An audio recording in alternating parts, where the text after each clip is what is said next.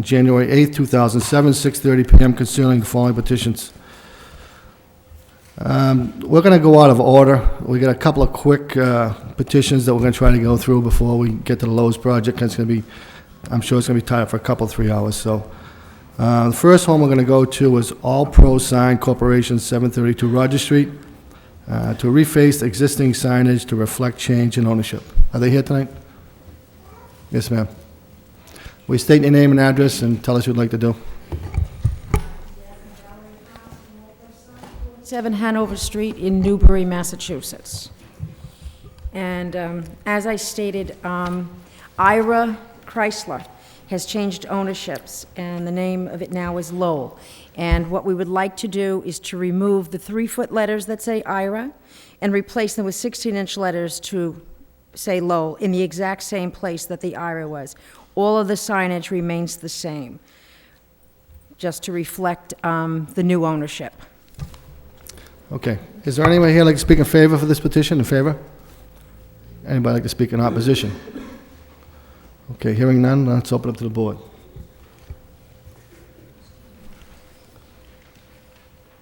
Mr. Noon? Thank you, Mr. Chairman. We did receive some corresponding from Diane Tratt, Mr. Chairman, designer planner for the DPD. She recommended approval of this. This request is very simple enough that is because of the change of ownership, and I'm in favor of this, Mr. Chairman. Mr. Belanger? Through you, Mr. Chairman. I'm in agreement with my colleague, Mr. Noon. The sign that's there is existing, and changes are very minimal, so I have no problem with it. Thank you very much. Any other comments? Mr. Flynn? Through you, Mr. Chairman, I also agree with my colleagues. I don't think there will be any problem with that sign, and I would also agree with that petition. Thank you. Okay, we need a motion. Mr. I'll Chairman, make a motion to approve. I second the motion. Call the roll, please. Mr. Noon? Approve. Ms. McMahon? Approve. Mr. Flynn? Approve. Mr. Belanger? Approve. And Mr. Kazanjian? Approved. You've been approved with 5 votes. We need to sign some paperwork before you leave. Thank you. Thank you.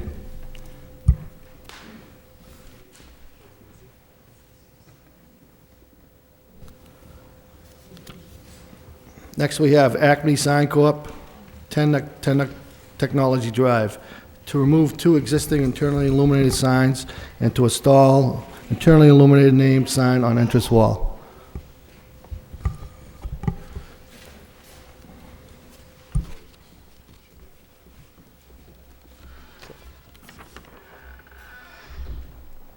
Yes, sir. State your name and address and tell us what you'd like to do. My name is Abner Baez from Acme Signs, 3 Lake Drive, Peabody, Mass. And what we want to do is just, they already have an assistant signs there. And for what you see for the picture that we already sent you guys, we just want to just go maybe 10 feet higher from the assisted signs. And we also want to have a ground sign that's going to be 4 feet width by height by 2 feet wide. It's not going to be illuminated sign also. That is going to be internally illuminated or external? No, the directed sign is not going to be illuminated. The new sign that's going to be on, that's going to go up 10 feet higher, it is going to be illuminated, but it's already in the 6 sign there. It is illuminated. Okay. Is there anybody here like to speak in favor for this petition? In favor? Anybody in opposition? Opposition? Okay, hearing none. Comments from the board? Mr. Knox? Through you, Mr. Chairman. I think as the petitioner indicated, he sent the photos, and from looking at the photos, they do nothing to detract from the building or from the area. They simply elevated up on the building, and it looks fine to me, and I would approve it. Thank you. Okay. Mr. Belanger? Through you, Mr. Chairman. I'm also in agreement with my colleague. The lawn sign is not illuminated. I don't think it'll impact traffic at all as far as a view, and raising the sign up 10 feet, I think, will give the business an advantage, a much-needed advantage, so I have no problem with it. Thank you very much. Any other comments? Okay, need a motion. Motion to approve. I make a motion to approve. All right, we need something to second, Jack. Second. I second. it. Call the roll, please. Approve. Approve. Mr. Flynn? Approve. Mr. Geary? Approve. Mr. Kazarian? Approved. Been approved with 5 votes. We need to come up to the bench over here and sign some paperwork, please.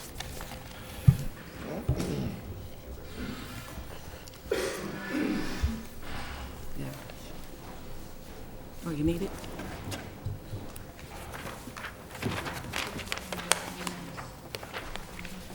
I think we'll take that.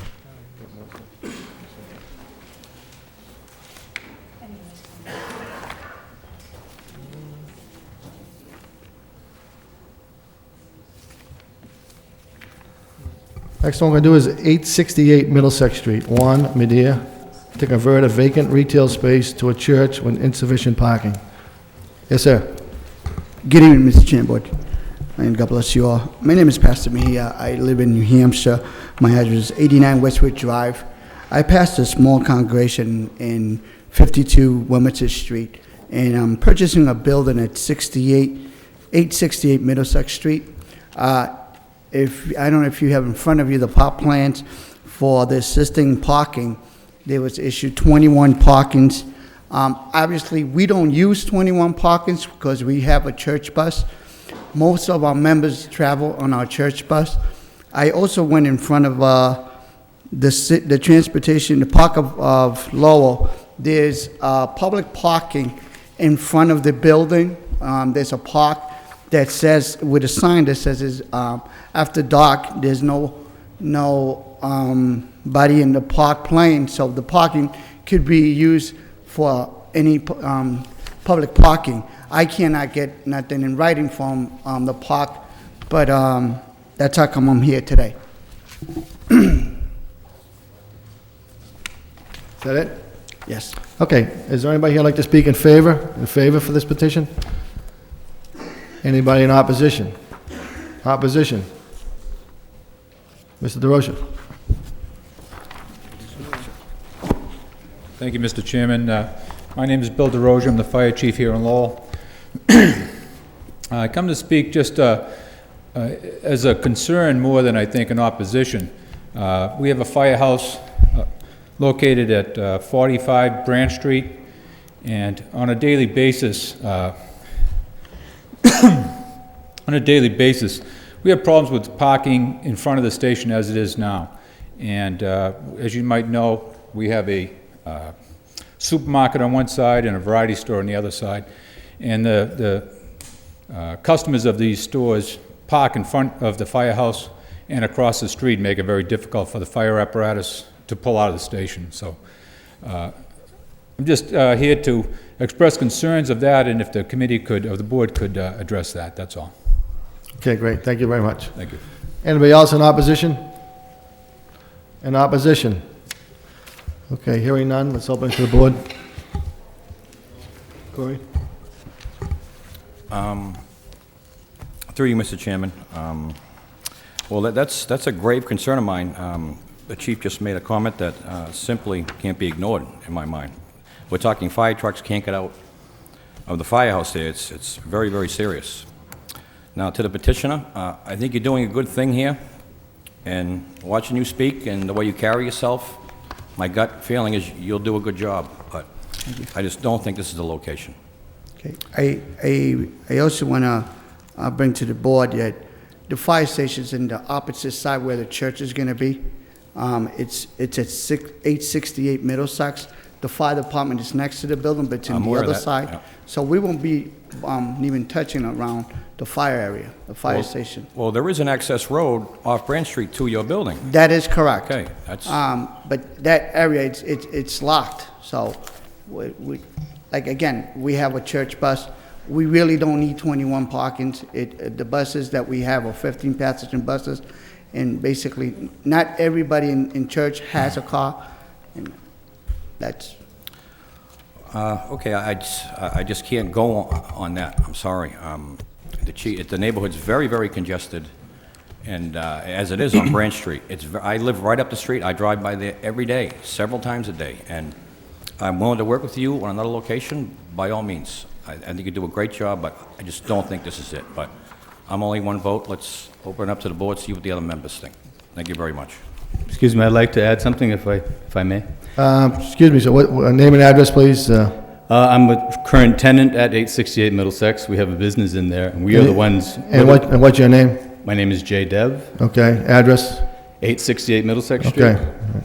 Okay. Actually, we intend to lease the premises, part of the premises from the pastor. We've been in the premises now for 10 years. We are the ones who utilize the back parking lot, and though that parking lot is ours, we have permitted the fire department to park there for the last 12 years. They're very well aware of that. We've fenced it out nicely so that it's not utilized by stray cars or other tenants in the area. We're very, very careful to actually call Kazanjian Towing to have any cars removed from that alleyway between the fire department and the store. We've done that a number of times. It's never been an issue with the parking for us there. We have about 6 cars at any given time. We're not there on the weekends. We're not there when the pastor is there for his services. I honestly don't feel that his church functions, which are going to be occurring in the front of the building, would in any way whatsoever have any impact on the fire department parking.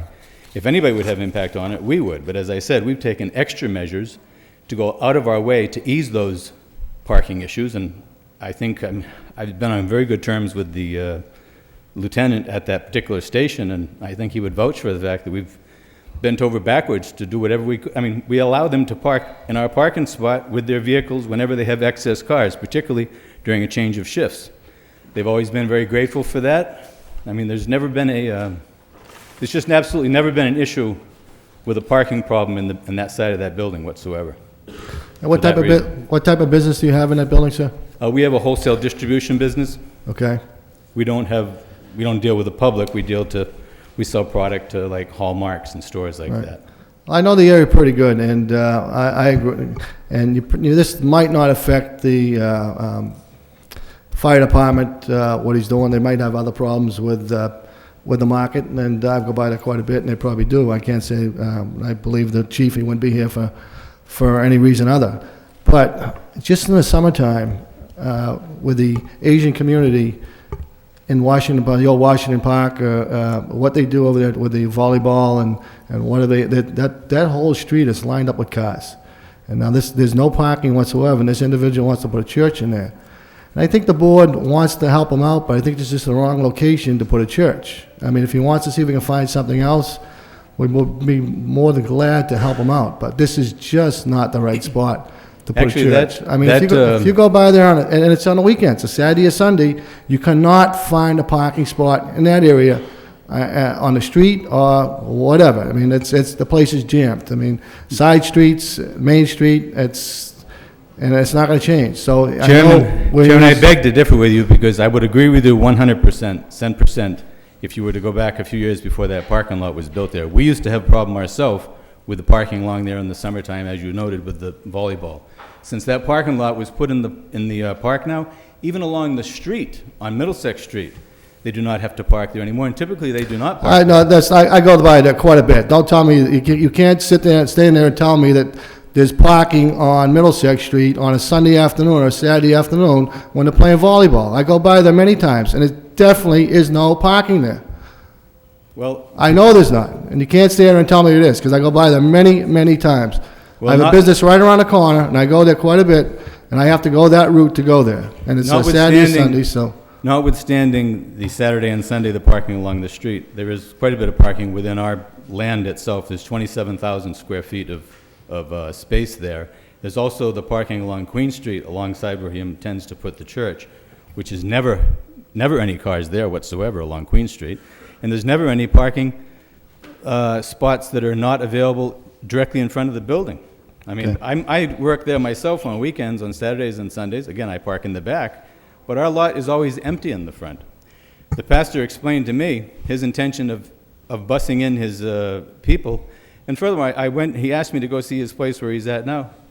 He showed me that he has 0 parking where his church is functioning right now. No parking whatsoever. It seems to me like a win-win situation for the town. He's going to fix the building up beautifully. He has a lot of plans for fixing that whole thing up. It's one of the sore spots in that area right now. He's operating a church which is there for a couple of days a week, a few hours, for a function that is, I mean, it's not as though he was putting a store in there. We've had Cambodian people that come to there that want to open up video stores, want to open up supermarkets. Many people have different plans for different things there. His plan involves the least amount of traffic that I could imagine in that area. I mean, if you consider it, a church that's having a function for a few hours a week compared to a retail store, compared to a video market, compared to any number of other functions that could go in there. You know, that's all I have to say. Thank you. Yes, sir. Mr. Chairman, our services contain from 7 o'clock in the evening to basically 9 o'clock on the evening. So basically when everything is closed is when we contain our services. I mean, I do understand the board's concerns, and I understand the chief's concern. Believe me, it has come to my mind, it has come to my thought, and we want to help the community. We want to bring up the community a little bit more, bring up the building and make it a little bit better. If in any deed I think there was any bother with us taking any more parking that we need, I wouldn't even put the church there. I think there's a good location for the community. I think it was going to help the neighborhood. Plus, in front of the church, in front of the building, there's a public parking that contains 75 cars that is not used from 7 at night to 9 o'clock at night, where our functions is visually start. Okay, thank you. Go ahead, John. Through you, Mr. Chairman, one of the difficult parts for this particular petition, and I address this to the petitioner, is that the statutes and guidelines that govern us, and if you to go online and read them, one of the first lines it mentions is our job. It's incumbent upon us to address public safety. And when the chief of the fire department of this city comes and expresses an interest, we have to address that. Regardless of how personally we may feel about the idea of having a church in the community and rehabbing the building, the guidelines are really quite plain, quite simple. Public safety is our first concern. The chief of the Lowell Fire Department has come here and expressed a concern about public safety. In my own mind, with all due respect, sir, that really ends it. That's his job. And if he comes before this board and brings that issue up, that really, in my own humble opinion, sir, and with all due respect, would end the issue, and we would, in my own opinion, I would have to vote to oppose. I certainly agree with the chairman that it's a wonderful addition to the city, and I know everyone on the board agrees with the chairman. We would do everything we could to assist and perhaps find another location so that you could continue developing the church. Thank you. Go ahead, Vesa. Thank you, Mr. Chairman. The chief concern is not just a simple one, it's a very difficult one. I'm sure he's, because of the petitioners allow the chief staff to park at those locations, and for him to come, it's difficult for him. And for us also as a board, we have seen those, and I do concur with the chief and the chairman and other board members, because I live in around that areas. Parking is the major problem at that location, even the public parking as indicated by the chairman, because during the summers and sometimes extended to the winter time because of the weather that we have now, sport events going on there all the time, and parking, despite the public parking that the city has built, the on-street parking still, there's a car there all the time. I do concur with my fellow board members that this is not the right location for the church. Those I like to help, but certainly it's not the right location, maybe other. Thank you, Mr. Chairman. Steve? Sir, your hours of worship limited only to 7 to 9 at night, 7 p.m. to 9? That is correct. What nights? They'll be on Tuesday nights, Thursday nights, Friday nights, and Sunday morning. are the only services that we Okay, so it's do. not limited to 7 to 9 at night, it's also Sunday mornings? Sunday morning from 12:30 to 2 o'clock. And, yeah. Is there any way, sir, if some sort of condition was put on that you could eliminate Sunday worship hours, or does that not work for you? I could change the hours on Sunday, that's no problem. Let me ask one other question, maybe it's this gentleman. You talked about 27,000 square feet of land in the back. Is that land available for parking?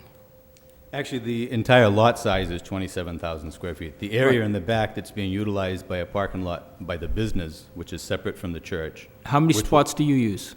In the back, there's enough for 12 cars back there easily, but we fit 14 if it was required, but, So at times you've had 14 cars? I'm sorry? So at times you have had 14 vehicles there? No, I'm saying, when we first purchased the building, we used to rent spots to some of the apartments behind the building. We stopped doing that. Back at that time, we did utilize all 14 spots. There was a time, we still, like I said, we let the fire department park there when they need to, which is quite seldom, actually. Typically, there might be 3 or 4 cars back there. Again, I really want to stress the fact that the pastor will not be utilizing any of those spaces back there for his services, and it will no way interfere with the fire department whatsoever. I mean, the problem right now in the back is with the people coming to that store. I have the problem myself. If I'm parked out back and I got to get out my little alleyway there, sometimes cars park right there in front of the alleyway. Sometimes they park in the alleyway itself, preventing the fire department employees from going out, which is why Well, I I've had think to call. the board's concern is where are the cars that are going to be generated from the Church, they would be parked in the front of the building, which has a spot for, I believe, the pastor had an engineer calculated, I believe it was 12 spots, but I'm not certain of that, as well as spots along Queen Street, which there's nobody parking there. And again, his hours of operation from 7 to 9 at night, there is absolutely nobody parking in the parking lot across the street that the town built for the park. I mean, what I'm very in a quandary here about is, this business has been operating in this facility for years. Before this, it was a retail carpet business. Tom Rich ran it. I mean, one way or the other, there's going to be a business operating there, and the businesses operate there 5 days a week. I can't imagine that the amount of traffic that's going to be generated by a church whose services are open for a few hours a week, whose participants or whose members are bussed in by a bus, would possibly cause a problem here. I'm just in a quandary. Maybe somebody can make me understand that. I don't know. Well, I'd be willing to support a continuance to allow the applicant to present us with a plan that I guess addresses the concern more specifically and also allows you time to come to some agreement with the fire chief, who's right there. And if you can convince him. I'm willing to work with the city. I'm willing to work with the fire chief, so we could have traffic under control. If that's the concern of the chairman and the board, I'm here to work. I'm whatever you guys want me to do, we could work it out. I paid a park plan so they could show me where the parking areas were going to be, so we won't be enough traffic. I explained when I went to get the permission that we're buying another bus, which is another 15-passenger bus. That's 30 people that we carry back and forth from church. If it's much of a traffic matter, then we'll have the members go to the parking garages and park in the parking garages, and we transport them from the parking garages to the church, if that's the really, How many worshipers or members would the church Right now, hold? we have a members of 25 members. And out of 25 members, there's 5 people, counting where a person that lives right across the street, that parks across the street on her own parking spot, they have 5 vehicles in the church. Everybody else uses the church's bus. So, in reality, we're not going to use 25 parkings. There's no way how we're going to use 25 parkings. That's our come for our transportation. We have buses to go back and forwards because most of our members do not have cars. They cannot afford cars. Well, I agree with the concerns of the other board members. I just don't know that your application has been presented properly to answer the questions that we have, and that's the only reason I'd be willing to grant or to support a motion for a continuance to allow you present your case more thoroughly, so we're dealing with facts. We know exactly what we're voting on here, and allow you a chance to speak to the fire department Definitely. and convince them, because that's my thing. If the fire chief I is would here as love to well, I'm sorry, I would love to sit down with the chief, and in anything I could help him, we could help each other. That's what I'm here for. did you sit down with him before this meeting? No, I Well, I never think met that's him. maybe what you should have done. So maybe, I don't know if the other members will support it. It's just, maybe seems like a practical way to deal with this issue. I think so. Okay, I just want to add a couple things. We've got a letter here from Catherine Murphy, I should say.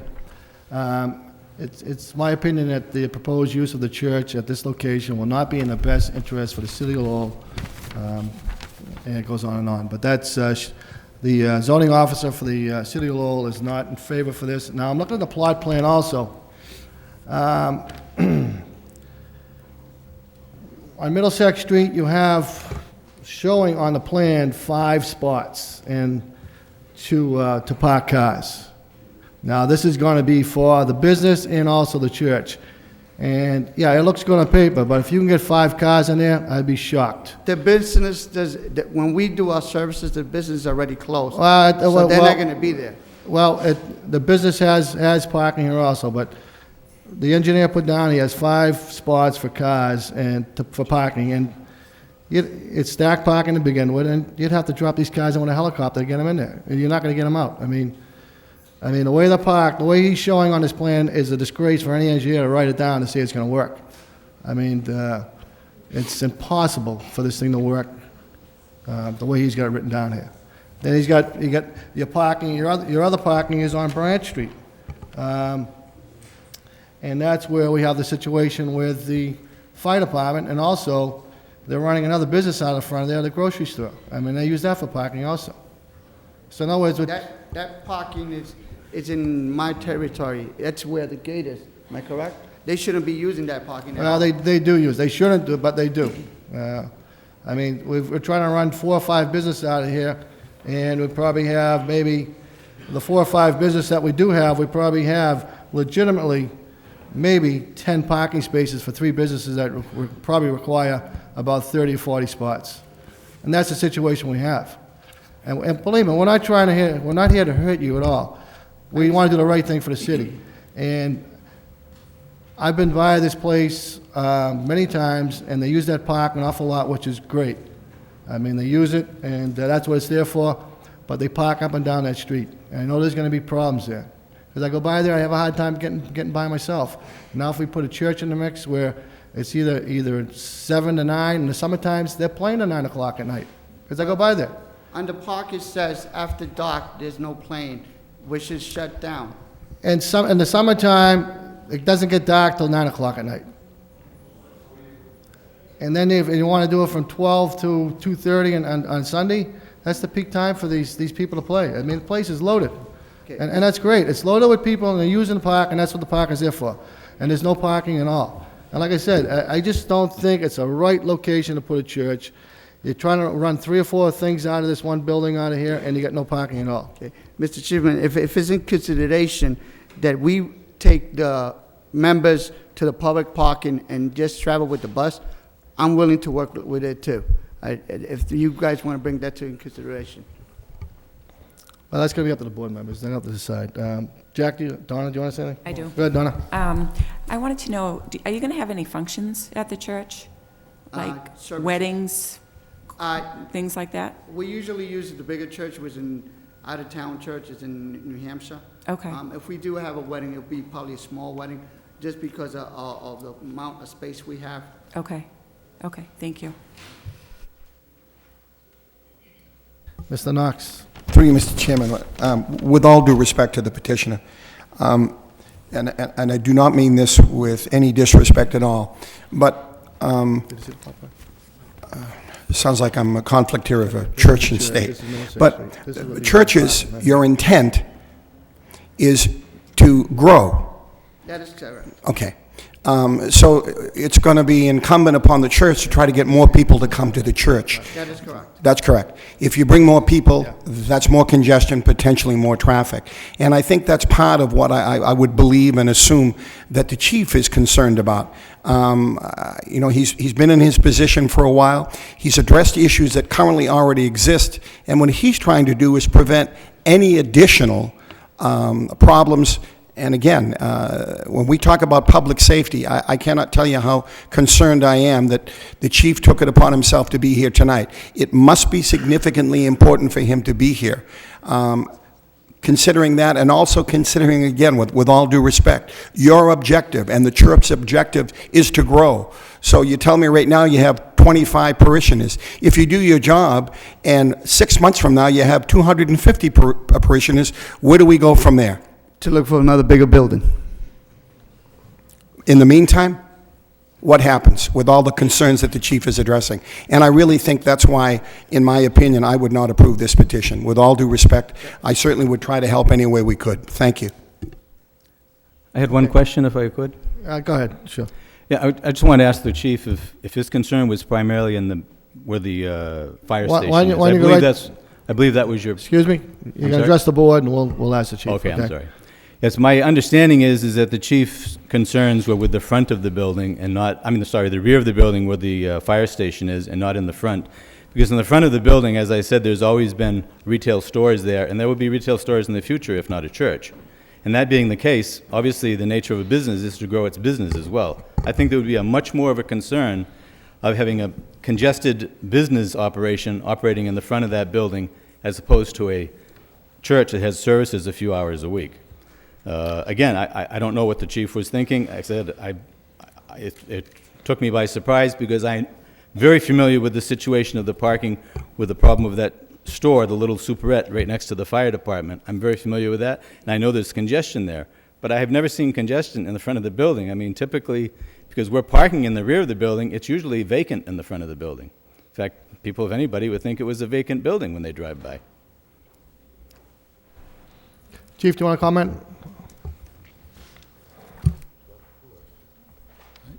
Yes, Mr. Chairman.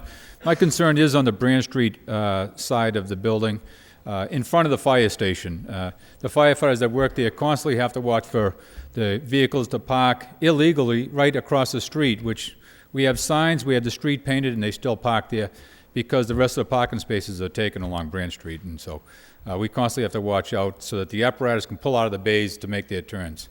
They're constantly watching it. And that's the only section of this that I am concerned with. And I think in the plans that they presented had several parking spaces that appeared to me to be designated for the church in that back lot that's at the rear of Middlesex Street building. And that's where I was getting concerned, thinking that the parishioners would have access to the church either through that garage or through the back of the building, and they'd be parking right on the Branch Street side. That was my concern. Okay, thank you.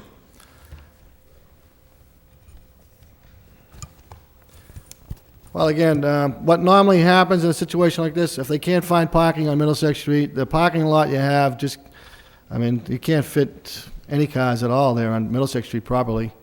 What's going to happen, they're going to start parking on the side street, which I think is Queen Street, is that correct? That little alley, that other street? Queen Street.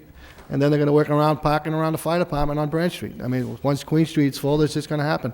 And if you get there on a Saturday or Sunday afternoon, that place all the side streets are full. So, I mean, if they have to park a little, if your parishioners go to the church, what happens, they're going to park a little further, and then they just might go on Branch Street and park in front of the fire departments. So, me personally, I just don't think it's a good location. I'd be willing to work with you or anywhere else, but I just don't think it's a good spot. Any other questions, Jack? Through you, Mr. Chairman, I also know that on Sundays, there's a lot of softball games that are played there, and also during the week, they have softball games, and sometimes they do bring quite a bit of a crowd, so I can see an increase of, parking in the back at the same time of your services, so right now, I wouldn't be in favor of this petition.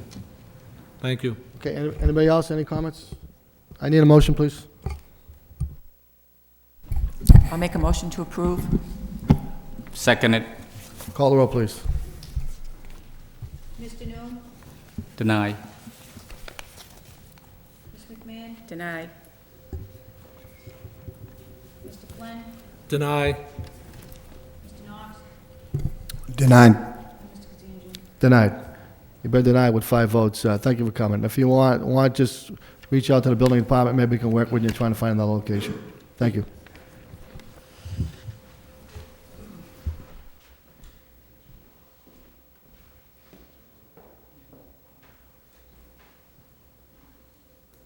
Okay, we're going to do one more petition before we go to Lowe's. It's going to be 123 3rd Street. Elizabeth Cruz, to convert a single-family dwelling to two-family dwelling with insufficient lot area per dwelling unit. Yes, sir. My name is Bob Daigle. I have an office at 321 Central Street in Lowell, and I'm representing Mr. Cruz.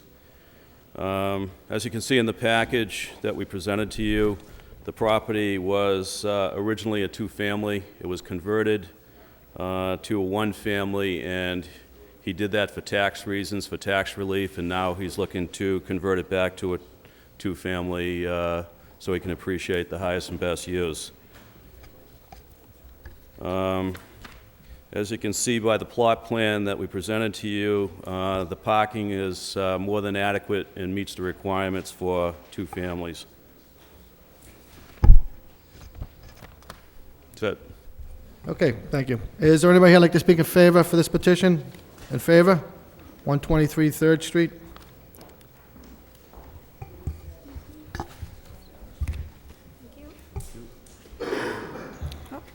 No pen. My name is Anne Marie Page. I'm the president of the Centerville Neighborhood Action Group. I live and own the home at 26 Fremont Street in Lowell. We did receive a call from an abutter. We were surprised to read it was classified as a single family because we believe a few years back it was either a halfway house or some kind of a rooming house. And then I believe it was sold. And from what the neighbors had informed me, there had been some tenants there living now. So it was sort of like a rooming house again. And our main concern in Centerville usually is parking, but this seems to have adequate parking. And from what the neighbors called into our neighborhood group to say was, where it will be owner-occupied, and if it is owner-occupied, they would much rather see two families living in a two-family home than seeing it as a rooming house. So that was the only concern that we have been approached with. If it does get approved, that will be one condition, that it remains owner-occupied. And if he does go to sell the property, we'll have to come in front of the board for an approval for the new owner. Right. Their main concern was they really feel that it had been used as on the idea of a rooming house, or several tenants were living there, and they didn't like the constant turnover. It's a family neighborhood, a lot of children. You like to know who your neighbors are. Okay. Constant turnover of strangers gives an uneasy feeling. So that was their only concern. Other than that, they would be happy to see owner-occupied and two families living there. Okay. Thank you very much. Thank you. Anybody else like to speak in favor? In favor? Anybody here like to speak in opposition? Opposition. Okay, hearing none, let's open up to the board. Go, Jack. Through you, Mr. Chairman. Certainly, if the abutters and Anne Marie Page, who represents the Neighborhood Association, have no opposition, and it's going to improve the property, then I certainly would be in favor of this petition. Corey? Through you, Mr. Chairman. I'm also in agreement with my colleague, Mr. Knox. The neighborhood is predominantly multifamilies. I noticed 2 gas meters on the side of the house. So I could see at one time it was a multi. And there are cars all along the street. This was at 12 o'clock this afternoon. There's normally cars all along the street. It is a congested neighborhood, and there's no abutters in opposition, which would help the petitioner in this case. The 4-car parking in the back is a good setup. It's newly paved, I noticed. But what I also noticed was you got 2 abandoned cars there without plates. Those are going to have to be, that was at noon time today, so I'm assuming they're still there. So you have 2 cars, which I'd like to make a condition to have removed, and you have another one for sale. So, I mean, if it's clean, I'm for the petition. But I think we can make that a condition, Mr. Chairman. Thank you. Okay, Mr. Belanger, Steve? All set? Liza? Everybody all set? Okay, yeah, I agree with my colleagues. He put a lot of work in the building, and one time it was a 2-family. He just, looks like he just vinyl sided the property. New pavement, but like Mr. Belanger said, you have 2 vehicles in it, it'll have to be removed. That'll be a condition, and also, owner occupied, and if you go to sell the property, it'll have to come in front of the board, and it'll have to get approved again for the new owners. And it'll always have to be owner occupied. And like Mr. Knox says, if Anne Marie Page is for this, I know she does a great job out in Centerville, I don't see a problem with it. I need a motion, please. I make a motion to approve with conditions that the 2 car with no plate be removed and that the property be owner occupied. Thank you. Second the motion. And also that owner occupied, if he goes to sell the property, will have to come in front of this zoning board and get approval again from the zoning board. Could you explain the logic behind that? Well, I just want to make sure it's not sold to an individual that's just going to rent the property out. We're trying to keep it as an owner occupied. Well, just more for my own clarification, but it's a typical 2-family zoning. It was originally a 2-family when he purchased it. Yeah, but right now it's a 1-family. Is that correct?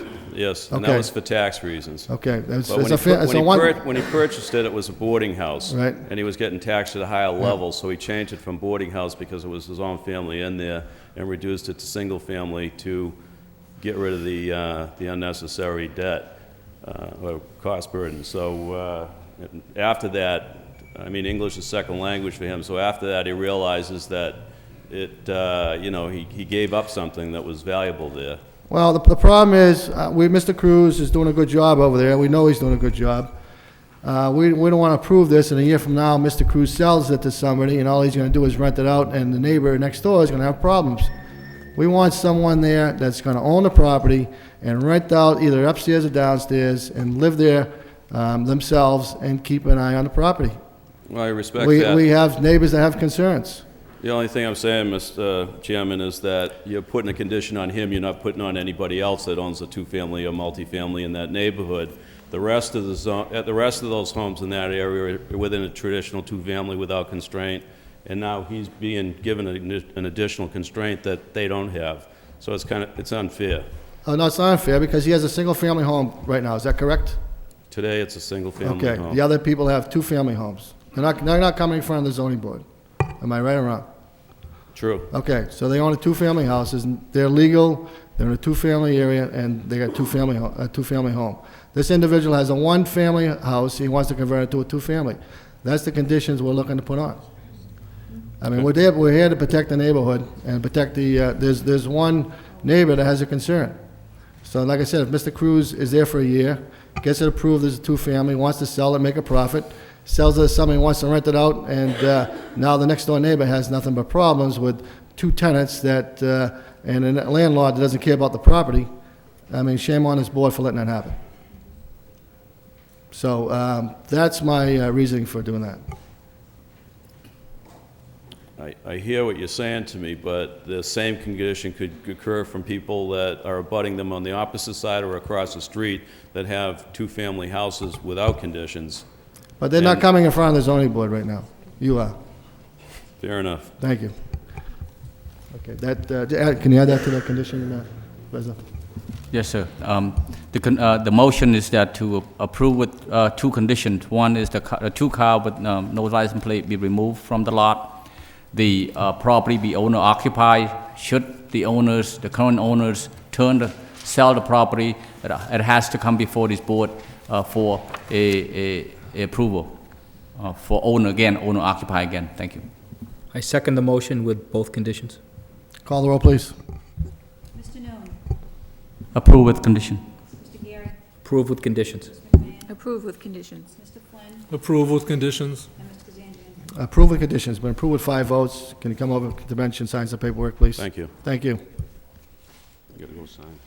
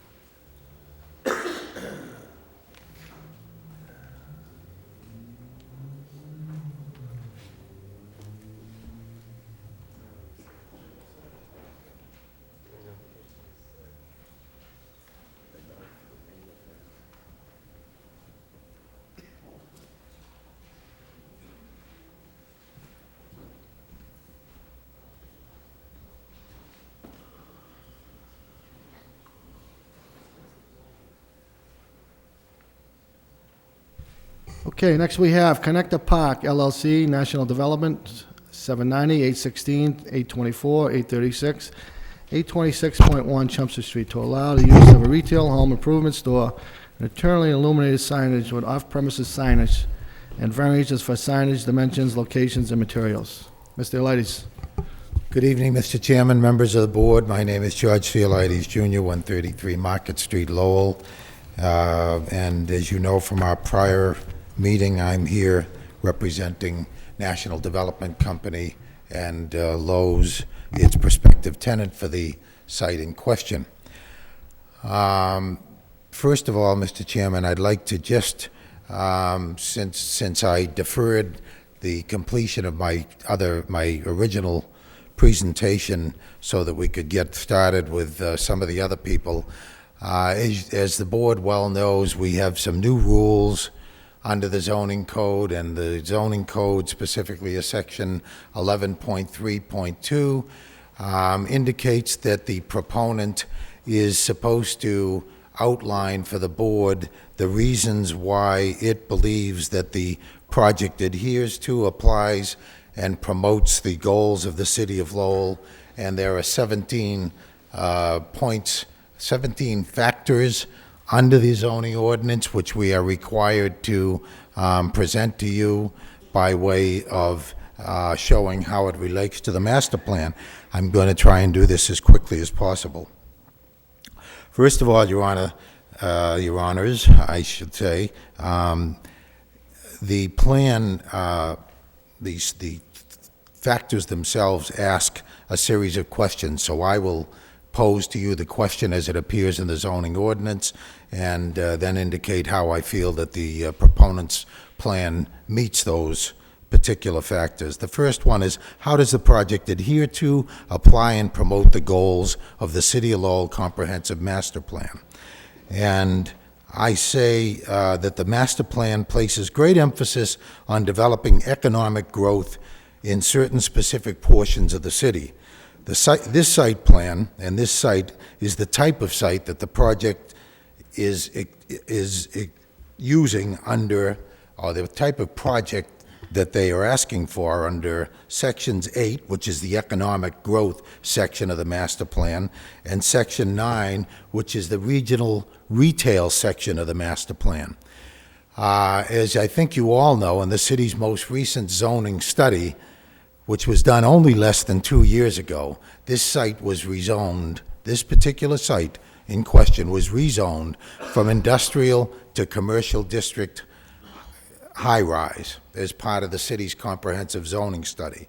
This type of retail use is an approved use, the retail store for Lowe's, and is a site and a use clearly contemplated by the city's recent rezoning and consistent with and encouraged by Section 8 in the master plan that talks about economic growth, and Section 9 in the master plan that speaks of regional retail. This particular site requires a special permit only when the business of this type exceeds 5,000 square feet of gross floor area per establishment. And I think I mentioned at the last meeting, we could build this entire project the way it's proposed with absolutely no changes and no need to come before this board if, in fact, it were 32 4,900 square foot stores going in a super mall of this same size. That isn't the case, but as you all well know, our zoning code gives you the opportunity to make sure that this is a use that you find is consistent with the master plan. And this site and this project are directly on point for the master plan when it states the needs and uses for the city's edge city areas. Now, the master plan describes edge city areas, I think I mentioned this at our last meeting, as those areas which are intensive, high-density commercial development located away from the urban core, located away from downtown and the urban center, but near a highway. In this case, and you have the slide that's up there right now, showing to you that this is, the area proposed is in a site adjacent to the Lowell Connector, adjacent and near Route 3, and adjacent and near Route 495. That area that you see is the area that is referred to in the master plan, and the type of area that's referred to in the master plan as an edge city. And Lowe's, and the Lowe's project is a plan that is in that edge city area. The master plan goes on to describe the types of things that should go into edge city sites as typically office parks, shopping centers, industrial parks, as well as multifamily housing. So it can be any one of that group of diverse items. It also says in the master plan that we should be looking to develop places like this, which are adjacent to the Cross Point Tower, which you see right in the bottom left-hand corner, the Cross Point office area, and other commercial retail centers, both also recently rezoned to high-rise commercial. The use of these kinds of things are the things which, by the way, it says we should be seeking to recruit national and regional tenants and diversify the mix of business. This is all what our master plan asks us and asks you to look at.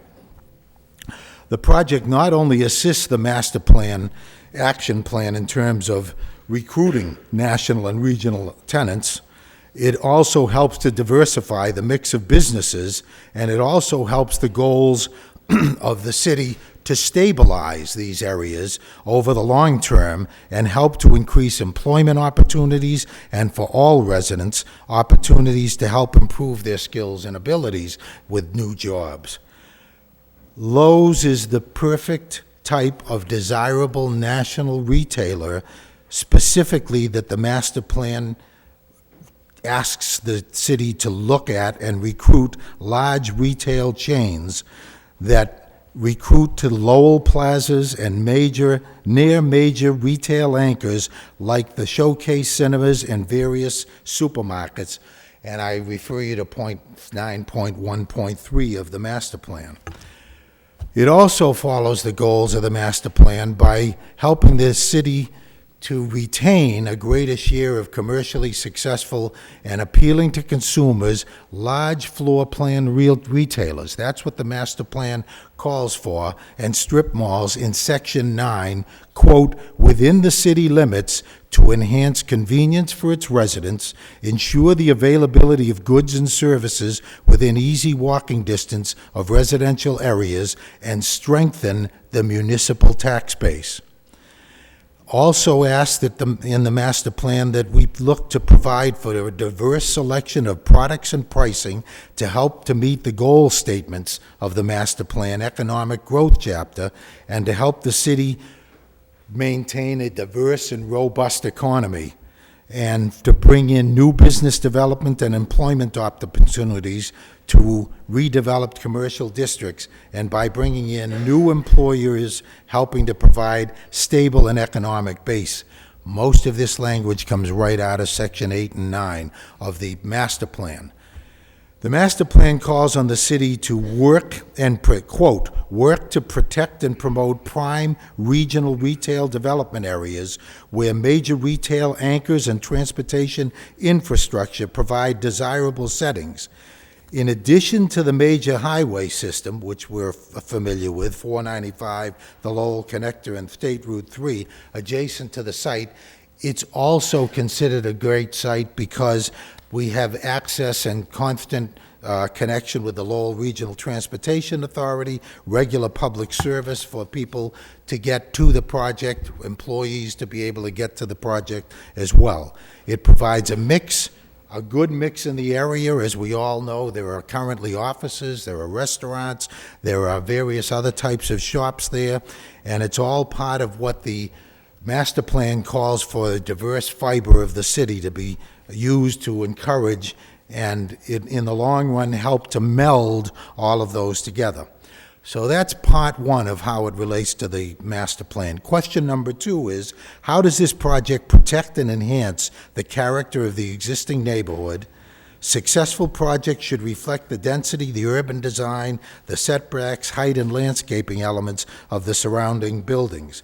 This project meets or exceeds the setbacks, heights, landscaping elements of the surrounding buildings, such as the strip malls to the north and south, the high-rise towers to the east.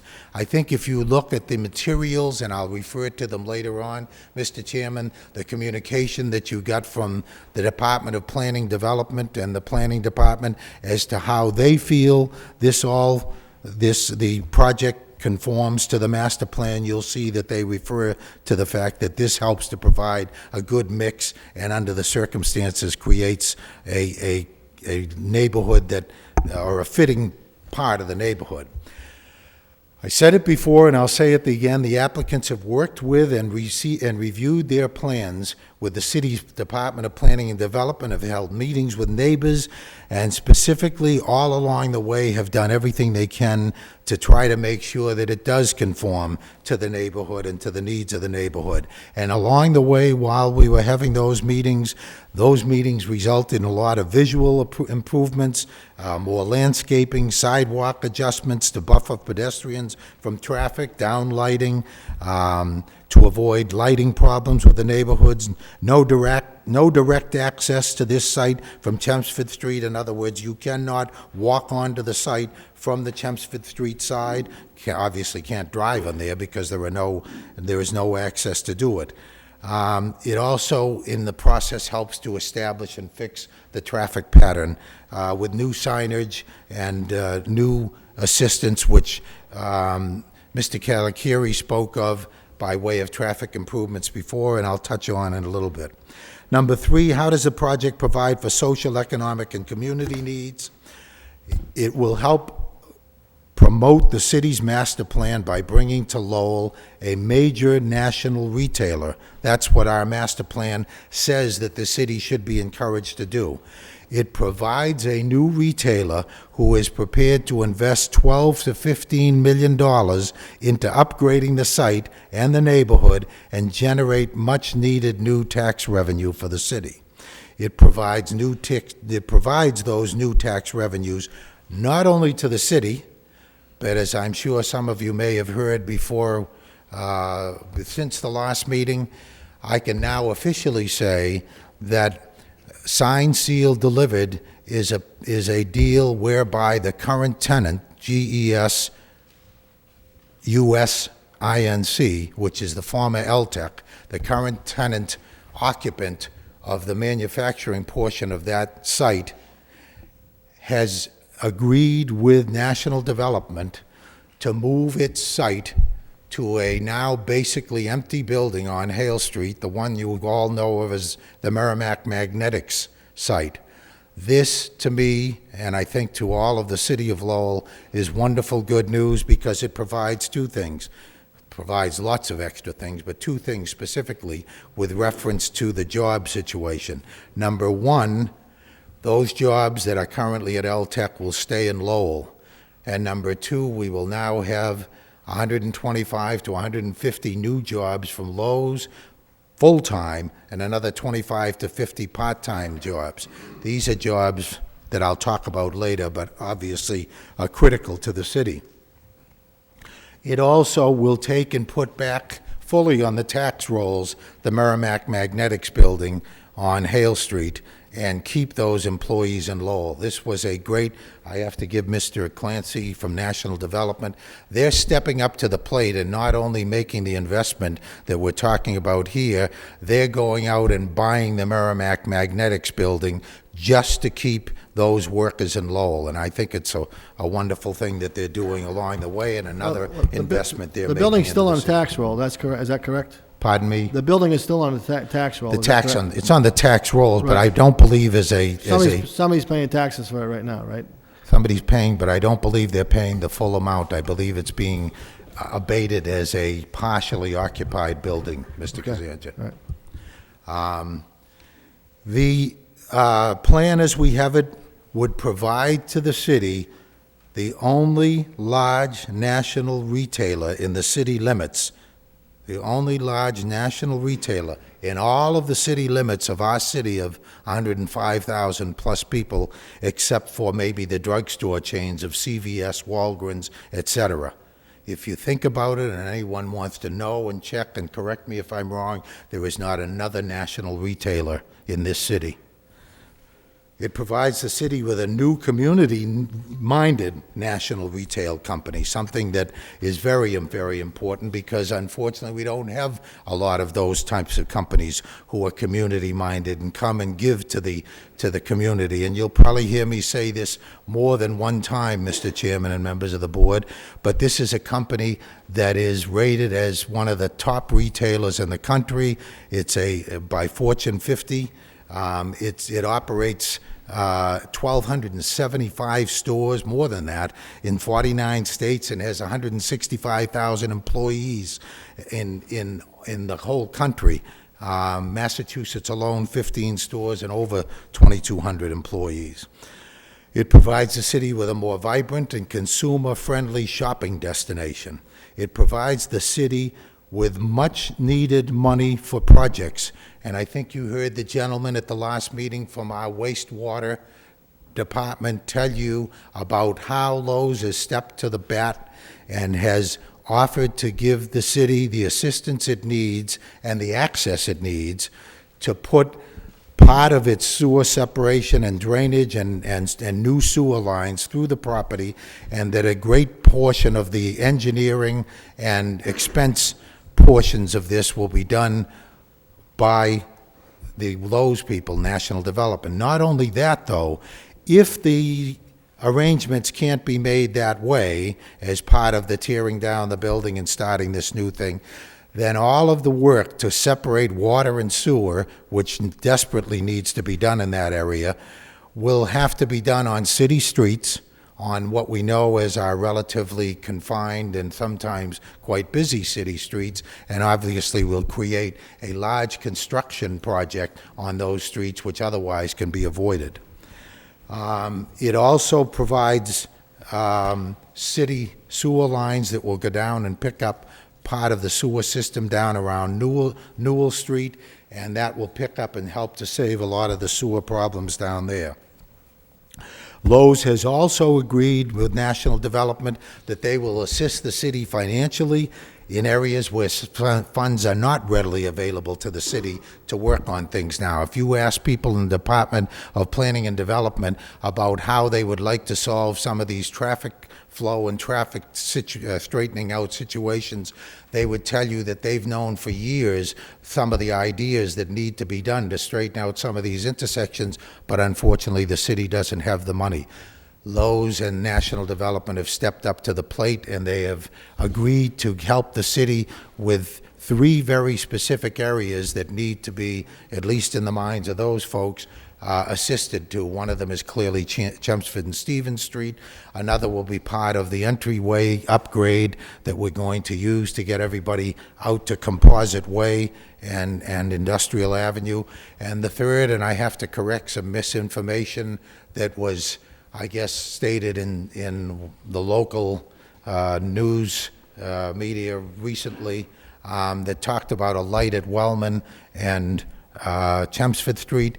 That light was changed at the request of, after we dealt with the planning board and the planning department, and we were asked to move and put a traffic light situation at Stevens and Parker Street, which, as you all know, is quite some distance away from there.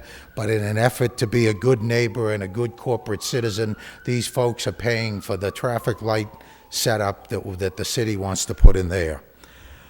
In addition to that, how it's going to help is, yes, there's going to be, I'll take a break for a minute, Mr. Chairman.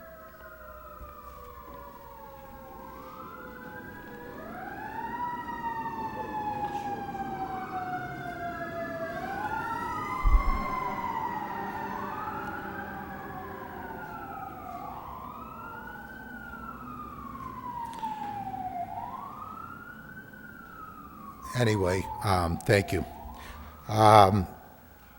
There are other things that were done along the way to help the neighborhood in terms of its effect on that, including the scheduling and the location of deliveries. We shut off Chelmsford Street as any possibility for deliveries, and we've agreed to a delivery schedule that will keep people away from bad hours and problems for people. Next question, is the project consistent with the character, materials, and scale of buildings in the vicinity? Yes, it is, and rather than reading and going into, I will call to your attention the letter you have from Mr. Erickson to the zoning board that was presented, I think, at or prior to the last meeting, indicating that they believe that what's being planned there is appropriate for the neighborhood because of its diverse uses. Does the project, number 5, does the project minimize the visual intrusion from visual parking, storage, and other outdoor service areas viewed from public ways and abutting residences? Yes. A lot of time has been spent with the Department of Planning and Development and the landscaping people there and all of the others to make sure that all of the visible things, the storage facilities, the outdoor service areas, all of that other stuff is properly landscaped and set off so that there'll be no visual intrusions. Very significant is that signage has been placed and designed with size, materials, content, and lighting to minimize visual intrusion, and you saw some of that before. Number 6, does the project have any negative impacts on the natural environment? No. The site is within an area that was previously built up. It's got a building on it, it's been fixed and developed, and we're just going to redo that. But of course, the big thing that we're going to make that's different there is the big part of assisting the city with separation of water and sewer. Number 7, does the project minimize the volume and cut and fill and extent of stormwater flow? Yes, it does. I think that Mr. Staffia touched on that in his presentation. You saw it in the plans that are there, and it minimizes any volume of cut and fill, and the stormwater is something that we're doing, as I've said to you, that will help the city to run it off into Meadowbrook, or I forget exactly the name of that little brook that runs adjacent to the connector. Number 8, does the project minimize the contamination of groundwater? It will not impact groundwater quality. The applicants will prepare and provide a comprehensive operation and maintenance plan, spill prevention plan, as any good contractor developer would do. Runoff from rooftops and parking areas would be directed into a closed drainage system, and catch basins, catch basins will be used where necessary. Along the way, a lot of these things I should point out to you, and I think you've already been notified of the fact that we went for site plan review before the planning board of the city of Lowell, who adopted and passed this 5-0. A lot of the things that we are going to talk about here that are in these questions are items that the planning board reviewed and approved to their satisfaction. I certainly understand that that doesn't take the purview away from this board as a factor that it should be considered, but I think you should know that these things have been looked by that board in the city. The next question is, does the project, number 9, provide for stormwater drainage consistent with the local regulations? That was confirmed by the city wastewater people. These things have all been done in conjunction with the engineering department and the Lowell Regional Wastewater Utility, part of the separation project. As I've said, we're constructing the drain that runs to River Meadowbrook. That's the correct name. I'm sorry about that. I should have had it before. I didn't. I thought I had memorized it. Number 10, does the project minimize obstruction of scenic views? And I think it's fair to say that there are probably not a lot of scenic views there, but there's certainly not anything that we're doing that's going to change that. And I think the planning department's answer to that question, which has been provided for you, confirms that as well. Does the project minimize lighting glare on abutting properties? The project provides for downlighting in a manner to minimize glare on abutting properties. The applicant has conducted photometric plans, and everything that they did was approved by the planning board, whose function it is also to review those things. Number 12, how does the project address traffic flow and safety, including parking and loading? Does the project provide adequate parking for visitors to the residences? Well, obviously, there are no residences here. Will the project impact an area with significant on-street parking demand?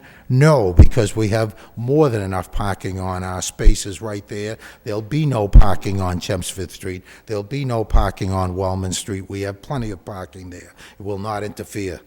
Does it require the loss of any off-street public parking? Of course not, it does not. There will be no loss of any curb cuttings along the way either. Number 13, does the project provide adequate access to each structure for fire and service equipment and adequate utilities? The answer is yes. It was approved by the the city department, the service department reviewers, the city engineering department, and by the City of Lowell Planning Board, all of whose function it is to also provide such a review and opinion. And I think, as you all know, you are supplied with that information by each of those organizations as part of the application process, and I assumed if any of them had any problems, they would have let you know about that, and I certainly have not seen anything of that kind come out. Number 14, does the project provide adequate and safe pedestrian and vehicle access through and around the project? Yes, we've gone over that many, many times with the Department of Planning and Development. We've made adjustments in the parking lot. We've made adjustments in how the cars are configured, where they are. We've made adjustments in the landscaping of that lot. We've tried in every way to make sure that people can get in and out of there as comfortably as possible. Number 15, are there any substantial impacts on public services and utilities? There are absolutely minimal impacts. First of all, the project will use about 4,000 gallons per day of water. That impact, if any, will be greatly offset by the significant utility improvements that will be constructed as part of the project that they're doing with the wastewater people for sewer separation and the drain line, etc. And in addition to that, there are absolutely no effects on any of the other utility aspects as a result of this project, of the city, the operation. Does the project have any negative fiscal impact? This is number 16, almost there. Have any negative fiscal impact on the city, including impact on city services, schools, tax base, and employment?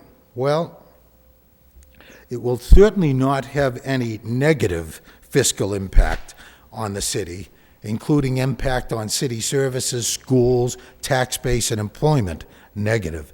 There are no residents as part of this project. There are no additional school children coming into the city as part of this project.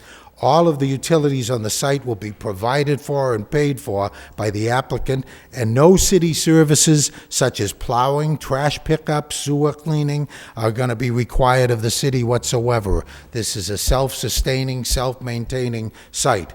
The applicant's project, in fact, on the other hand, the question is, are there any negative impacts? No. Are there positive impacts on the city's tax base? There are large positive impacts on the city's tax base and employment, another part of the question. I'll speak to that again in another minute. By providing new tax revenues and new jobs, as I've talked about before and we'll talk about again.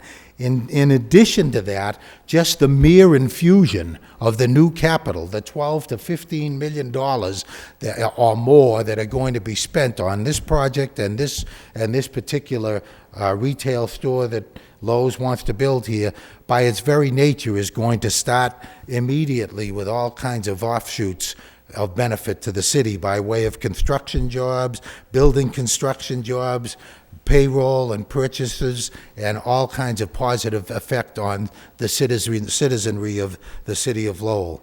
Number 17, does the project comply fully with the zoning ordinance, including parking, signage, landscape, open space requirements, curb cut lengths, and driveway widths? Absolutely, in every way, shape, and manner. The only variance that we're asking for is a couple of minor things with regard to signage, which I'll talk about in a couple of minutes. In every other way, we meet every other part of the zoning ordinance and the zoning code. So, those are the 17 points, Mr. Chairman, that I just worked quite hard to cut down. I had quite more volume of things to talk about there, but in the interest of trying to speed the process up for everybody, I went and cut a lot of this stuff out. As you know, Mr. Chairman, both from my application and the supplemental information that I've furnished the board with, I think I deal with some of the things I just talked about in a greater depth, and I think that that's a critical part of the thing. The reason I say it's a critical part, because what the zoning code and what the zoning ordinance asks you to do is to now look at all of those factors and now look at what the project proposes and the details of that project, and look at the criteria and compare them to those 17 questions and show and make a decision. That's basically what they're asking you to do under this new zoning ordinance, that says the project will not outweigh the beneficial impacts on the city or the neighborhood in view of the particular characteristics of the site and the proposal in relation to the site. So, I'm going to skip over the signage business for now, Mr. Chairman. I do want to, however, in closing on my submission regarding the specific factors set out in the zoning ordinance in 11.3.2, and as to how and why we believe that any adverse effects of the proposed use will not outweigh the beneficial impacts to the city or the neighborhood, I wish to point out to the board the communications given to you on this very subject matter from two very significant, what I consider very significant sources. The first is from J. Matthew Coggins, the Assistant City Manager and Director of the City Department of Planning and Development.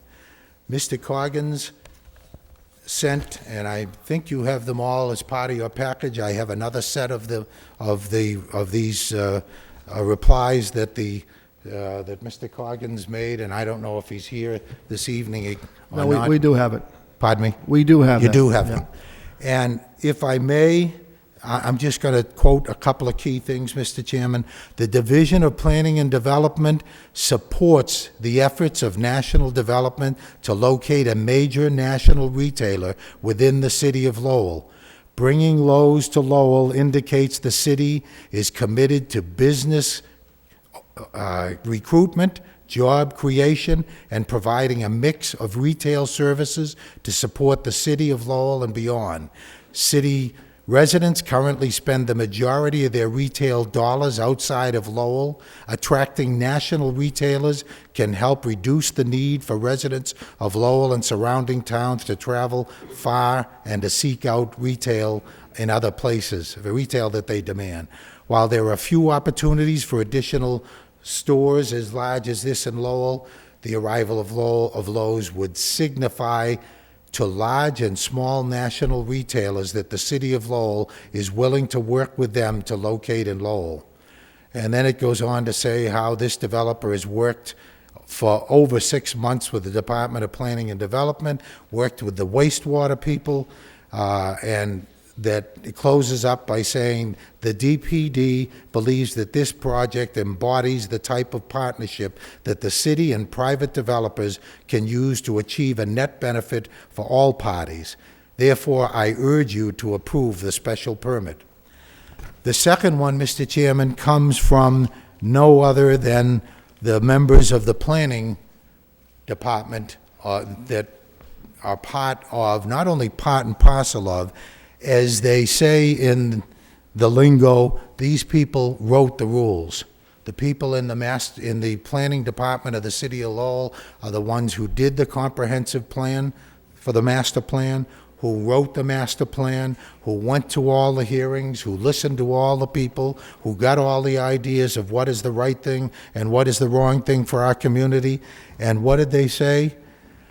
These people, and you also have this, I believe, Mr. Chairman, from the communication from James Erickson, the associate planner, you'll see in his 3 pages, they go through, and I'm not going to, again, bore you to read all of this. You all have it there. But the thrust of it is that these are the people who wrote the book, who wrote the plan, who wrote the rules and regulations, and they say that after they have reviewed the factors to be considered under the zoning ordinance, they say that it more than conforms, and this is what they want. They say that this project is located on a site next to a residential area. The site is also located within one of the more highly commercialized neighborhoods in the city. Commercial and retail uses are located on 3 sides of the proposed project. On the 4th side, a landscaping plan has been developed to mitigate the impact. This section of the master plan regarding national retailers calls for the city to work with and property owners to bring national retailers. It's what I'm saying to you is what I just said. These people, you heard that from them. You heard it from Mr. Proakis of the planning department at our last meeting, who got up and gave a good outline of what their review brought about, what their feelings were about the project. We've worked very hard to make sure that we meet all of the rules of the game, as they say. So we think that the plans more than conform to the goals of the master plan, Mr. Chairman.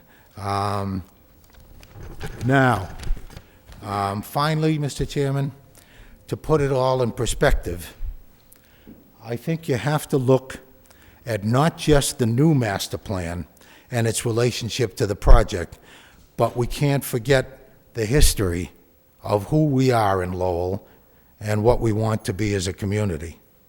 Let's not forget that Lowell was planned and born to be a mixed-use city where industrial factories and other types of mixed businesses and uses provided jobs for diverse people to gather together, to live together, to work together, to shop together, in a place where girls from Tewksbury and the other farms came to Lowell to get jobs and help themselves and help their families, in a place where immigrants from all over the world came to Lowell to get jobs and live and be close by and mix and get jobs and pays so they could help their families and have decent housing and public transportation and entertainment and a community social life. Lowell is not and was never planned to be, never was, never ever will be suburbia with rolling greens and 2-acre house lots with McMansions built on them. Thank the good Lord. But we're a place where I can get up in the morning in a nice neighborhood and be in my place of work in 5 or 10 minutes, depending on the flow of traffic at the lights of Andover and Nesmith Street, the heaviest traveled streets in the city. And I don't leave my suburban pad and have to sit on Interstate 495 or Route 93 or 128 for hours and hours every day of the week. But what history has shown us here in Lowell is that we can have a quality of life that we want to have, but we can't have it if our citizens don't have jobs, if our city doesn't have the tax revenue, if our city can't get the income necessary to provide proper police safety, clean roads, good water, trash pickup, nice neighborhoods, without the economic engine necessary to provide those needs and fuel the way of life that we want. The Lowe's project can't do that, but it goes a long way towards doing that. And Mr. Chairman, in my almost 64 years of life in the city of Lowell, my entire life, one thing has always been constant. One thing has always been constant. We've always had a scarcity of jobs for our citizens. We've always had a need for more tax revenue from a broader base, and not from the homeowners. We cannot live on the back of the homeowners. We need other outside sources of income. I've heard that my entire life in this city, Mr. Chairman.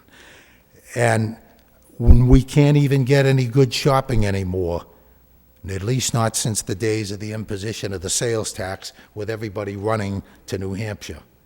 These are things that I think are so critical to what we're talking about here tonight. Lowe's and the developer, national developer, will be providing 3 major steps for Lowell. Those 3 steps are, number 1, jobs, number 2, tax revenue, and number 3, more and better shopping close to home. As for the first one, I have to say, jobs, jobs, jobs. This is really a threefer. Not just the jobs at Lowe's, which I've already described to you, 125 to 150 brand new, good-paying jobs for Lowell citizens. This job, now we know, will keep LTC in Lowell. LTC had only 2 more years running on its lease. It could very well have closed before that. It could very well have gone somewhere else because they, couldn't handle what they were doing. This gentleman stepped up to the plate and made the deal to keep them in Lowell, and I think deserves a lot of credit. But he not only did that, he's putting them in a building that's been empty in the city. So those jobs stay, the new jobs in Lowell stay, but let's not also forget that these, as I mentioned before, this project alone in and of itself will create all kinds of new jobs for Lowellians and people nearby. Jobs to demolish buildings, jobs to construct new buildings, new road work, new sign work, and... Excuse me, he's, Mr. Alighty speaking, as soon as he's done. Thank you, Mr. Chairman. And for new jobs to be done as a result of this project, things such as landscaping, work, trash removal, snow plow. These are all things that will be done and extra things that need to be done in the community. And all this and many, I haven't even gotten into the other jobs that will be spun off from this kind of a situation. And Mr. Chairman, jobs and commerce bring more jobs in commerce, and that's what fuels the energy and the economic engine, and that's what gives us what we need to get the quality of life that we want in this city. Secondly, the project brings more tax revenue to the city, as I indicated to you before.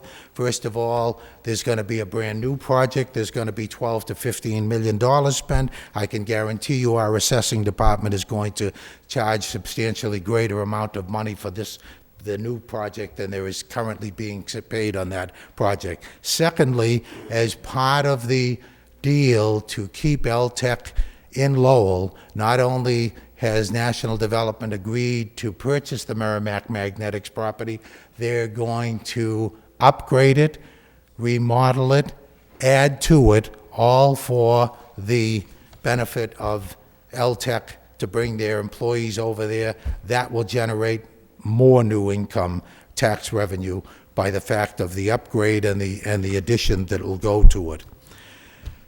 And lastly, Lowe's will bring us good and diverse products nearby.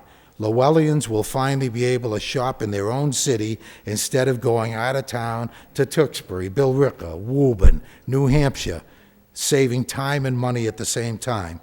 Equally as significant, Lowe's brings us financial assistance to help fix our traffic signalization problems, our traffic flow problems, our water runoff problems, our separation for sewerage problems, and to help upgrade the neighborhood facilities there. Mr. Chairman and members of the board, I can understand the concerns of some of the people in the neighborhood. Change brings fear and uncertainty, but it can bring new and better things as well, and in this case, benefit to our entire community as a whole, especially if we plan well for change. And let me remind you that this has been planned and replanned, revised and modified, DPD, neighborhood meetings, meeting after meeting. And by the way, I also want to say, while I'm talking about that, we're blessed, the city is blessed to have a planning department as good as this one, because on many occasions they held National Development and Lowe's feet to the fire with regard to what they wanted done for the benefit of the city and what they wanted to have for the benefit of the city. So, Lowe's and National Development, Mr. Chairman, have also indicated that if the plan is approved, as we certainly hope it will be, that they will work with the neighbors and work with the city liaison and personnel, all along the way to make this a fine project. It's important for them to succeed in Lowell, and I think it's important to Lowell to have Lowe's to succeed. For these and other reasons already submitted to you, and that you'll continue to hear, I ask you to approve this project.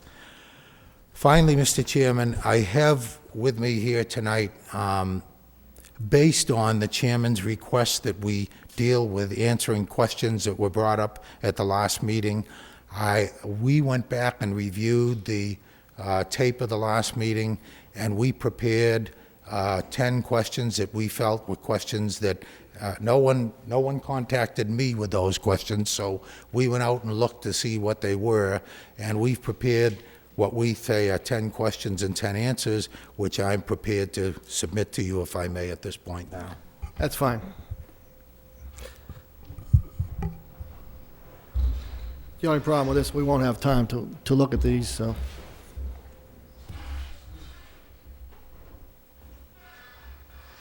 So, Mr. Chairman, as I said at the outset when we first outlined, or I first outlined what I hope to do to present to the board, that pretty much covers what I think needs to be covered with reference to the factors of 11.3.2. I think we've given a good outline of the plan. I think that we've tried in many ways to answer as many of the questions that have been presented to us along the way, together with these supplemental ones. If I could have the opportunity, Mr. Chairman, I guess I'd like to talk about some of those questions. And you know what? I left one of them up there, Mr. Chairman.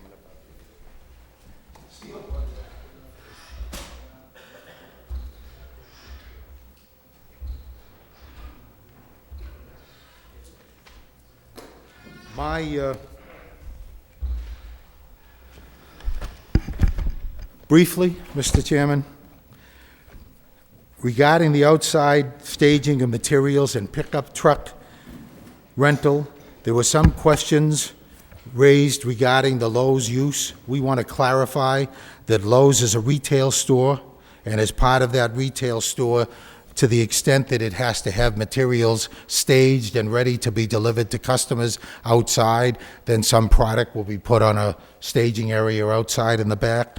To the extent that it's necessary for customers to be able to move lumber and sheetrock and various things to their home and don't have trucks and whatever, Lowe's, like all the other retailers in the same business, makes short-term rental. Let me make that very clear. We're not renting trucks on anything other than for a delivery home and back for the benefit of their customers. What type of trucks are you going to be renting out? Is it like a big box truck, or is it a pickup truck?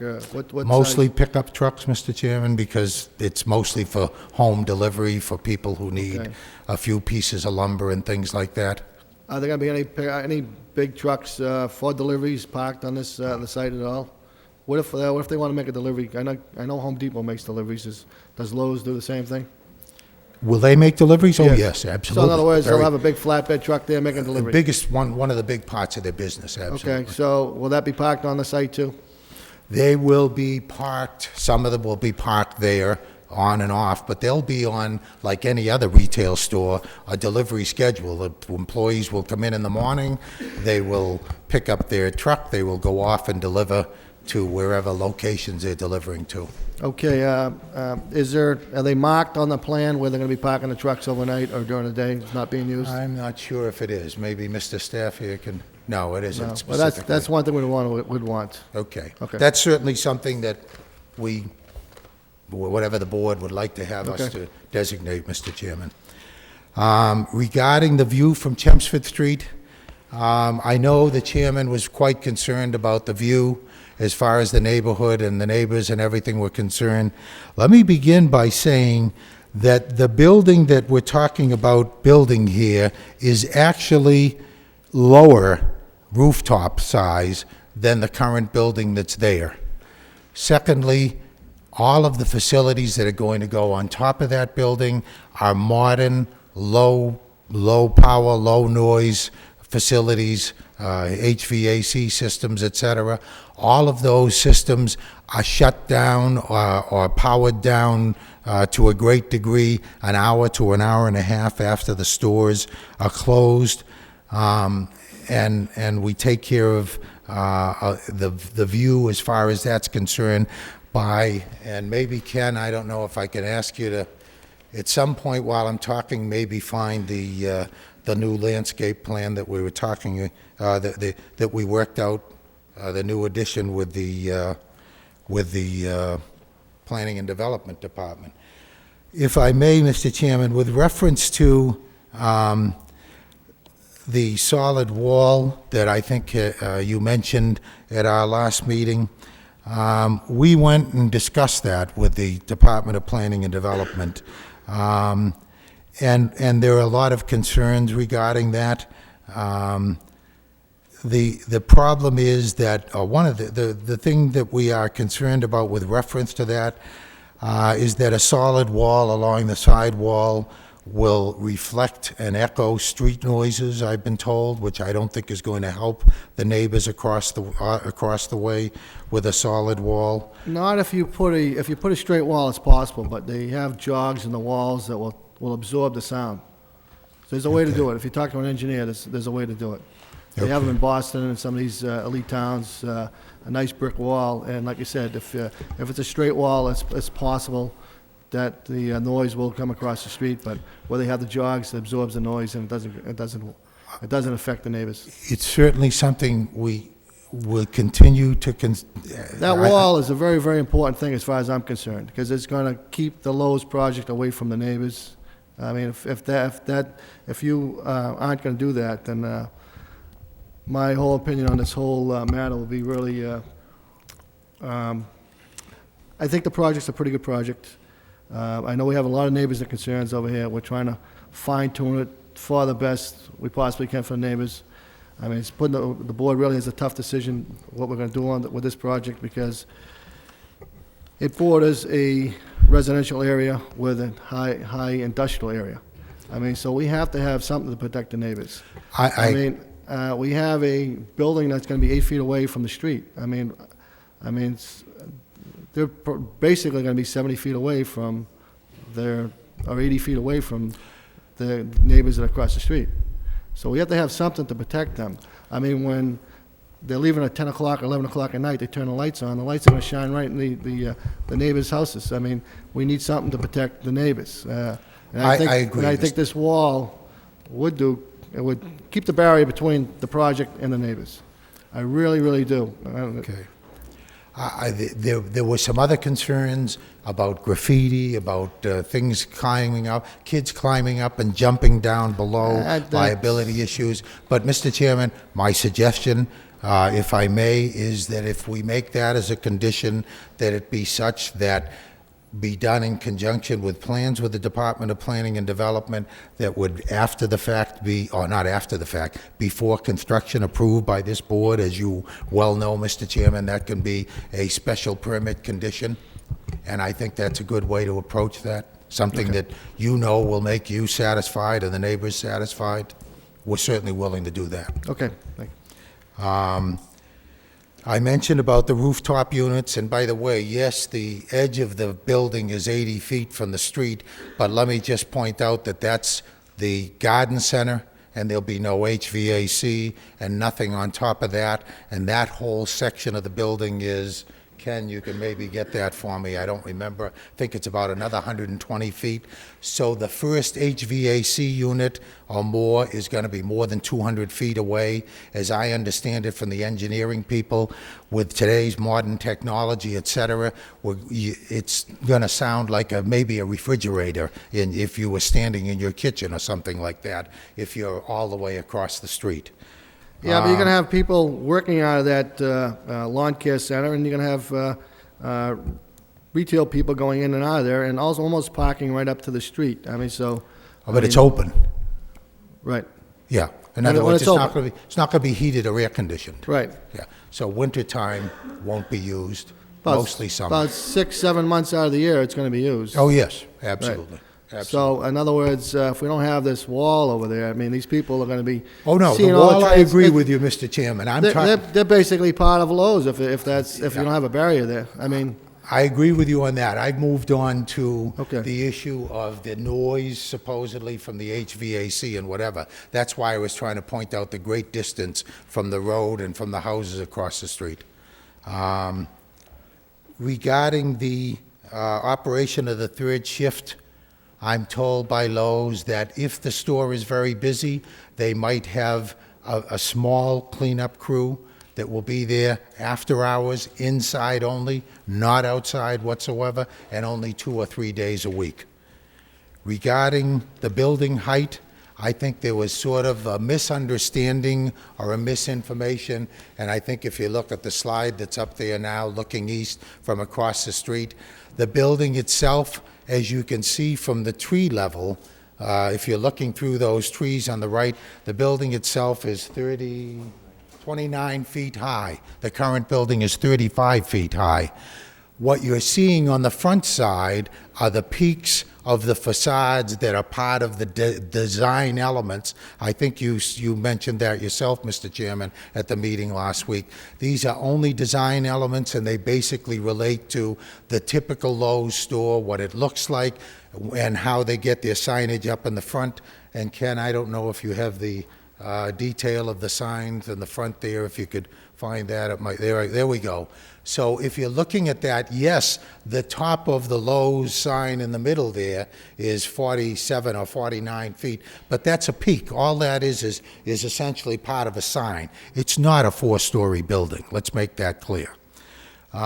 Regarding the health concerns during construction, needless to say, we're going to do everything to meet every single applicable federal, state, and local environmental law, regulation, and guideline to make sure that there are no problems with any construction debris along the line. Regarding hours of building site lighting, the building signage will be shut off an estimated hour or 2 after closing. The parking lot lighting will be decreased to security level for employees to get out, etc., an estimated 1 to 2 hours after store closing.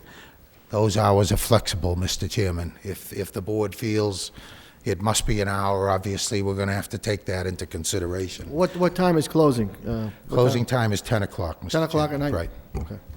Regarding the status of the current occupant of the building, you can see that this was prepared before we finally got the signed, sealed, and delivered deal, which was just recently accomplished by Mr. Clancy. So we're no longer worried about keeping those jobs. We know they're going to be here.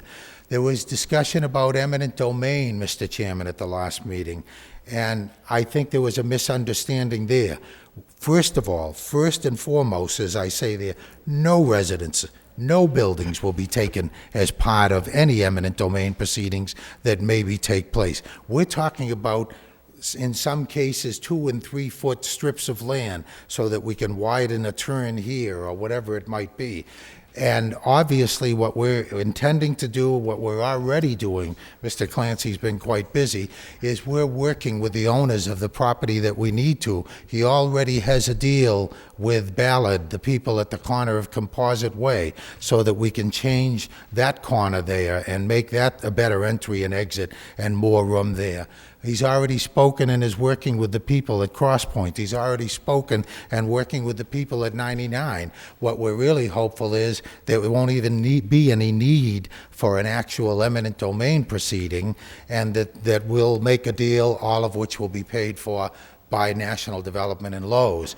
In the very worst case scenario, if the city has to come in and take that 2 or 3 foot strip along the street or whatever it is, Lowe's and National Development have agreed that any and all such takings of those strips of land will be done at their expense, no cost to the city. And finally, the question about the construction schedule. We hope, if all goes well, and we have our special permit to be starting in the ground September, October 2007, and open the store in summer of 2008. So, Mr. Chairman, I hope we've covered, I think, an awful lot of the issues and items that were questions raised at the last meeting. Mr. Clancy, Liz Casey, and I see Mr. Coggins is here, Mr. Proakis is here, all to help answer any questions that the board might have. And I thank you for the opportunity to give you my little, as brief as possible, presentation. Okay, thank you. Thank you. Before we get going, Mr. Monahan, I did receive your letter. We're going to put that in the records. We're going to continue on with the meeting, though.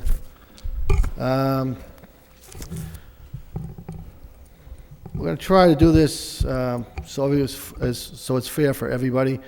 The individuals that didn't speak last meeting were here. We're going to give them an opportunity to speak. The ones that did speak will be able to answer questions, and we'll be going back and forth with them also. We spent about 3 hours with everybody, I think, about 3 or 4 weeks ago at the last meeting, and everybody did a great job and to speak their piece. Is there anybody here that hasn't spoke at the last meeting, wants to speak in favor? Wants to speak in favor?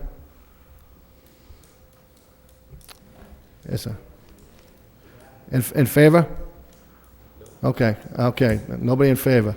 Is there anybody here in opposition that hasn't spoke the last meeting, wants to speak? Okay, why don't we start with this fellow over here in the corner, because he get up first. Yes, sir.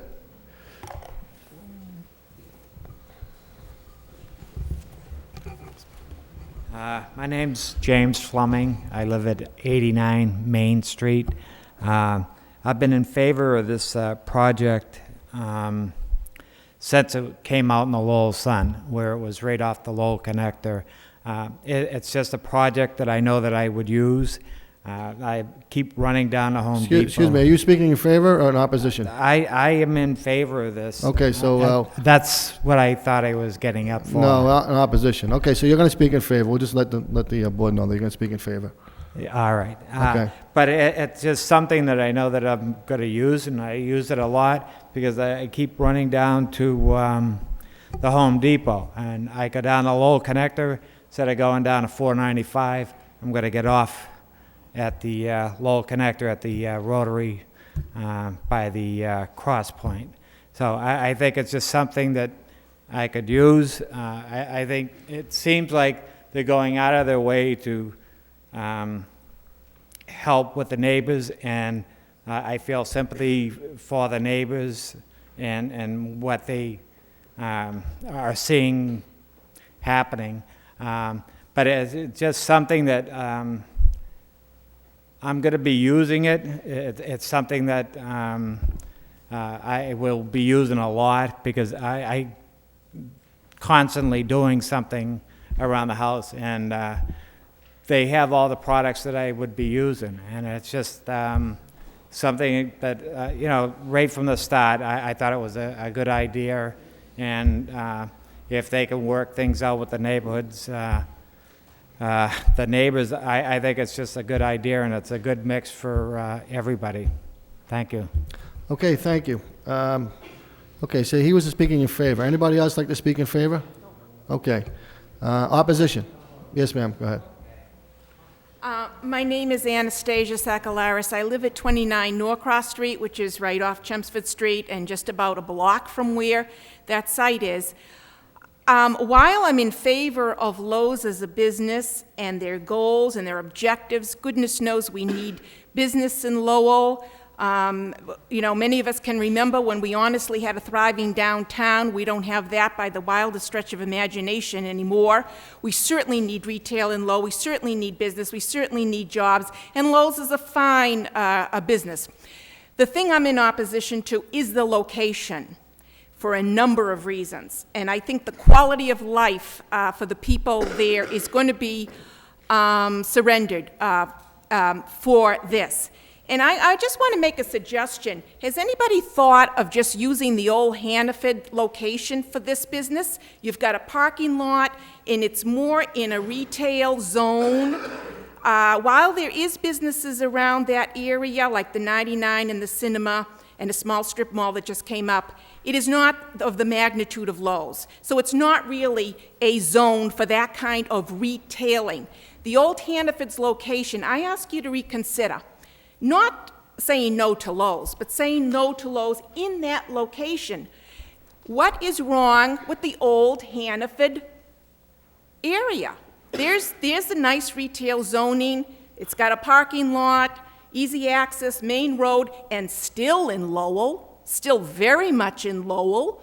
And we certainly want the businesses in Lowell. I mean, even going to Home Depot, we're going to Tewksbury, nothing against Tewksbury, but we'd like to have it here in Lowell.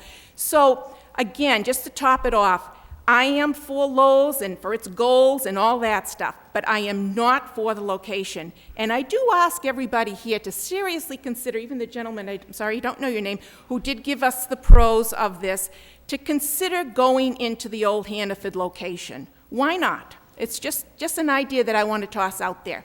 So, yes to Lowe's, but a big, big no to the location. And again, please consider the old Hannaford. Thank you very much. Mr. Parekas, can you answer that question? Have they looked into that site? Good, Judge. Yeah.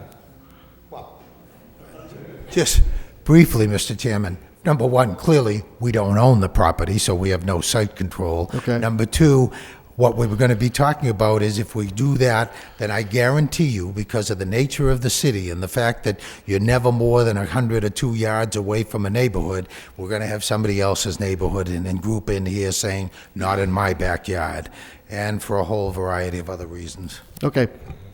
Good, Judge.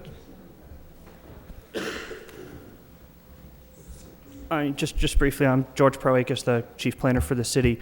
Obviously, our economic development staff looks throughout locations at the city and is constantly scouting to find retailers for retail sites. We are continuing to work with the Old Hannaford site to try to find the right retailer that would work in that location. We are not quite in the business of working to try to move projects between owners that come in and approach us with particular projects. The national development that owned this site came in with the proposal to do Lowe's on this site, and our office has worked to try to make it as appealing a project as possible on the particular site in question. I think to place a store the size of Lowe's on the Hannaford site probably would involve tearing down a significant number of the existing retail businesses on that site for it to fit and meet the standards of Lowe's. I haven't spent the time looking at it exactly, but I do think it would cover more than just the square footage of the supermarket that's closed in that site. It would probably be beyond that square footage. So it would be a challenge, but certainly our economic development office is looking for something to do at the Hannaford site. It's just that we work with these projects as they come in, where they come in, and in this particular case, we have been trying to seek out the possibility to make this as workable as it can be on the site that Lowe's came forward to us with at the point in time they came up with the application. Okay, so basically you're saying the building that Hannaford has is too small for Lowe's? I don't know the exact square footage, but your typical supermarket is probably about a half to a third of the size of the square footage of the Lowe's store. So you're looking, if Lowe's went there, you'd have to take out Hannaford and probably a bunch of businesses that are still in existence there to make that work. Okay, great, thank you. Mr. Chairman, Mr. the Lowe's representative would like to address some questions. Yes. Liz Casey with Lowe's. I'm actually just going to echo exactly what Mr. Parakis just said. Two things. We're working with National Development, who owns the current site. They come to us. This is the site we're looking at with them. The second being that we actually have looked at the Hannaford site in the past, and based on its size, wouldn't work for us. It doesn't feed our needs. Okay, great, thank you very much. Yes, sir, this gentleman on the corner with, yes, you, yeah. Thank you very much, Mr. Chairman. Had a point of information I wanted to make, and then a brief statement. What's your name and address, please? My name is Lou Antonellis. I live at 14 Shane Lane, and I'm also previously of 707 Bridge Street, and I'm also here as spokesman for the many building trades men and women that are in the audience, all Lowellians, if I may. First, Mr. Elitis forgot to mention in his history lesson that Lowell is one of the first cities in the world, in the country, that's the birthplace of organized labor, the labor movement. He also spoke about jobs for Lowellians, decent paying jobs for the residents of Lowell. I represent, with several other my colleagues here, many building trades men and women, plumbers, electricians, laborers, carpenters, pipe fitters, painters, in, pardon me. We all work in the trades every day. We've all made contact or tried to make contact with the representatives of Lowe's, and we haven't had any return calls. We don't know who he's been talking to supply these decent-paying construction jobs to, but it certainly hasn't been us. Like I said... Excuse me, what do you represent, the union? I represent the building trades, men and women. For unions? For the or- Merrimack Valley, for the various trade unions. Okay. And you reached out to Lowe's. Now, that these people, do they live in the city? Or they, All Lowellians, everybody in the audience here that's with me tonight, approximately 40 to 50 members that we represent are all Lowell residents. Okay, so you They all reached out to Lowe's, and they reached out to the attorneys and everybody Yeah. that's sitting in the front row here. Okay. We went to various neighborhood meetings, and we've got no responses from anybody, and that's why we've come to you, Mr. Chairman. Okay, Mr. Leides, can you answer that question? Thank you. The gentleman's right. We've talked to them on a number of occasions at neighborhood meetings. Myself, Mr. Clancy, Ms. Casey, we've indicated to them that at all times, they will be given every opportunity to bid, to be part of the process, and to participate. They don't represent a construction company. They can't award a bid to them. I don't know if they're asking or demanding that a union contractor only be hired. I haven't heard that. I received, since before our first public hearing, I received one phone call on Thursday afternoon at my office asking me to have the representative of Lowe's meet with these people before the meeting. There was a little bit of, before tonight, there was a little bit of or else that came with what was delivered to me. What I want to say is, Thursday night for a Monday meeting, asking people, business people, to have a meeting, I think is kind of short notice and unfair. Secondly, I did contact the people, and I'm very upset because filtered into me while I was sitting here was word that Miss Casey's been told that she was informed that she refused to talk to any union people. That was not, absolutely not the case. She never refused to talk to them. What she said to me was that she couldn't get the necessary company representatives available on such short notice, but she also said to me what we've been telling these folks all along, and that is that they're going to do everything possible to use local people as much as they possibly can. It's to their benefit to do it. So, you know, I'm not sure how I can answer it. I certainly can't write up a contract for them now. I said specifically in my remarks, Mr. Chairman, that I believe that this type of construction project and everything that goes along with it is going to provide a lot of work for electricians and plumbers and carpenters. I also said, and I told the person, I'm sorry, Keep on going. Ms. LaFleur? Can you do that outside, please? I also said, and I told the person who called me asking that I set up this meeting, I said to that person, I guarantee you that George Eliades and you, the person calling me, with your good faith and services, I'll work with you to work with any Lowell person, union or otherwise, to make sure that I can do everything possible to get those people jobs. That's the pledge I'll make, and that person who called me echoed my remarks and said that he would get that message back to these people. I understand. I just talked about that. I said, what did I say in my remarks? If there's one thing that in my entire lifetime in this city we've all cried and hurt and dealt with, it's the lack of jobs. And obviously, to the extent that we can do it, we're going to do it. And I make that pledge to you. Okay, well, I've called you several times and I haven't heard back from you. Have not, when somebody calls me, it's on my computer, I make return calls. Thank you. I make that pledge, Mr. Chairman. Ms. Casey, can you... And I think Liz would like to say something, too. Thank you. For this project, as we all know, National Development is the developer responsible for doing the site work, and Lowe's will build their own building. We will hire a general contractor, who in turn hires the various trades. Our projects are all based on competitive bid. We accept bids from all, assuming the general contractor goes through the appropriate pre-approval process through our corporate office, and we do not discriminate. We're very early in the process from Lowe's perspective. City and state permitting, as you know, is ongoing, and building construction is not slated for another year and beyond. I understand there are several representatives from the different trade groups here tonight.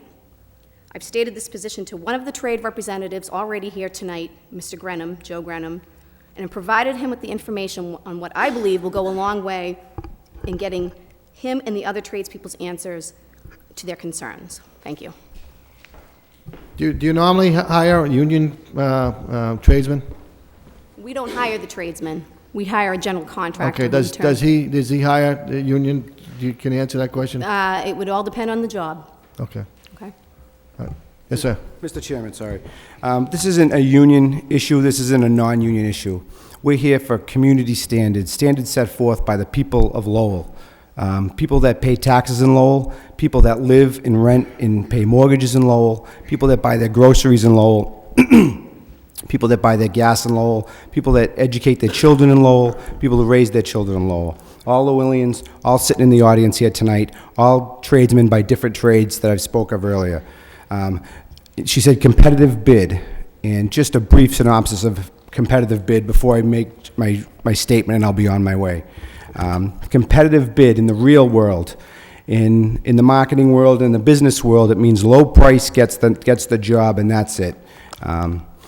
Multi-billion-dollar company like Lowe's, Fortune 50 company like Lowe's, puts things out for competitive bid and says low bidder gets it. They don't take into consideration Lowellians. They don't take into consideration the high cost of rent in Lowell, or to buy in Lowell, or the surrounding communities. Low is low. Whether you're an electrician working out of the back of a station wagon and you're traveling in from New Hampshire and you don't receive health care for your family and you don't receive any type of retirement benefits, you're the low bidder, all the power to you. That's who we're going with. They don't rely on responsible employers that pay health benefits. They don't rely on responsible employers that pay the decent wages that these men and women earn to live in the city of Lowell. They don't pay those things, and I guarantee you, if it goes out to competitive bid, none of these fine young men and women will be working on this project, because they receive health care, they have decent pension plans, and they receive a decent wage to afford to live in Lowell.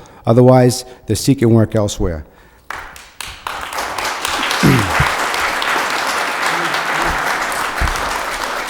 I just have a brief remarks that I've planned for tonight, if you don't mind. Oh, go ahead. There's nothing we can do as far as who they can hire. I mean, we're here to approve a variance, and that's pretty much all we can do. We just hope Mr. Eliades pledges, he's a Lowell resident for 64 years, pledges that he's going to try the best to get Lowell people to work on this building, and that's the best we can possibly do.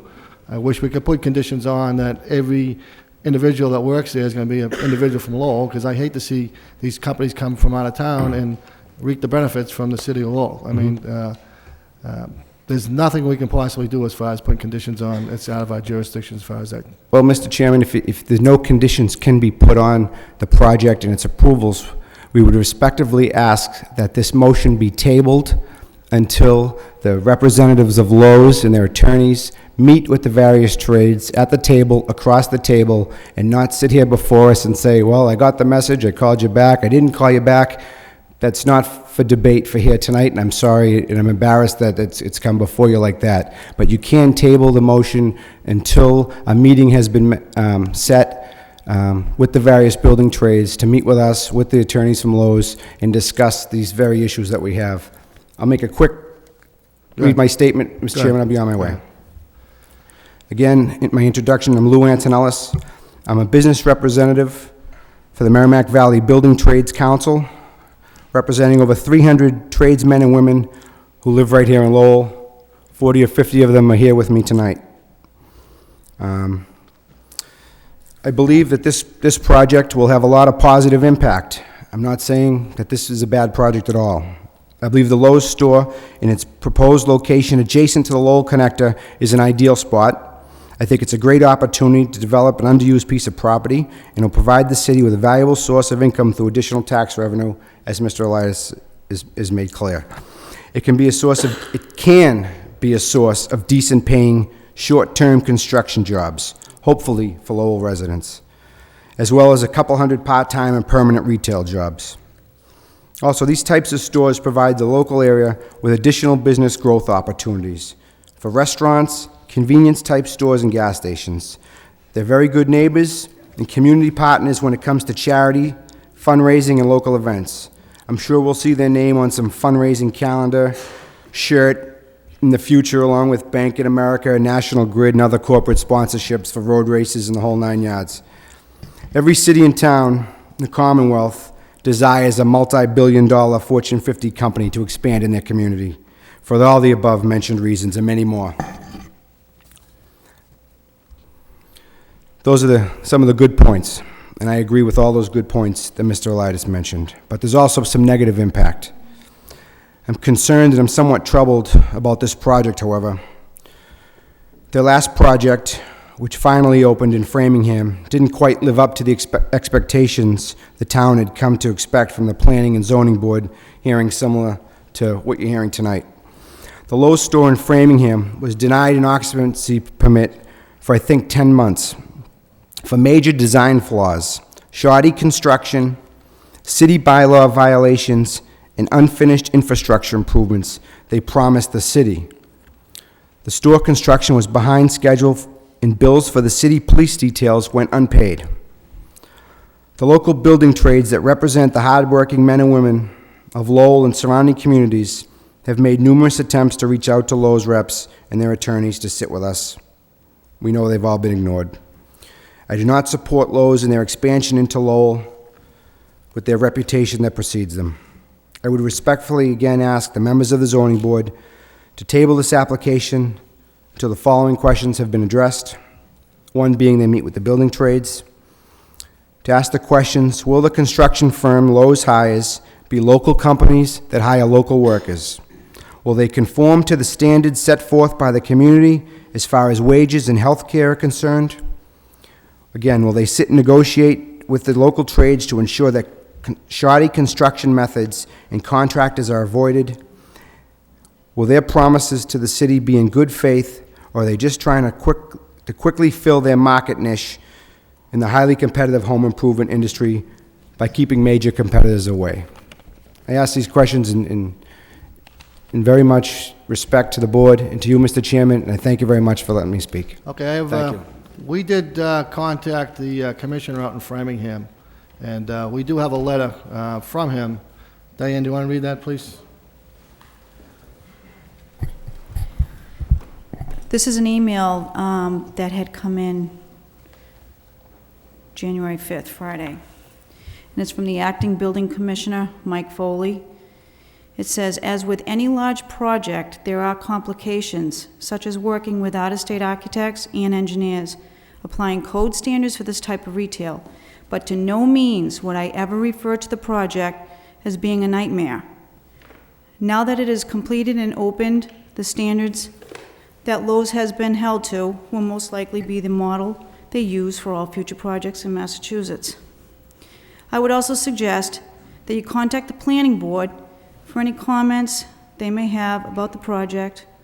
I will copy the administrator with this communication for the information. And this came from the Framingham Building Commissioner. Okay, thank you. Yes, sir. How you doing?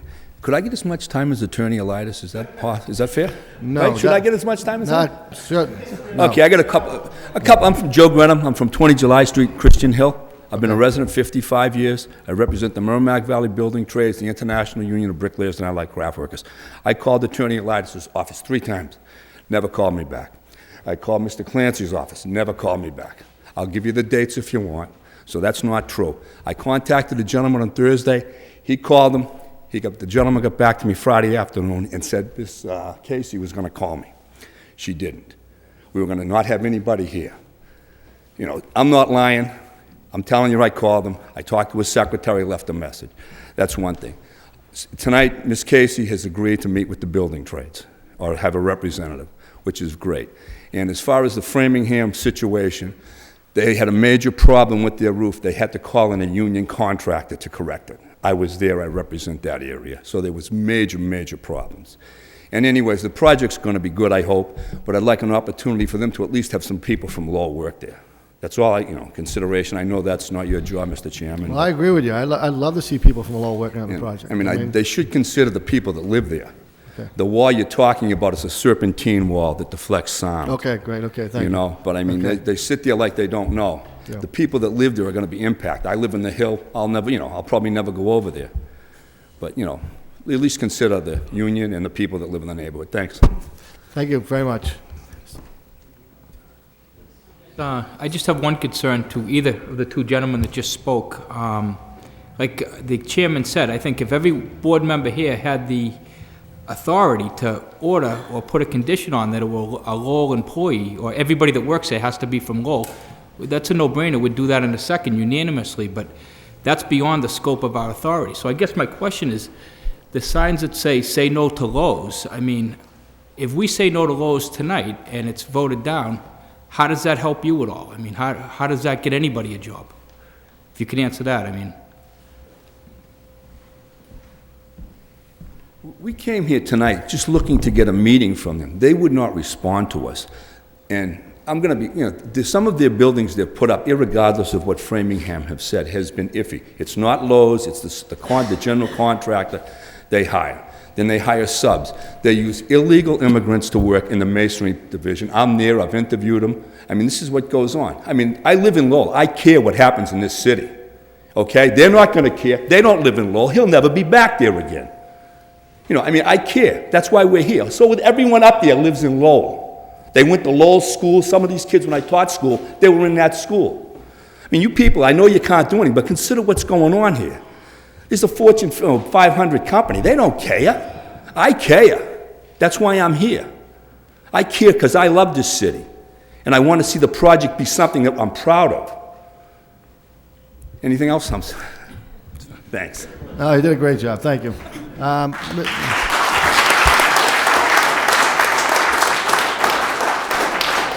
Ms. Casey, I have a question for you.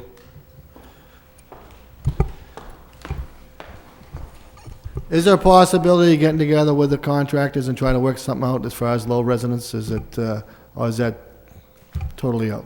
As I explained to the gentleman who just spoke, I'm putting him in contact with somebody from Lowe's to get a meeting together, and they can talk out all the details, all the questions that came from the gentleman beforehand. Okay.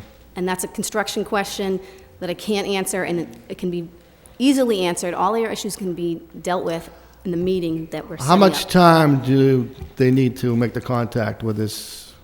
Have you reached out? Have you got a contractor yet? Have you? No, we're not even anywhere near that part of our project. We're not thinking about building construction for another year and beyond. Okay, so in other words, Building construction a year and beyond.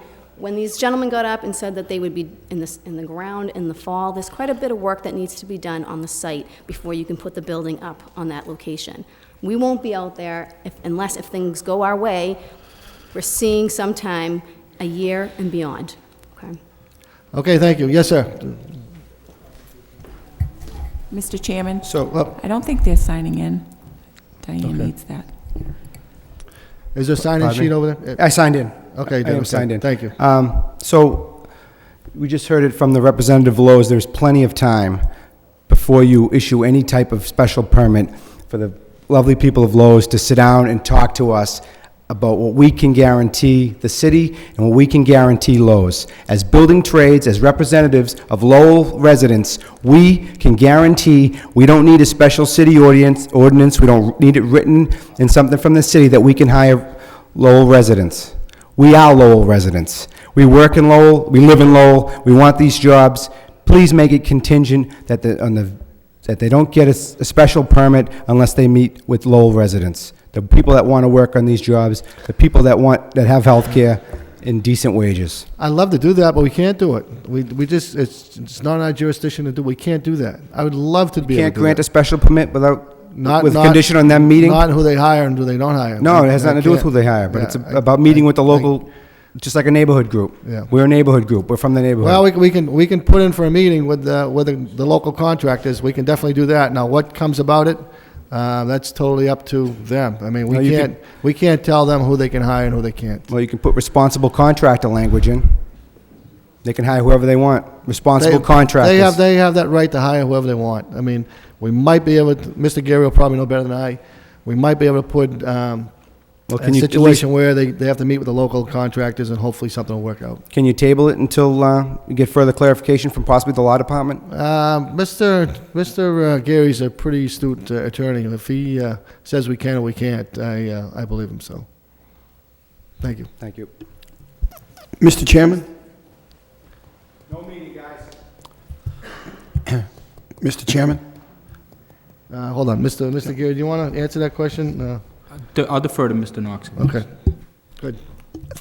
Thank you. To all of the union representatives and the gentleman who spoke so eloquently, we also, everyone here, we also live in Lowell.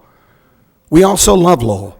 We also are concerned about the petitioner and those who oppose. That's what we deal with every day. Unfortunately, this particular portion that you've introduced this evening is something we have no jurisdiction over. But, and let me finish. The other aspect is the contractor may not even be the same contractor. The developer is a different developer. We're dealing with someone that, up to this point, has made unbelievable overtures towards this city to help develop the infrastructure, to address the concerns of the neighborhoods. That's an entirely different issue. If there was something, and everyone here at this table, I know was in total agreement, that we could do to help you. Because that's why I think when you look at a project like this, and the first gentleman who spoke said so did Councilor Eliades, we want to see the city benefit, meaning the people when we say the city. One of the things that was not focused on, as a project like Lowell's comes into the city, there are going to be people who drive to this city from other towns. They're going to buy gas. They're going to go to the local convenience store. You're absolutely right, as that gentleman said so in the letter. Those are all going to be for the benefits. So when I say I'm offended, I'm only offended from the perspective that when you spoke about you coming from Lowell, we're all from Lowell. We all have the same passion, or we wouldn't have chose to serve on this board. We'll do what we can, but I don't think this is within our guidelines, and we have an attorney on the board who can probably state far better than I about those issues. Thank you. Mr. Knox, I understand what you're saying. Sure, Judge, go ahead. Go ahead. Joe's a good friend, okay? He was my teacher. Nice guy. He was. Geez, you really make me feel good now, Joe. With all due respect, and in order to, I guarantee you, Liz just confirmed it, I'm telling you on George Eliades' word that in the next 30 days, you'll have a meeting with the Lowe's people. Put that in the record, please. I'm telling you, I'm guaranteeing you. That is in the record. That will be in the record. That is the record, that's right. Thank you. Right, and what I was going to say is we can't, I guarantee you all that I will do my best as a citizen, just as he said, as I'm allowing you my entire life to do everything we can to help you all get jobs. Mr. Eliades, if you could just respond. As we all said a few times before, we'd like to be able to put some condition on there, but it's beyond our scope. We just legally can't do it. But we're not precluded, I don't think, from the applicant volunteering on the record and us making it a condition after you volunteer to meet within 30 days or 45 days. That gets us over the legal barrier. It should satisfy everybody here, and Guaranteed, Mr. that's a way to do it that is legal, but we can't put that, if we could order that condition, we'd all do it, but we can't. I make that pledge, and I offer that as a condition, Mr. Gary. I thank you for making Okay, so in other words, whatever happens, within 45 days, you'll have a meeting with these contractors from Lowell and okay. Do we have the names? Joe Grennan? Joe Grennan, okay, all right, okay, great, okay. Thank you. All right, thank you. Yes, ma'am. My name is Maddie Gersh. I live at 31 Albert Street, and everyone here is talking about, oh, I live in Lowell, oh, I live in Lowell. But you don't live in the neighborhood. If you lived in the neighborhood, you would not want that big, ugly box store that you're going to see every single day of your life with the traffic and the noise and the this and the that. I am against it, totally, totally, totally. Mr. Chairman, you, I know you were talking about putting the wall up there, and to me, like, I need to see way more drawings and plans. I think this needs to be continued till we could see what is it going to look like with a wall. Because I think it's going to look like the Berlin Wall, or I think it's going to look like those sound barriers on the highway. You know, there's nothing attractive about that. You know, and I've seen the Lowe's, and they have the landscaping, they have these little piddly trees. If you could put a forest there, I might feel different, but there's not enough room. You're going to stick these little trees, these little flowering pear trees that are very pretty, and they grow maybe, you know, they grow as tall as my house, and that's it. I'm going to be seeing that stupid story on that stupid wall, and I'm going to think I'm in, as my other neighbor said, the Warsaw Ghetto. That's what that's going to feel like to me. So, you know, not in my backyard, that's how I feel. I don't want to have to look at it. Traffic noise, my other neighbors are going to discuss that more eloquently than me. I just wanted to bring up the wall thing because I think that I need to see what that's going to look like. The drawings have these little trees. I'd like to see the whole drawing and layout with a wall. Like, what's that going to look like? All these views and angles. Stick that in the computer and show that to us, and then we can discuss it because I think it's going to be ugly, and you'll feel claustrophobic. Okay, thank you. Why don't you hold on? I'm sure the board members have a few questions. We'll get you up here in a couple of minutes, okay? So we'll get to everybody. We'll get to everybody. Jack, go ahead. The one question that I guess I would ask to the petitioner, to Councilor Liades, one of the petitioners spoke 2 weeks ago, and I was really impressed with all of the neighbors who spoke in opposition. And this is a very difficult vote for us because we have to consider the significant positive impact that a project like this can happen.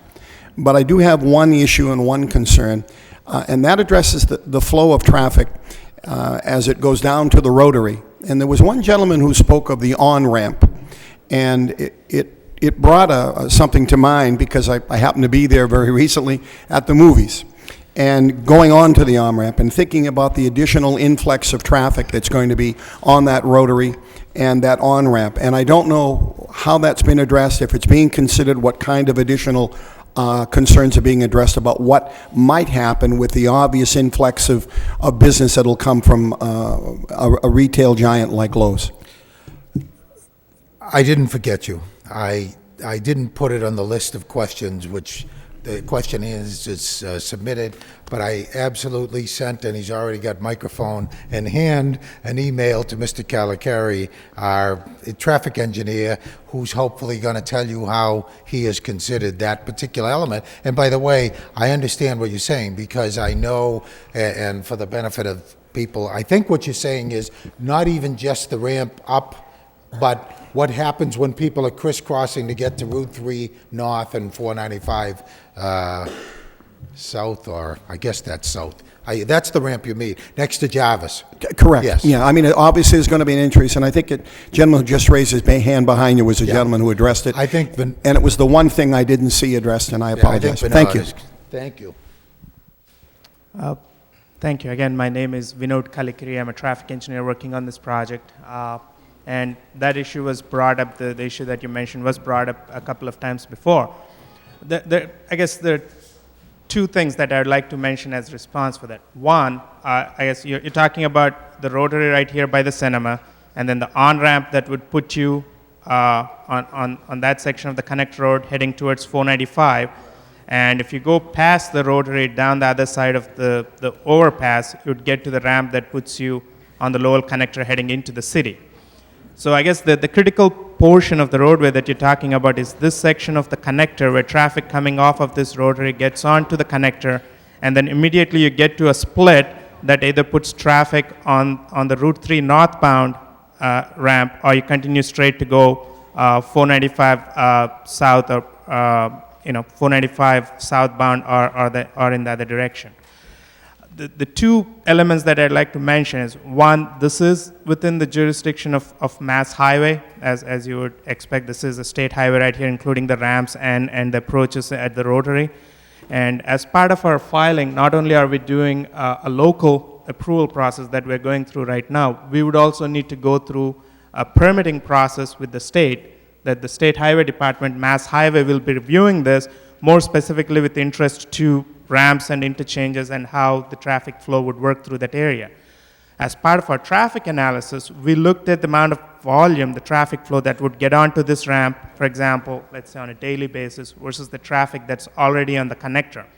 Just by way of a reference, there's approximately 53,000 cars that travel on this section of the Lowell connector on a daily basis. So on a 24-hour period, you have 53,000 cars, and this comes from the State Highway Department that maintains traffic counts, permanent count stations on this section of the road. The volume of traffic that we would be adding to that ramp that would head in that direction towards the split on a typical day is probably about 550 to 600 cars on a daily basis. So you're talking about 53,000 cars versus about 500 to 600 new cars. I would take out the cars that are already traveling from the site onto the connector. That's already part of the system today. I was talking about the additional traffic that would come off of this site and get onto that section of the connector. That's about, I would say, under 600 cars on a daily basis. So it's a very small portion of the traffic that you actually see on that section of the road. And I understand the concern about the existing concerns on the connector, which is the weave that happens when traffic's traveling to that split. But again, the volume of traffic that would be adding to that section of the road right there on that on-ramp is a substantially small volume. Are you saying that the additional increase is only going to be 500 to 600 cars? Right in that section, right on this ramp, on a daily basis, you would be seeing about 500 to 600 cars, new cars that would be traveling on that section of the connector as a result of this project. Please. I have a question for how many cars do they expect to come to Lowell's on a daily basis? Again, obviously the travel path would be different. Altogether. All told, Yeah. the new cars, taking into account the fact that existing cars that are there from LTC would be displaced to another part of the city. If you're talking about new cars that would be coming to the site, and we look at it in terms of trips, so trips are usually a car coming into the site is one trip, and a car leaving the site is another trip. Okay. So we look at it in terms of trips, and on a daily basis, we are looking at about 2,800 trips. That's the projection, new trips that the site would generate. Okay, so you expect 1,400 customers coming in on a daily basis? There would be new trips that we'd be looking at. Okay. That's correct. Now, that includes employees and is that with LTC or is that? That's taking credit for the trips that LTC would displace from the site. Okay, thank you. And also we take into account the thing that we look at for traffic analysis is new trips, and that's why I was talking about new traffic, because there is another component of the traffic which is referred to as pass-by traffic. If you're already traveling on that section of Industrial Avenue, or Stevens Street, or Chelmsford Street today, and you have business on the site, you're already there. You're on the roadway system, and you're going to pull into the site and out onto the public road. Now, for impacts, in terms of traffic impacts, that's not considered a new trip. I mean, you do need to take into account that those cars, instead of going straight through, they're going to turn into the site, and then they're going to turn out of the site. So we need to design the driveways to make sure that those turning movements are accommodated. But in terms of impacts to the roadway system, we are looking at new traffic because obviously the existing traffic's already on the system. So the state would then determine, based on you submit the permit and they look at what you submit, the state would determine whether or not they want to invest money in that particular area? Is that what I'm reading into this? If there is an impact from a project on the state highway system that's of a measurable magnitude, then the state, as you would on the city streets, the state would require that project to fix those impacts. Right now, based on our analysis, based on the volumes, the traffic flow on those sections of the road, plus the additional traffic from our project, I do not believe that you would trigger that level of an improvement on the connector, for example. Those are regional solutions. When you're talking about interstates or interstate ramps and interchanges, there are regional implications associated when you're talking about 53,000 cars versus a few hundred cars. I know this probably doesn't fall under your jurisdiction, but there was, I presume, feasibility studies done on the volume of customers that you expect on a daily basis. Correct? Our traffic analysis is based on national statistics for home improvement stores of different sizes. What would that number be? That's the number I had mentioned. Given the square footage, 2,800? The 2,800 new trips on a daily basis. That's correct. Okay, have you met with the state yet as far as... We filed with the state just recently within the past week, so that state process has just started. It's going to take several months before we get through that process, and it would be very similar to this, although it wouldn't be a public hearing type of a format. The state does review the document that we provide. There would be a scoping session where they look at the analysis, they'll provide their feedback. The State Highway Department and various state agencies would review the document that we filed with the state and define a scope for the next level of analysis that they would like to see. So we have a lot of that analysis coming up as part of the state review process. What we're dealing with right now is the local city process. Okay, Mr. Fawcett, you had a question? Yes. Go ahead. Thank you. I'm Brian Fawcett from 51 Victoria Street, and that was the question I asked last time. Thank you for addressing it because it was never answered. That's why I was kind of agitated and upset, and I got to calm down right now after what I'm hearing. I just want to remind everybody, our own city councilman said this was the most dangerous ramp in the state at a meeting already. He's saying 500 cars. They're saying this is going to be their main area that they're leaving from the store, not Wellman Street onto Chelmsford Street. So if there's 2,800 cars and only 500 of them are leaving out their main exit, where's the rest of them going? So I really have to disagree with that. I don't know where they're coming up with that 500, 600 cars. The second thing is, I called City Hall and I talked to the traffic lady there, and she said nobody requested an accident report for that area, and they're doing this now. I think the permit should be put off until they talk to the state to find out if the state will address this problem. Because what are we going to have, a whole bunch of accidents before the state addresses the problem? This is the first thing I looked at, and I'm not a traffic engineer. I got a lot of smart people, and it's obvious I should have looked at this. But the reason they didn't look at it because they looked away from it. They didn't want to look at it because they couldn't fix this problem. So now we're stuck with, and we were talking public safety with the fire chief. First thing we're looking at is public safety. The biggest problem we have in the neighborhood is the traffic problem this is going to create. And can I approach the bench, because we asked for, I have a bunch of conditions that the neighborhood we all talked about, we'd like you to consider. Yes, bring them up, please. If I could just bring them up and hand them to you so you can look them over. Any questions?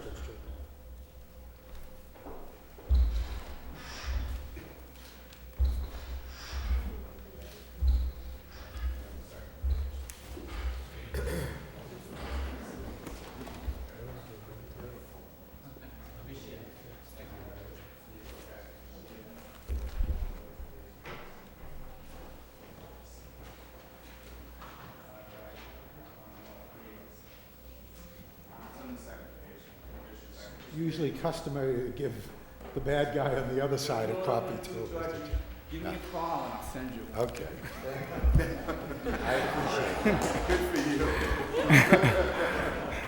Because I got neighborhood meetings that we had, all those great neighborhood meetings.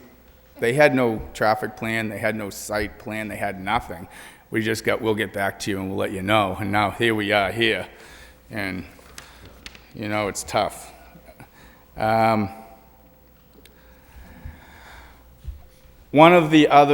Two of the main issues I'd like to talk about is our streets. Directly across the street from this location, it was brought to them, and it was brought to Lowe's. Was there any other store this close to a neighborhood? I believe they said yes, it was. Well, there isn't. I already check that out, and the closest one is like at least a quarter of a mile from the front door of somebody's house. So that's not true. This is right across the street, and because of that, and because they've chose this location, they need to live with some of these sanctions we're going to have. I think the wall's a great idea. I really think that's a great idea. It's going to block a lot of stuff, and I hope we can put some shrubs and trees in front of the wall, because that'll also Absolutely, break it up. aesthetic period, you know, aesthetically, and it'll also help with the sound. But one of the problems is we're going to put those trees in, and I'm going to be 75 years old before they get to be 15 feet high. You know, so all those shrubs and trees aren't going to help for a while. Maybe like my grandchildren or something, the trees will be nice and big by then.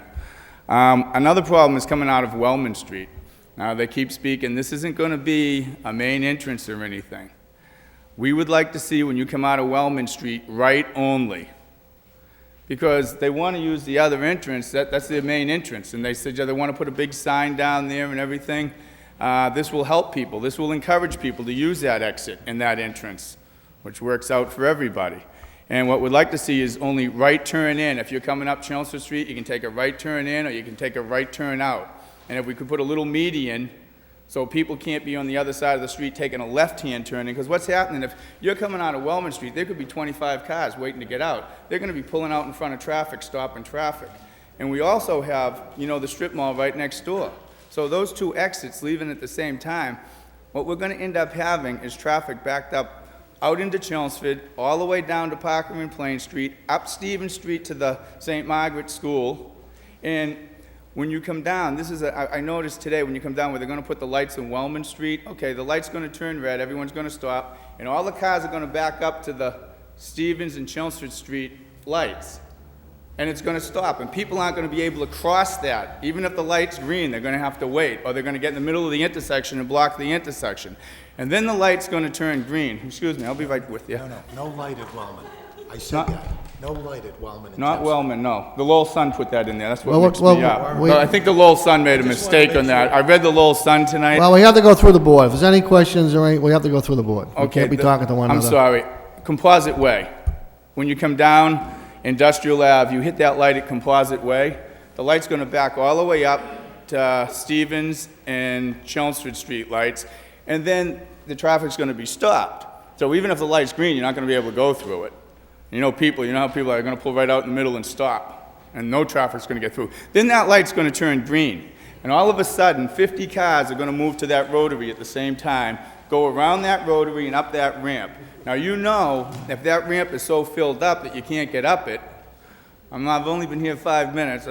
We got filibustered earlier, but we're going to try to make this short. I just really want to get some of these. These are important points, and most of them are in front of you there. I'm just talking about the danger that ramp going up. I'm back to that. So we got Wellman Street. We'd like to have a little median in the middle, right out and right in, off of Chelmsford Street and Wellman Street. We'd really like to have the people talk to the state, find out about that ramp, because once we put the store in, if the state doesn't fix it, we're going to have a terrible situation in the city. There's going to be a ton of accidents, a lot of people getting hurt. It's bad enough as it is now. It's something that really needs to be looked at, because they're putting the wagon in front of the horse here. That should have been done a long time ago. They chose not to do it. Okay? It's something that jumped right out in front of me, and it should have jumped out in front of them. The traffic study's incomplete. They don't even have up here, like I mentioned before, the big strip mall that they just approved the lighting for before. It's 14 stores, 12 or 14 stores. It's right next to Wellman Street, which is right next to the establishment, and it's not even on the plan. Okay, that can't be a complete site plan. It can't be a complete traffic plan without including all the elements that should be involved in it. There's some other stuff up there, and I know other people want time here. I gave you all mine. I don't have any left here. But if you would read them all, please consider them. And one of the other very important things that I would like you to do is, what are the sanctions? Like they were saying, they don't hire union workers, it's shabby work. If things don't go right, what are the sanctions? And we'd like them, the neighborhood would like them in writing. Because if something goes wrong, we would like, what can we do about it? We would like sanctions if they don't, oh, the other big thing, I'm sorry, I almost forgot one more thing, is the truck deliveries. I believe we said 8 to 7. And then they said, well, sometimes a truck comes, we want last truck delivery at 7 o'clock done.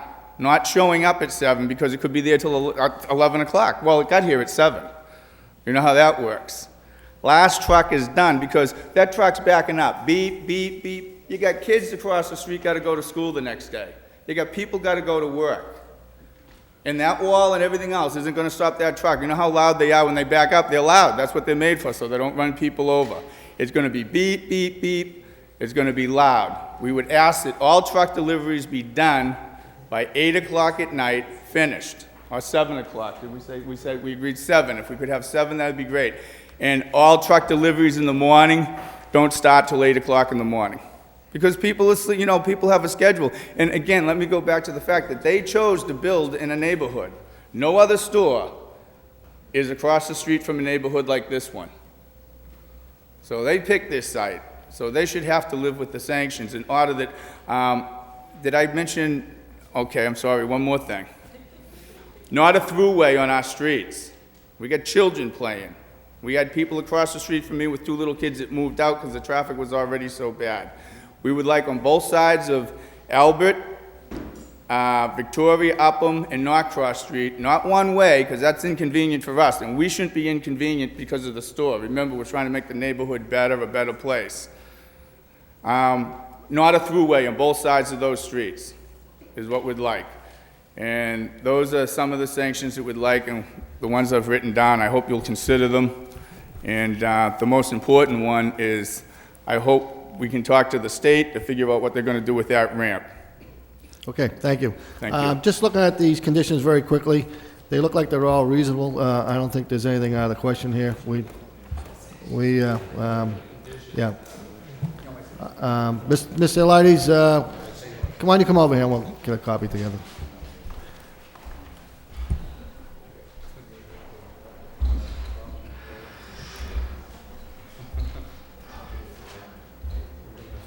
Right, okay, yes. Mr. Gary, you had a few questions you want to ask? Yeah, I guess, well, not so much questions that I want to ask, just a few comments. I know that the neighbors have been involved in this project a lot longer than anybody here on the board has, to my knowledge.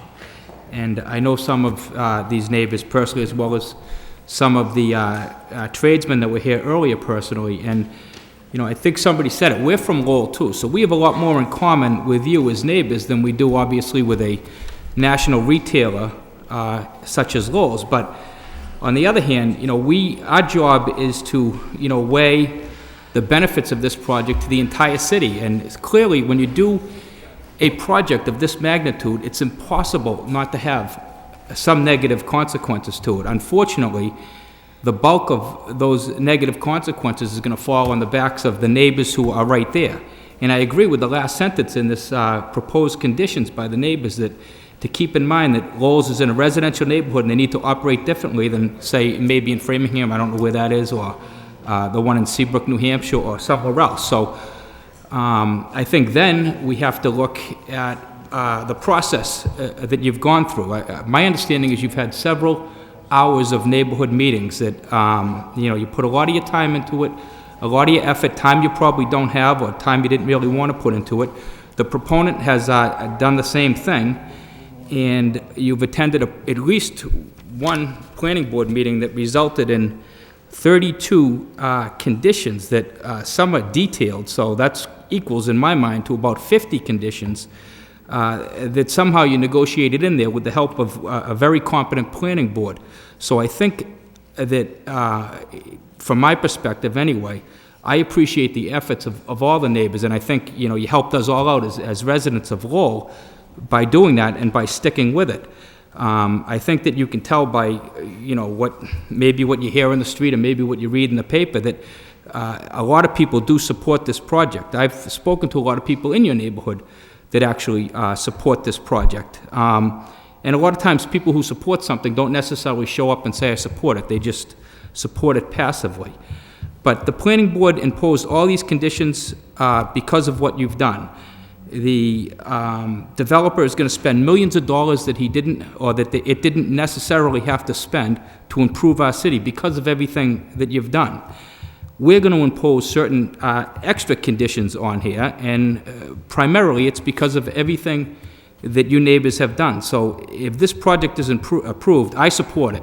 I'll tell you that right now, that I support it. But if it's approved, I think it's approved with these conditions only because of your efforts. I think if there wasn't any opposition to this, a lot of these important things, although the developer may have done, if they're not asked to do it, they simply won't do it. So you've somehow had the result of your efforts have made the city benefit to millions of dollars. I don't know anything about traffic engineering. I know when I'm in traffic, I'm not moving.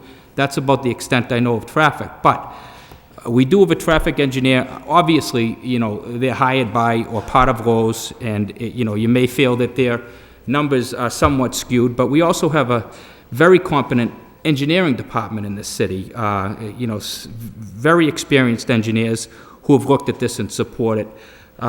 Somebody had said earlier, maybe Attorney Elias, maybe somebody else, but we do have, I think, one of the best planning departments in the state. I've worked with them many times, and I can tell you that in my experience, it's not a planning department that you can pull something over on them. They look at everything very carefully, and they go above and beyond what probably a lot of other communities do. I'm comfortable with the input that they have, the fact that they support it, the fact that the water utility department supports it, and I agree that when you weigh the criteria that we're required to do, that it meets all of the criteria. They are talking about a substantial relief, meaning instead of 5,000 square feet, 150,000 square feet, but I also agree that if they wouldn't have to come before this board if they wanted to put 25 or 30 separate buildings, almost like a mini mall with that many, and that would be erratic traffic and something that one person couldn't control. So some of the conditions that I think that I would ask for would be what was mentioned with the local traffic, and I think one of the other board members has even a better solution to that. I would request or require that the proponent hire a police detail for the first 2 months that they're open during peak hours to direct the traffic in a way that Lowe's wants it to go. I think Mr. Fawcett or one of the other speakers mentioned at least once that, you know, sure, you want them to get on composite, but they're not going to. And I tend to agree with that to some extent, but I think if the traffic is trained by a police detail initially, it has a win-win result, meaning Lowe's wins because they get their customers in and out more quickly. The city and the neighborhood wins because the flow of traffic is somewhat trained, if you accept that term, where people who aren't from around here will be told where to go, and then they'll be used to going that way. It may not absolutely be the solution, but it certainly will help.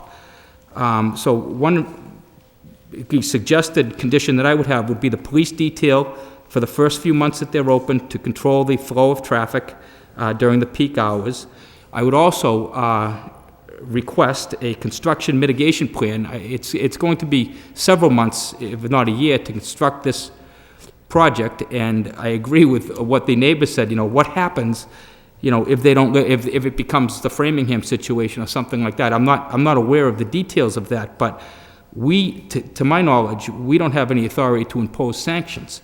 I think what we can do, and maybe the chairman can correct me if I'm wrong, but I think that during the construction phase, we can require the applicant to come before this board for review every 60 days, and the neighbors are welcome to come here and voice their opinions as to, you know, maybe some things that aren't going the way they want to, or maybe everything's going to go well and you don't have to.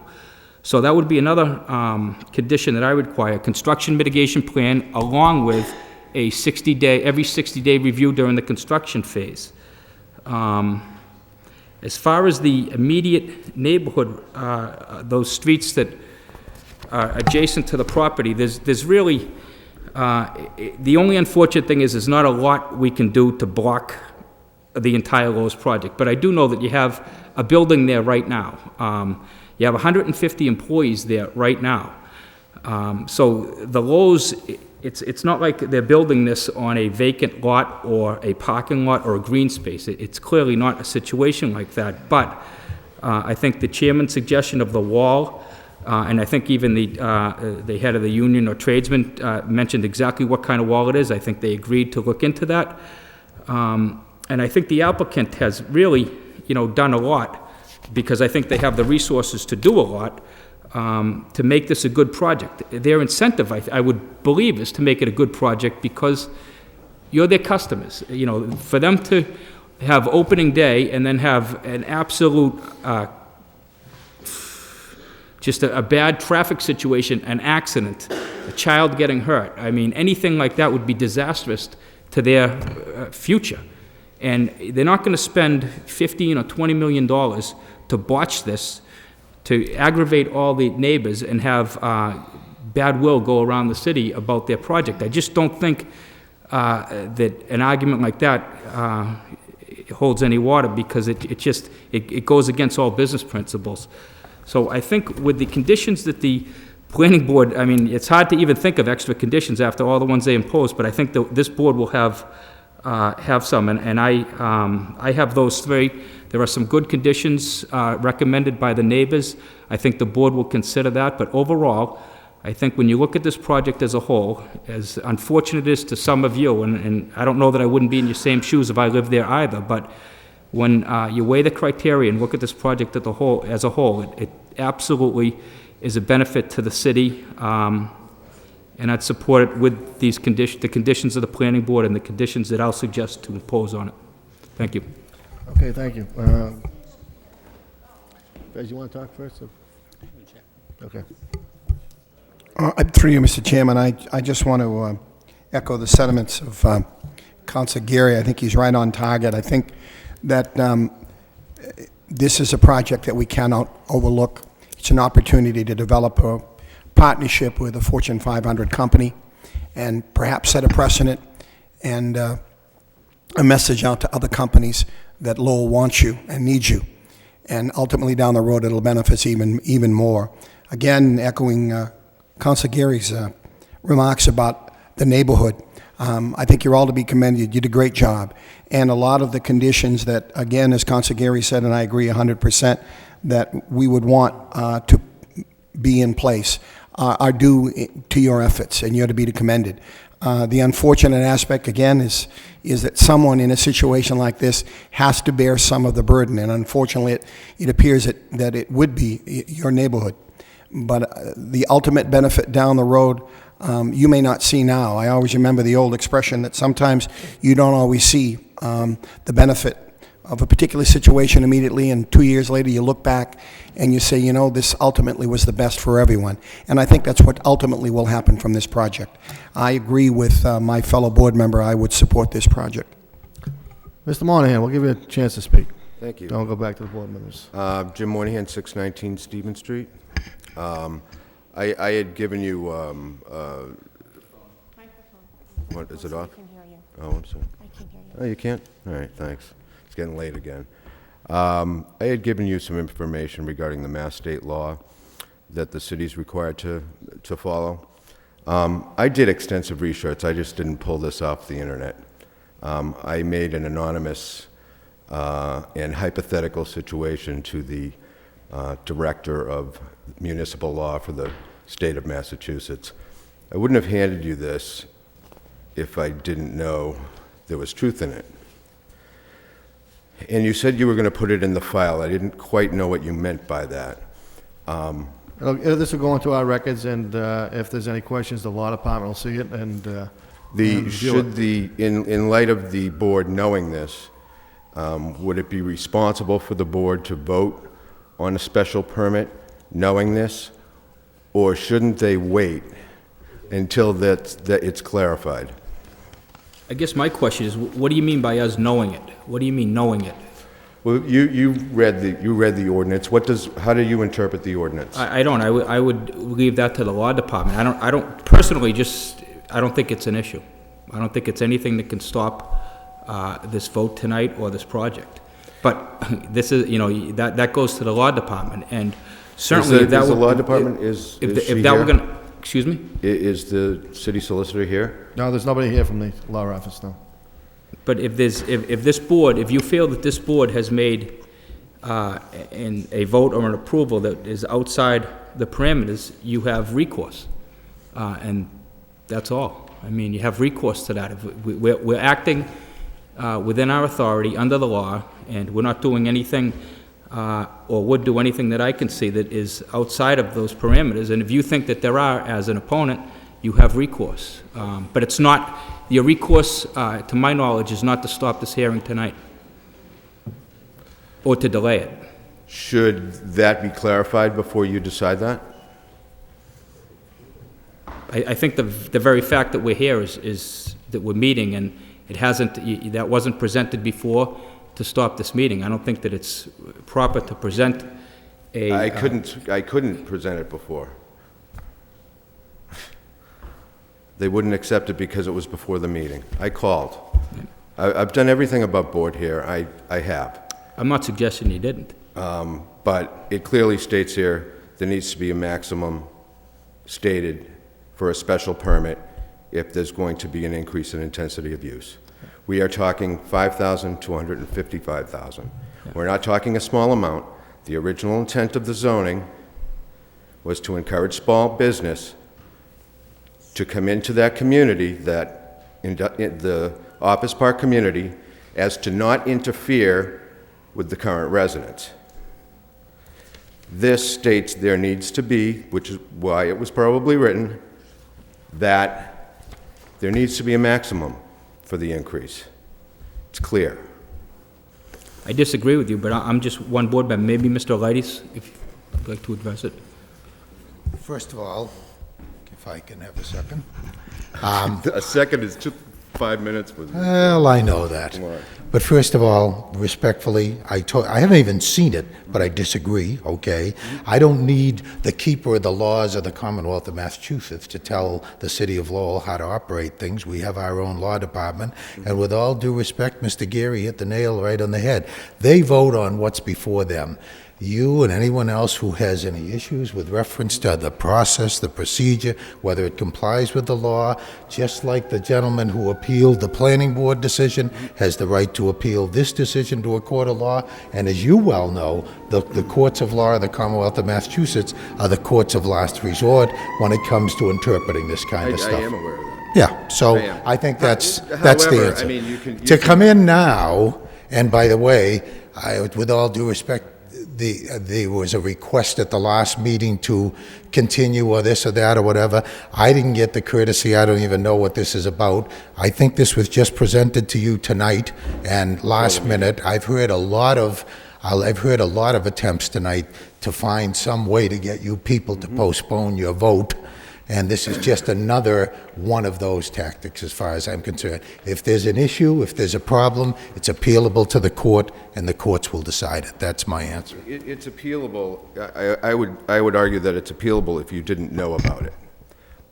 You know about it. No, but they're aware of it, of the law. Your interpretation of the law. Okay. All right. Actually, it was the Attorney General's interpretation. Mr. Monahan, are you all set? No, actually, I have a question for the traffic engineer. The numbers you used for increase in traffic and trip generation, there's a formula the ITE uses in their 7th edition. Did you make any adjustments for density of population or for the population of the city of Lowell? 2,820 cars, whatever it is, for new trips going to Lowe's is 170 customers an hour. It doesn't sound like that's quite on. Plus, I'm sure Lowe's has information on that. They've done a cost-benefit study. They know how many cars are coming and going. They could have provided you with that information. You answer the question? Can I respond? The analysis that has been done, the traffic study that has been submitted to the city, is based on acceptable standards that's been set forth by the state of Massachusetts as well as the entire nation. There are standard guidelines for the performance of traffic impact studies. And one of the elements that we need to use are statistics, national statistics that are based on surveys done at other stores within the state within the nation of comparable size. So if you're looking at a 155,000 square foot home improvement store with a garden center in it, there are specific statistics that we are required to abide by in terms of figuring out how many trips that would be generated. In a lot of cases, if we do not have those statistics, yes, we do go by other empirical data. We go out and count other locations of comparable size, but there is a pretty good database of information that is available. And again, this information will be reviewed by the state as part of their review of the environmental documentation that we have submitted. But at this point, I do not see any issue with the methodology that's been used to come up with the traffic generation. And it is not based on internal Lowe's data. It's actually accepted national statistics that we have used in this study. Okay, thank you. All set? No, I have one more question. I'll present this to you. Is it the intent of your client to apply for tax increment financing? No. With regard to Hurd Street? We're gonna have to go through the board. I mean, we can't have a conversation back there. My answer to his question is no, Mr. Chairman. Okay, what was the question, Mr. Monahan? Will his client be applying for tax increment financing for tax relief for the Lowe's building, and will they be applying for it for the new location that they've moved LTEC to? The answer is a definite no. No. Okay, thank you. Okay. On both? May I make a comment? On both pieces of property? On both, Mr. Okay, Chairman. okay, May I great. make a comment? Yes. Okay. Yes. This, I can't, are you telling these people that they can't vote because you've presented them this piece of paper and some hearsay from the Attorney General's office? Because let me get it straight right now. If you are trying to intimidate public officials here, Address the board, and we'll... I think that, I just want to make, I didn't even see this, Mr. Chairman, until just now. Thank you. And I realize that what he's showing you is chapter 48, section 9. I've probably read this 1,000 times, Mr. Flood 2,000 times.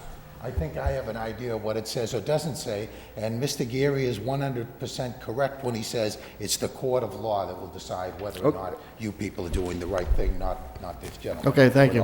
Yeah, well, I certainly wasn't trying to intimidate the board, but if that was what I sounded like, it was not the intent. Okay. Thank you, Mr. Monahan. This young lady, would you like to ask a question? Or? My name is Prudence Dooley, and I live at 34 Albert Street. Nobody has mentioned about Motorola coming at Cross Points, 800 new jobs. Nobody has mentioned about AT&T coming, Corning, Metrics. That will be at least 1,500 more cars a day. We know that. That's a very minimum. The heck with the neighborhood. You know, when listening here tonight, you know, I thought I was listening to the second coming of Christ. So Lowe's is coming to Lowell. All the politicians are happy. What about our neighborhood? It's going to destroy one of the few remaining middle-class neighborhoods. We're not an upper class. We're not Belvedere or Tyler Park or whatever. We're just a middle-class neighborhood. We all take care of our property, and this is really going to destroy the neighborhood with all the traffic. And that's pretty much all I've got to say. You know, we put up with Cross Points coming, Cross Point 1, 2, 3, 99, the Stairway to Heaven or Stairway Strip Mall or whatever. We're not against businesses. It's just that this is too big for our neighborhood. And that's all I have to say. Thank you very much. I think Mr. Gary has a question for the engineer. Yes, I meant to ask you this earlier. One of the concerns I did have last time and tonight was about the issue you addressed with the ramp going on to Route 3. I guess what you spoke about that. And I know that the State Highway Department has oversight on that, correct? That's correct. Now, just to clarify some confusion, or maybe I'm confused, can you build the building before you get approvals to that? Or is it something that goes along simultaneous with the process? Or what is the process for that? Because it wouldn't, my only comment, it wouldn't do any good if they rule that, oh, you can't add that many cars to this after you've already constructed a $15 million building. No construction can occur on this site until all permits are secured. And that is part of that process. Right. And So- what the state process that has just been initiated within the past week or so would be long complete, hopefully before the 1-year time frame that we're talking about, where the Lowe's pad would be going into construction. So we're talking about, next several months for the state process to be completed versus year plus for the completion of the construction of the project. So there would be nothing happening, especially occupancy would not happen.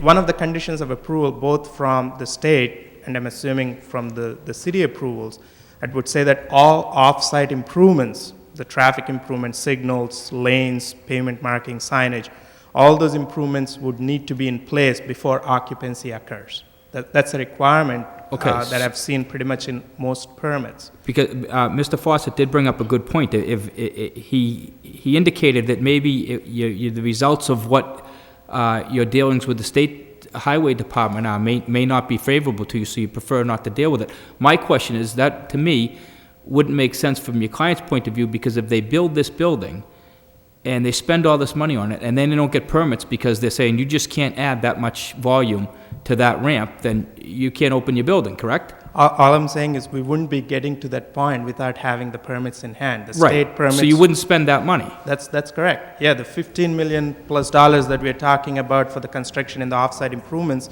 would not be spent out there till all the state permitting is completed. So yeah, we'll be securing the state approvals, just like we are looking for your approval tonight. And it's just later in the process. That's correct. But prior to occupying the property. That's correct. That's what I thought. I was just confused because it wouldn't make sense if you could do it the other way. And especially if the other thing I want to point out is if something during the state process affects or changes what you have seen here are being presented today materially, right, we would have to come back to your board or the planning board or whoever has jurisdiction on that aspect of the change to make sure that the city is aware of the change and that you are okay with it. So it's not a one-way deal. If So there's a series of checks and balances that are in place that will address this. That's correct. It's both state and at the local levels. Right now we're going through the local process. This will be followed by the state process. And if something substantially changes, for example, the site plan or the access of the state says you got to fix this ramp or whatever it is, we'll have to come back to the city to make sure that these changes are okay with the city as well. And the state looks, the first thing I would imagine, just like the city, would look to safety and as criteria that they use to issue permits. That's correct. And the city will also have the opportunity to comment to the state as part of the state process. Okay, thank you. Okay, I have a question for the engineer. As an expert, as an engineer, could that ramp be straightened out by looking at it? You've looked at it for a while now, and let's say the state wants you to do something with the ramp. Is it a possibility, or is it we just wasting our time? You mean the weaving issue on the connector road where people get on the ramp and then there's because Mr. Fawcett brought up a great point. It is dangerous. I've been up there many times myself. But can it be fixed? Well, anything can be fixed, I guess, but when you're working with interstate ramps or interchanges, when you're working with the state, do you think in your mind that ramp can be fixed? It would be, I would say, given the volume of traffic we're talking about from this project versus the 53,000 number that I had quoted that's already using that ramp, it would be beyond the scope of any one project, either Lowe's or Stop and Shop or anyone, to make substantial improvements on the connector road. But it is within the scope of the state to make changes, safety improvements, to make some of these work. Obviously, we have not looked at, and the state will be looking at that as well as part of this filing, but we haven't looked at fixing that condition on the connector road. Okay, but I know you haven't looked at it. If you were going to do it, how would you do it? Or just quickly. I know we're running short on time here, so, I mean, you looked at it, you had 2 or 3 weeks to address this, so. Well, it would involve somehow addressing the weaving, increasing the weaving in between the 2 points, so you would try to bring traffic in a little bit earlier. I mean, if the existing spacing between the on and off ramps there is of a certain distance, you could adjust that with adjusting the pavement markings or trying to bring people in earlier, 100 feet or 1,500 feet earlier before the merge point, and then dropping them off, 100 or 200 feet later. So you can extend the weaving distance, which will help improve the safety on the connector road. Okay, and you feel if the state want you to do that, that Lowe's will do it financially with no problem at all. I cannot speak for Lowe's at this point. My comment is that the project's impacts on that section of the roadway is not of the magnitude that would require the state to impose that condition on a single project. You're talking about, a few hundred cars versus 53,000 cars that are already there. So you're talking about regional solutions. You're talking about fixing problems on the connected road as part of a regional highway system. And we are talking about traffic coming off on a ramp from a particular project. Okay. There's a big Before we get to this difference gentleman, I think Mr. Noon has a few questions he wants to ask. I do have a question for the engineering, just a follow-up question. You did comment that the city will have the opportunity to comment on should this process go into the state with regard to the traffic on the ramp. Yes. The same question is that the neighborhood people also raised those concerns. Will they have any input in it? Yes. In conjunction with the city? It's to whom the do they contact? The planning department within the city should have gotten a copy of the filing that's been made to the state, and that has all the contact information where comments can be sent. So will Lowell provide those informations to the neighborhood in case they want to voice their, raise the same concern that they raised tonight? I believe, the comments, the document that's been submitted is a public document, and there is a contact information on that document that says where comments can be submitted. So residents are, and in most cases, residents do submit comments to the state as they're submitting to you tonight. All right. Mr. Chairman, that's all the question I have for tonight, but I do have other comment later. One quick point. Ken Stafford just mentioned that there will be a notice posted in the Lowell Sun about the availability of this document for public comment. Thank you. Thank you. Thank you. Okay, we're going to get Mr. Paragas first, and we'll get this gentleman here. Go ahead, Judge. Slow things down too much. Just in regards to that document, we at the city will get a copy as well as other, the regional planning agency and such, and it gets posted in the Sun, and people can order it through the state agency that does those reviews. I also will offer that if anybody wants to come into the planning department, for the nominal charge that we do copies, we can make copies for people or give them instructions on how to order it from the state. And they do take written comments from both the city and anybody else that wants to submit written comments to the study and what the impacts are that that's under the state's purview. Okay, sir. Hi, Paul Janaka, Victoria Street. First of all, we were supposed to have another meeting for the whole neighborhood with the traffic study gentleman back in August, and we never did. We were looking over the new traffic study that we got last time we met here in November, and we'd like to know, how come you did not take in the rush hour time in the morning when you did the traffic study? It was mostly between 5 and 6. And why didn't you include Sunday in the traffic study?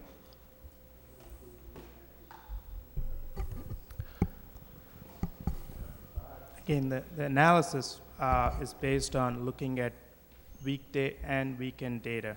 And for home improvement stores, the typical peak traffic flow, you do have traffic in the morning with contractors coming in early in the morning to pick up supplies as they head out to their job sites. But the peak traffic condition that you would see at a home improvement store, there are two conditions. One is on a weekday evening peak hour that happens between 4 and 6 p.m. as people are coming back home from work, or they would come home and then go to the home improvement store. And then the second peak occurs on a Saturday midday. The traffic flow difference between, and again, I'm talking about the peak of the peaks. For weekdays, it's the evening peak hour. And for weekends, it's the Saturday midday peak hour. And what we are required to do is to look at the worst condition for traffic flow so that the improvement measures, the mitigation, if you would, that we come up with to take care of those worst peak hours will obviously be adequate to take care of the non-peak conditions, which would be the other times of the day or other parts of the weekend. But we would be designing for the worst of the worst peaks, which again, based on guidelines for a home improvement store that you would look at anywhere in the state or in this country, would be during the evening peak hour, rush hour, and then the Saturday midday peak hour, which is the retail peak condition between 11 and 2 p.m. Those are the peak of the peak hours. That's the peak hours for Lowell, but not for the city of Lowell. And we have 6 schools within a mile of where Lowell's is going to be built. And we have school buses going up and down Chelmsford Street and Stevens Street and also the side streets constantly. So instead of going the peak hours of Lowell, I think he should have gone with the peak hours of Lowell, Massachusetts and the Highlands. Thank you. Thank you. Corey, you'd want to say something? Yes, thank you, Mr. Chairman. I have no questions at this point. At this point, everything's been answered, but I do have some comments about the project, and it does have many, many positives, starting with what's there at the time being, LTC. Lowe's has gone as far as to buy a building in the city to keep those jobs here. And I'm not so sure, these jobs at LTC are mainly taken up by suburbanites who don't reside in the city. And those are skilled positions. Lowe's is looking to create the same or more jobs that are unskilled. And that means your husband's wives, sons, daughters can go to work there for a better than average salary with insurance. And I don't think it's anything to sneeze at this point. Secondly, we all saw the presentation here nearly a month ago. It was second to none. I applaud all those involved. Lowe's seems to me a community responsible corporation. Okay? They have made traffic enhancements in the neighborhood that, from what we've asked many, many questions about the traffic. Let's reiterate again, we have an engineer here from Lowe's, and I don't consider that suffice either. I'm like the residents. We have a city engineer who backs it up, says the enhancements they make are suffice. We're going to have mass highway involvement coming off the highways, and we're going to need their approval, or they don't break ground.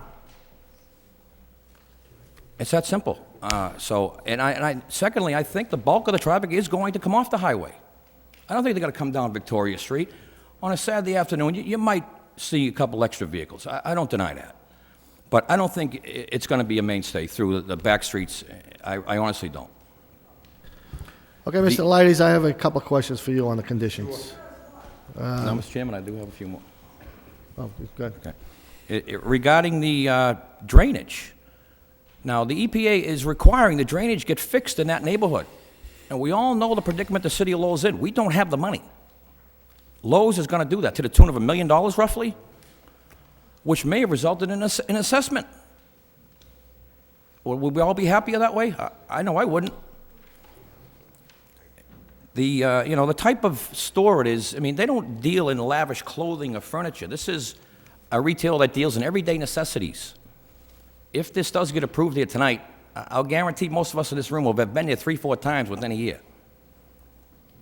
Now, many of you mentioned the master plan a month ago, and neighborhood preservation was beaten like a drum, and it's in there. There's no doubt about it. But so is, as Councilor Eliades mentioned, edge development along our borders and highways. I have to get in my car. When I need the smallest thing, I have to get in my car. I have to go to Nashua, Tewksbury, Chelmsford. Is everybody happy with that? I'm not. I just think we need to, hopefully, this is the first of many. This is the anchor tenant the city's been waiting for. Hopefully the first of many. Now, right now, we have no giant retails in a city of over 100,000 people. That sounds crazy to me. And again, Matt Coggins and DPD did a fantastic job. I applaud all those involved, and I am for the project, Mr. Chairman. Thank you. Okay, Corey, thank you. Mr. Leides? Do you have a copy of the conditions from the neighborhood? I'm sorry, I didn't. Do you have a copy of the conditions that the... I do, yes. Okay. I do. Did you talk to your client about these conditions? I did. We have a few concerns, and I have a suggestion to go with them. First of all, I happen to note that the owner of the adjacent property on Wellman and Chelmsford Street, the new mall there, is here this evening. And item number 2, he's very concerned with. I'll let him speak to that, but I just showed it to him now. I felt I had to, Mr. Chairman, because it would affect him as well, where it's asking that there can be right turns only, et cetera, out of the spot. But I just wanted to point that out. On the no deliveries, number 3, by the way, I should start at the beginning, right? Number 1, we have no say over that. However, it's as Mr. Proakis will tell you, it's totally up to the city departments to deal with that. We have told them through this whole process to the extent we can support them with reference to any of these things, we will support them. I should note for the board that we've actually had differing opinions, as you might expect, from people in the neighborhood as to whether or not there should be a one-way, shouldn't be a one-way, or all of those things. And I think that's something that has to play out, and probably more especially once the hopefully store is open and operating, to find out where those cars are going to go and whether or not it can help. To the extent that we can help, to the extent we can do something to help it along, we will do it. Wellman Street, On number one, I think they're just looking for some signage to state not a throughway for residents only. Is that correct? Mr. Parekas, can you? Okay. I'm sure the city would be willing to work with the residents on exactly what or how those signs should be worded. There may be some limitations our traffic engineer has on what wording you can put on what signs in certain circumstances based upon city and state regulations. We would have to, if there was signage like this that was going to be a regulation, like residents only down this street or something like that, it would need council approval to do that. We could work with the neighbors on that. I am concerned that the not a throughway words are usually reserved for streets that are actually dead ends, and the circumstances under which we use those words on those signs may be something that the law limits. I don't know the answer to that, and I would just caution you that I'm not aware of it. If it's allowable, it's certainly something we would be happy to pursue on the residents' behalf to try to get whatever wording it is that is allowable and makes them comfortable to make something like that work. Well, I think it makes sense, and like Mr. Fawcett said, for a one-way, just going to be an inconvenience for them. I also think whatever that signage we could put on both ends of the street, I think it'll be a benefit for the neighborhood. I agree. If you leave that open enough so that we can settle what works and is legal and that we can bring before the council something similar to this, we'll try to get that together. That's fine. And that's perfectly reasonable. Okay. Okay, Mr. Leidy, we're on number 2. Okay. On deliveries, I was just checking with Ms. Casey again. Okay, well, what did we do number 2, Wellman Street, right turn only? Well, I don't think we have a problem with a right turn only. We do. I'm sorry. He does. I'm sorry. I know it was discussed, and we've gone back and forth with a traffic light there and a this and that. Whatever. Yeah, I just want to add a point purely from a traffic flow point of view. Obviously, it has nothing to do with the Lowe's on this site or any other use, even if you're talking about LTC and its traffic operations on this site. What I guess is in front of you is a suggestion to make, this is Chelmsford Street, that's Wellman Street, a suggestion to restrict Wellman Street to a right turn in only and a right turn out only. So you cannot make a left turn out or you cannot make a left turn in. That totally contradicts a lot of general traffic principles. I think it's just Wellman Street, right turn only. Coming out of Wellman Street, just taking a right turn. Coming out of Wellman and making a right turn only. Right. I think what the neighbors are trying to do, so the people coming out of Wellman Street won't take a left and interfere with, or going down Victoria Street or one of the streets, or even past the houses on Chelmsford Street. George, you want to? Right. My only caution to that is, I at some point in time actually suggested that as a part of the conversation with the folks at Lowe's, and one of the ways we also tried to address the issue is making sure we're going to work with them to place signs in the parking lot that instruct people going to routes 3 and 495 and the Lowell connector to exit back to Composite Way, so that they don't try to get to Wellman Street. But traffic that does get to Wellman Street, if they're forced to go right only and we're trying to get back to Route 3, or we're trying to get up to Stevens Street, the most natural thing they will try to do is take a left on the first side street they possibly can to cut back to Stevens. I am concerned that unless we carefully sign every single side street all the way up to the Plain and Chelmsford intersection, that runs the risk of shifting cut-through traffic. The one advantage of not having a light there is that no matter what you do to cut through, though, you're going to have to take an unprotected left turn either out of Wellman or onto that side street, neither of which are a very appealing thing to try to do on a busy street. And I'm hoping that as a whole will encourage people to work their way back to the lights and back towards the highways. But certainly that's not something the city opposes. It's really Lowe's, and I know the other neighbor who has the plaza there may or may not have concerns about it as well, but it's up to the purview of the board. So there's not going to be any traffic lights at all on Walnut Street, is that correct? No lights at all? If I can just add, the reason for getting rid of, if you see the original proposal, Wellman Street was widened to create separate left and right turning lanes, and there was a signal at that intersection. And one of the measures that we worked out with the planning department to minimize the use of Wellman Street is to make it as difficult as possible for people to use that leaving the site. And if you had only a single lane coming out of Wellman Street, and there was no signal at that intersection, yeah, maybe the first time or the second time someone may try to come out of Wellman Street and try to make a left turn, and if it's really difficult for them, they realize that there's a signal at the other entrance which will provide them the access at a signalized control, as opposed to providing access at an unsignalized control. Within 1 or 2 attempts, it'd be very easy for people to realize that they can get better access at the main entrance, which would be off of Composite Way. So that was how we addressed that access issue, as opposed to imposing a turn restriction on a public street, which Wellman Street is. Okay. Mr. Gary brought up a good point for a police officer for a couple of months. Is there something we can do permanently for weekdays, let's say from 3 to 6 at the high peak of the traffic on Walnut Street, and do it permanently? What I was going to suggest, Mr. Chairman, is that we, as a condition, will get together with the police and traffic division of the city, talk to them about what days of the week and what time periods they feel are important elements, and that perhaps 30, 60, 90 days after we open, it come back to the board for a revisit to see how things are going, and whether or not it's okay. Okay, and we can decide at that point whether it's going to be permanent or just temporary. I'm sorry, I missed that. At that point, we can decide if it's going to be a permanent or just temporary. Right. I mean, I think Mr. Geary... And we could probably get a good feel from the neighbors, because they're the ones going to have to deal with the situation, so... I think Mr. Geary's idea was a great idea. I didn't get a chance to comment on that. Secondly, I think it's going to be more...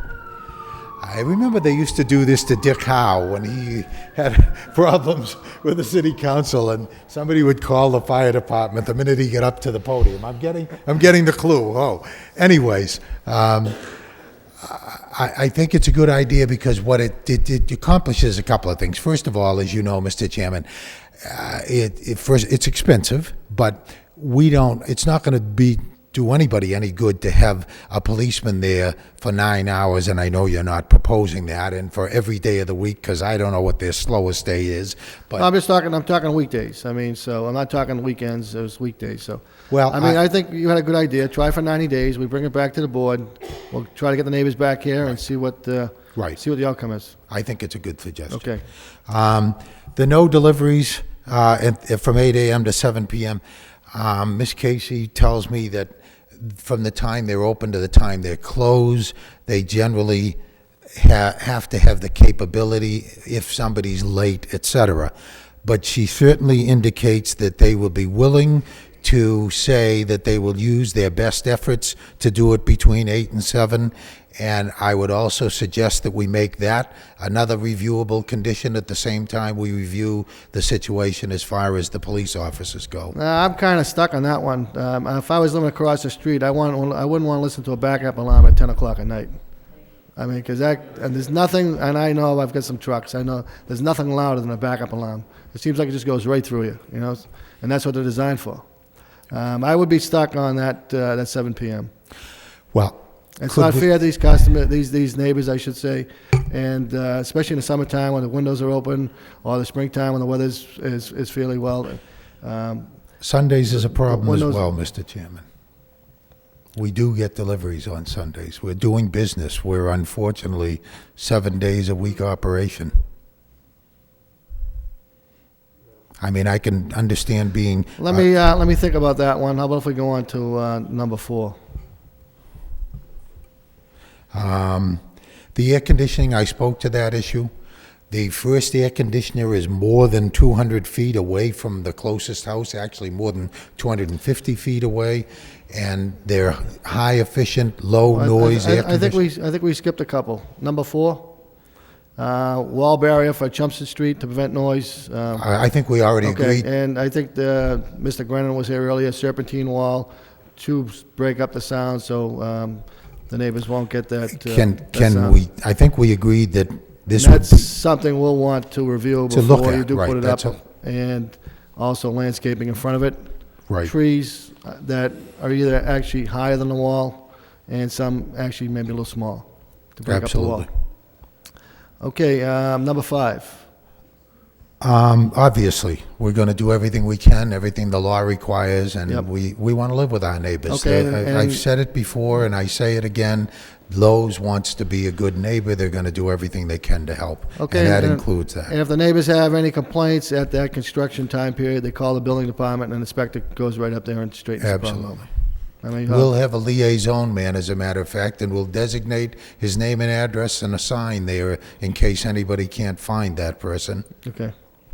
Number 6. Number 6 I mentioned is the air conditioning. They really need to have them up on the rooftops. They're going to be more than 250 feet away, and they're going to be refrigerator quiet. How about if we put some type of screening as far as a solid fence around them, so it will block the noise, and also it's aesthetics will look nice. To the extent it can be done without damaging their efficiency, sure. I Oh, think I'm we sure, that should be a no-brainer, that shouldn't be no problem. Fine. Okay? No loudspeakers. Okay. We already agreed to that as part of the conditions of the, except for emergencies, of course.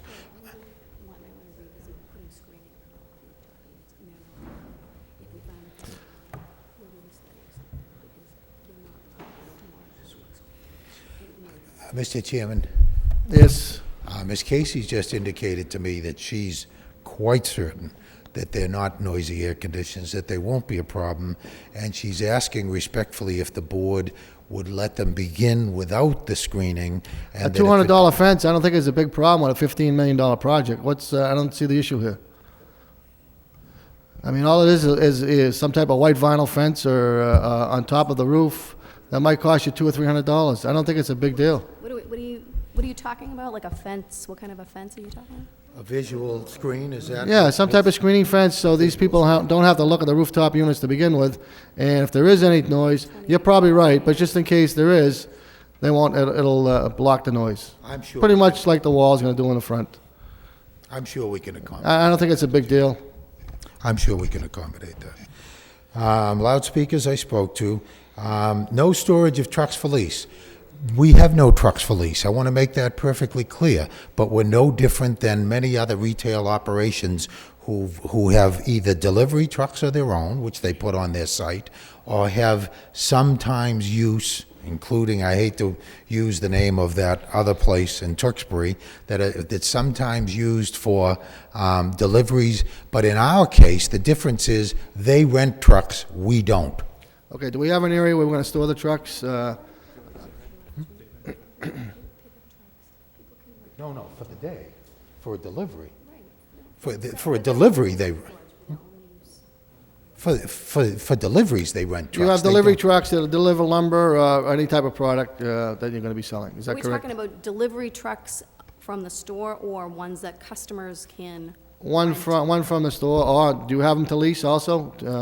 No, what we were talking about earlier was rental of small pickup trucks. Okay, not- Customer can use it, they pay an hourly rate for a Right, couple hours okay. to move materials back and forth. Yep. For the vehicles that don't, their own vehicles, their personal vehicles aren't large enough. And how about a large delivery truck? Will you deliver lumber to, let's say, somebody that's building a new house? Will you Sure. do? Okay. Yeah, we do that. We do that also? We Okay. deliver, right? Correct, Lowe's does. So you deliver Of course. the lumber to a brand-new house? Correct. Which would be a large truck. Then you'll have pickup trucks that you lease out for an hourly rate? That's correct. Okay. And how many pickup trucks, do we have an idea on a building this size? Is it 10, 15, 20? 5 to 10, something like that. 5 or 10? No more than 10? No more than 10. Okay, good, okay. Do we have an area, Mr. Elias, where we're gonna store these trucks? We'll designate them to the satisfaction of the Department of Planning and Development, if that's okay with the chairman. Yeah, it is kind of okay, but I kind of want to have an idea, so just so we want to keep it away from the neighbors. I don't want that right up on Chelmsford Street where the trucks are going to be parked. I like to have it furthest away from Chelmsford Street, so. Or we could even It doesn't stipulate, affect the neighbors, and in the wintertime, these diesel trucks will be running, and it'll create some type of diesel smoke or So No, I'd like to I keep it understand. further We'll back. stipulate as far away from the Chelmsford Street side as possible. Okay, great. All right. Hours of operation, you know, I think what I'd like to do is ask that at some point, we'll agree to this, but I'd like the opportunity to at least come back and revisit the extra hour in the summer with your permission when we do a review. So I guess I'm agreeing to this condition, but I'm just, for the record, what? What is it that you're agreeing to here? The hours of operation, 8 a.m. Oh, I'm sorry, it's 6 p.m., 6 a.m., I'm sorry. Thank you. I missed that. It's 6, our normal operating times. Everybody who supplies to a tradesman, to a workman or whatever, is a 6 a.m. operation, Mr. Chairman. So we'll agree to 6 a.m. to 10 p.m. and no summer extra hour for now. 4 hours of operation, sir. Thank you. Excuse me? Go ahead, Mr. On the Lane. security lights, all we want to do is make sure that we safely can get our people in and out of the premises. As you know, the fact that we're going to close at 10 o'clock doesn't mean that everybody's going to be out of there. We're proposing that, and I think this is eminently fair, a half hour after closing time, we'll have non-security lights, and I assume advertising lights means the store signage, and yes, we'll agree to a half hour after closing time. Okay, that's fine. Now, going back to number 9, starting at 6 a.m., will you be starting that big truck up at 6 a.m. and backing into the loading dock area to load up? And I know the business has to start at 6 a.m., but I'm just trying to prevent, especially, weekdays I could see, but let's say on a Saturday morning or Sunday morning, somebody wants to sleep in till like 8, 9 o'clock in the morning, who wants to get woken up with a backup alarm at 6 o'clock in the I'm morning? trying to get word on starting time, but deliveries are, they load, but you're not out In of the it. morning, and then they're out of there usually like around 7 or 8 to start going to different customer locations. Okay, so is there a possibility of loading this truck at night and then just taking off first thing in the morning so the neighbors don't? They try to do it if it works for them that particular day, but I don't know that it's something that's done every single night. That would be an ideal situation, but I don't believe it's going to be done. Now, will that also happen on a Saturday and Sunday, or is just during the For weekdays? deliveries? Yes. Yep. Saturday and Sunday also? So in other words, Saturday at 6 o'clock in the morning, somebody could be starting his truck up and, or Sunday morning, starting the truck up and backing up to the loading dock and loading up. Is that correct? That's correct. And note where it is on the plan if you could, because it is all on the opposite side of the receiving and storage area. I think that's It's very close to the composite. It's border or at that buffer point. between us and Chelmsford. At that point, it's 3 football fields away at least from even Chelmsford Street. Okay, well, maybe what we'd like to do is, if it's possible, to load up at night so they're not backing onto the loading dock. And also, Mr. Gary just mentioned to take, when they exit the parking lot, go Composite Way instead of Walnut Street. And I would recommend all deliveries going, and we'd probably want to make that a condition, going Composite Way instead of coming out of Walnut Street. Fine. The site plan limits you to that. You can't, the trucks, when they come in the back, that's where the activities happen. The planning board- They have no other choice but to turn around and go back up the same way they came Right. in. If you can So, refer but we'll to the agree to plan. that. Yes, because we'll make that a condition, just in Theoretically, case you somebody. could drive around. Well, you get a driver that wants to go out Walnut Street, just to. And that's it for us, Mr. Chairman, on comments on these. I think we can live with everything we just talked about. Does anybody else want to comment on these conditions? Mr. Belanger? Thank you, Mr. Chairman. Mr. Chairman, I want to say for starters, I'm pretty proud of my fellow board members and being on this board and being part of this vote. I think this board has come up with a perfect compromise that will hopefully allow the neighborhood to live in harmony with this project. And I want you to know that this is coming, from days from opening, it's coming back to this board for a review. And we're going to count on your input then. All the issues, you guys have worked diligently, and As far as citizens, you are the best. I've been here 4 years. I've never seen anybody so educated and carried yourself very, very well. And we're going to look forward to your input days after this place opens. But I just want to say from a city point of view that this is just too good to say no to. We're in no position to say no at this point, but we're going to count on your input in the future. And thank you very much. Mr. Flynn, did you have a comment? Through you, Mr. Chairman, I would like to add one condition, and that would be to add a three-way stop sign at the corner of Upham and Usher Street. And I believe we've already got signs for local traffic, so that was another issue I had. I have a question for the traffic engineer. How many cars do you estimate going down Stevens Street right now? Could you give me that estimate?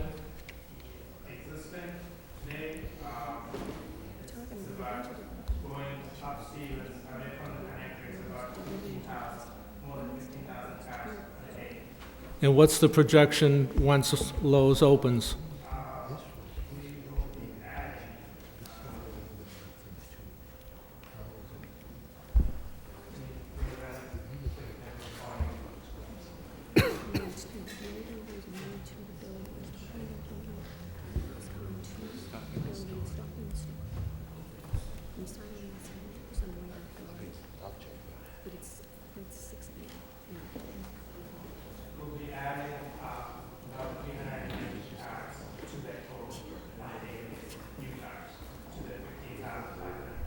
Is that right? Okay.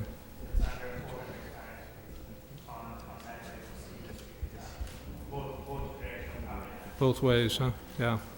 Okay. From what I can see, the benefits outweigh the negatives with this petition, and I would be in favor of this petition. Thank you, Mr. Chairman. Thank you, Mr. Flynn. Anybody else? Mr. Noon. Thank you, Mr. Chairman. This portion of the comment, Mr. Chairman, for me, this is a very difficult, task, I guess, for all the board, and I can say for myself in trying to protect the neighborhood, the unique character of the neighborhood, while also embrace the economic development that the city planning development put together. It's not easy task here. But I'm very confident that this project certainly will bring growth and opportunity to the city of Lowell in terms of economic development that planning and development have, brought about in their master plans. And Attorney Elias addressed all those 17 points that a petitioner need to meet in requesting a special permit, and all those points was well put together and have been addressed, if we were to approve tonight conditions that I would recommend to Mr. Chairman that the planning board recommendations along with the neighborhood conditions or request to have us as a board put the condition, as well as some of the conditions that the board themselves or ourselves have come, bring about, that all those conditions be put together and that we revisit it. And I want to also, before closing, to thank the neighborhood people for coming and share their concern and issues, as well as Lowell for coming to Lowell. Thank you. Okay, Mr. Parikis, do you have a comment? Yes, Mr. Chairman, just one remaining detail. There are a number of transportation offsite improvements that we have worked with that have all been seen by our city engineer and our city traffic engineers, including where the traffic lights have gone, removing the lights at Wellman Street, adding the light at Parker and Stevens. There are 3 other transportation signage-based suggestions that came up tonight, and I would suggest that if the board is interested in all of them, we would be happy to look into pursuing them and see what we can do to do them. I would like to ask the board if it's reasonable, because those have not yet been seen by the city engineer and the city traffic engineer, and that it may be something that you may want to look at as conditionally adding as a condition dependent upon their feedback as well. One is the residents-only signs at Victoria Upperman Albert. I think we can do that. I just want to make sure the wording on them is right. The second is the right turn only at Wellman Street, if you decide that that's something you're interested in. I know that it's something we discussed in the past. I don't see any technical reasons why it can't be done, but it is a city street, and it's a city street sign, and it would eventually need the transportation engineer to weigh in and the council approval. And the other is the three-way stop sign that you just suggested, all of which I think are reasonable. But if you decide to go forward with, I would just urge you to limit that condition to making sure that the engineers have a look at that and make sure there are no further concerns about doing those. Okay, I thought one of the neighbors had a concern about taking that right-hand turn from, yes, sir? I think Mr. Teos might. I would rather yield to the ladies. No, that's all right. That's what they're talking about. Go ahead. Well, I'm Dimitri Matheos, and I live at 34 Wellman Street. I am concerned, as all of you, our neighbors. Sir, why don't you just talk to the board and we'll Yes. address the neighbors. But the reason why I have been kept quiet, I put my trust and my faith to the city government. I do believe that the city is here to grow. And unless we think ahead, we can't go nowhere. I do recall the days of when I had a nervous breakdown myself. And I left, I took my family, I left to go back to Greece, to find out that this was not the thing to do, and to come back and continue living where I am. For that reason, I look at all of these concerns that we have, and I have expressed those concerns the first meeting that we had, when I received, like everybody else, a note about what's going to take place across the street from me, which I already had started my project. I think this is something that the city took it in a very positive way, and that's the way it is. I do support this project, and that is why I did not come out to go against it. In reference to the traffic, as I heard tonight, there is a one right turn. If I want to get out of my house and I want to go to Chelmsford, how am I going to do it? Where will I go to turn around and come back into Chelmsford Street to get into Chelmsford? It's not that I am the only person on that street. We have 850 people that they work on those mini towers. Where these people would be going if we only put a sign saying go right only. So, in my opinion, I would suggest that we have three ways: right, left, and straight. So, one that's coming in and two ways going out. I do live there and I know what the traffic is. But I do trust that the engineers did their job, and I put my faith that this whole system that they impose on this project will be working for the benefit of the city and the benefit of the neighbors. Thank you. Okay, thank you. I think what we talked about earlier, maybe a police officer for 90 days and see what the traffic flow is going to be like, and we'll have a review after that. Ma'am, did you want to say something? If it is, it's going to be real quick, because we're... It's really, I'd like the board to clarify something for me. Okay. If you could. The neighbors haven't seen a lot about demolition and construction, and one of my neighbors had brought up this point about health issues because of the dust. And earlier it was brought up that the city, state, and federal regulations will be followed. Unfortunately, we don't know what those are. And I know you directed us, I think, to the building department, and I was wondering if you could tell us what we could expect as protection from the dust and the noise, and if we have any complaints, what's the process? Well, they'll be required to have a fire hydrant with a fire hose to spray the building down as they're tearing it down to keep the dust down. Okay, is that the only If I could, I think I what, believe that's a requirement. I think what Attorney Lightis handed us earlier was some questions that he anticipated that you might have, and it says, one heading is regarding health concerns during construction. I don't know if you saw this, but it's one paragraph. I could read it to you if you'd like, but. I would like that It just says information. demolition activities will be conducted in accordance with applicable federal, state, and local environmental laws, regulations, and guidelines. A soil management plan will also be implemented during the construction to address potential issues regarding dust control, soil stockpiling management, and will be prepared in accordance with applicable federal, state, and local environmental laws, regulations, and guidelines. And my guess is this will be overseen by the city, and one of the conditions I'm going to impose is that once construction begins, that they meet with us every 60 days to make sure that they're in compliance. We don't have the power, unfortunately, to issue sanctions, but we certainly can impose more conditions after a review meeting. Will there be notice of these meetings to the neighbors? My concern is, I was speaking to many of my neighbors who've lived through the Cross Point Towers construction, and many of them said that demolition and construction brought out rodents and the dust all the way up to Victoria and past Victoria. That's how bad the situation was. And of course, when you hear rodents, you get very, very concerned. Well, So- when you get a situation like that, you have to call the building department. That's the only avenue you have. And if there is dust, you call them and they'll come out, inspector will come out and check out the situation and to resolve whatever the problem is. Okay, and will the neighbors be notified of these meetings, or is it just public notice in the newspaper? I don't think it'll be public notice. It'll be every 60 days. There'll be one condition. It won't be a public notice.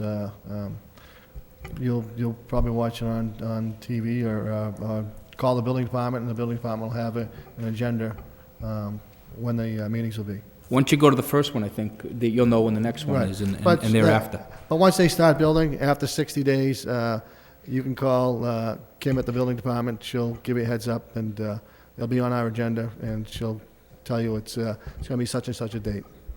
Okay, thank you. Okay? Mr. Chairman, it's also posted on the community channel, our agenda. So you wouldn't even have to call if you just turn to Channel 10. The agenda is posted there, so you would see on the television, on the community channel, what our upcoming agenda is. Okay, ma'am, I think I'll you're be the last one. I'll be really Okay. quick. I just want to know, what are the hours of construction and demolition going to be? All 24 hours a day? No, it won't be all hours. I'm not sure what that'll be a question for the building department. Okay. And then I just wanted to say that I live at the corner of Stevens Street, and I have a hard time getting in and out of my property now, and with 2,500 more cars, it's not going to be an easy trek. And I just wanted to say that you stated earlier, your job as a board is incumbent on public safety, and the increased daily traffic 7 days a week is really a public safety issue. So I just wanted to thank you for your time. Thank you. Okay, thank you. And again, once this comes back to us after 90 days, when they open up, if there's some traffic issues, we'll address the traffic issues then, and the neighbors will be coming out, and we'll take your input and see what the situation is in the area. Mr. Burgess? I don't have the exact times, but I do know there's a city ordinance on construction hours that, I know the morning end is 7 to 5, and during that time frame, that's very strictly enforced. If neighbors see any activity going on outside of those hours, they should contact the building department when they get in, and they make sure that doesn't happen again. And building department has inspectors out there every couple of days at most of these projects, checking on these things. And A project this size, they'll be out there every day. Yeah. They'll be out there every day, the inspector's checking on it to see what's going on. City engineer as well. City engineers will be out there every day, just when they start the site work. Every day they'll be out there to check on this project to make sure it's done right. Okay, I think that's it. Before I make the motion, I just want to make a comment. I think DPD did a very good job, but most important, I think the neighbors did a very, very good job coming out here and voicing their opinion, giving us a lot of good ideas about the project, conditions we should put on. And without them coming out here, we wouldn't know what conditions to put on. They really made a big help for us. So I want to thank them for coming out. All the years that I've been serving on the board, this is the strongest group of neighbors that I've seen out here since probably 14, 15 years. So I want to thank you. Okay, I need somebody to make a motion on conditions. I make a motion to approve the project with the conditions imposed by the planning board at their meeting. Excuse me. At their meeting, I'm not sure of the date, but whatever that was where they imposed these 32 conditions, incorporate that into the approval along with a condition,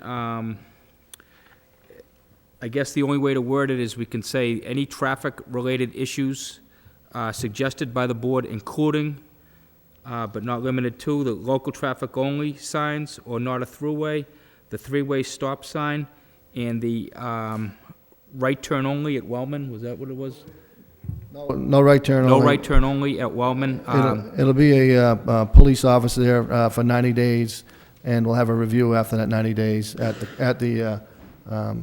the section of Wellman and Chumsted Street. Right, and to have that reviewed by the traffic department for their input, as well as the input from the neighborhood, along with a construction mitigation plan that is to be reviewed every 60 days by this board, and that we're notified as of the exact day the construction begins, so we know when the next meeting is as close to 60 days as possible.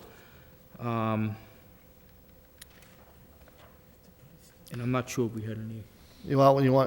Did you go through the Right, conditions and on then 1 through 10? And what a few of the changes that we made? The other condition, I guess, would be that they construct the stone wall. Stone wall with some type of... With mature trees. Trees, and maybe some smaller trees. But that's going to come for a review to our board, so we want to approve that wall. Excuse me, can we just specify a wall of stone? You might want brick, you might... I'd rather see a nice brick wall there instead of like a split-face block type thing. I mean, decorative Material wall. acceptable to the board and the planning department? Yeah, exactly. I mean, I like the board to have the final say on what type of wall and what type of landscaping is going to be. I just didn't want it to specify stone. We'll work with them on a design, and they can bring it back to you. Okay, great. And I guess the deliveries be restricted from 8 a.m. to 7 p.m. Yes, it is. Did they agree to that? No, that was the one we said that we have to have it during the open hours, Mr. Chairman. No, I was adamant on at 7 o'clock, and you said about Sundays. I said I'd get back to Sunday. If they have to make deliveries on Sunday, I can't stop them on Sunday, but 7 o'clock is definitely a deadline for deliveries. Like I said, I wouldn't want to live there and have a backup alarm at 10 o'clock at night, especially on a summer day, and have to listen to that laying in bed or in your family room. Would you repeat that again, Mr. Chairman, for the benefit of... Okay, deliveries made from 8 o'clock a.m. to 7 o'clock p.m. And we were adamant on that 7 o'clock p.m.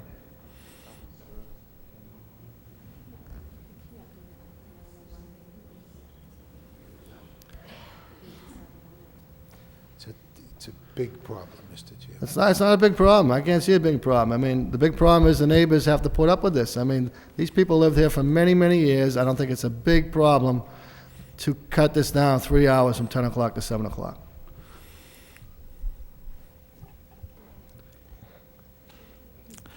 Can we make that one of the items that we'll review at our regular review No, period? we're going to do it right now. I don't want to review it. Okay.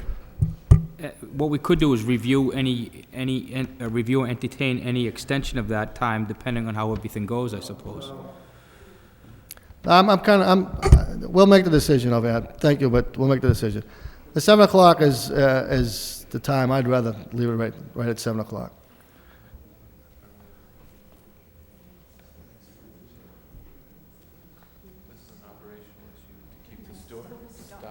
It's a real operational issue. Wait, what time in the morning?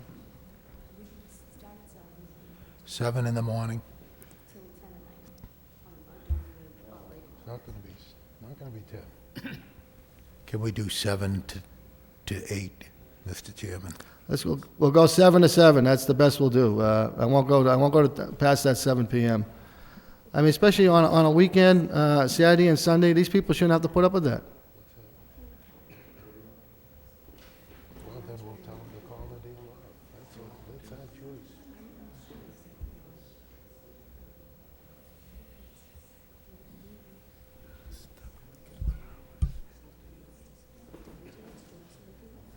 Please.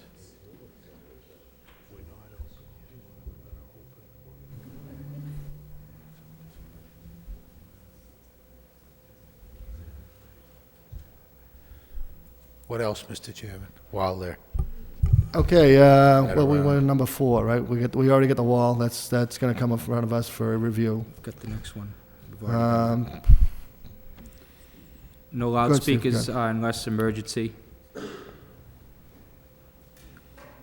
Okay, the air conditioning's, put some type of fencing on top of the roof. Correct. Just for Correct. aesthetics and sound. Storage of trucks will be the furthest away from Chelmsford Street, Correct. And we'll use composite. and gonna use composite way for access. Only. Yeah. In and out. Okay, and, go ahead, Deliveries Steve. and access. Hours of operation from 6 AM to 10 PM, I think, was Yep. by agreement.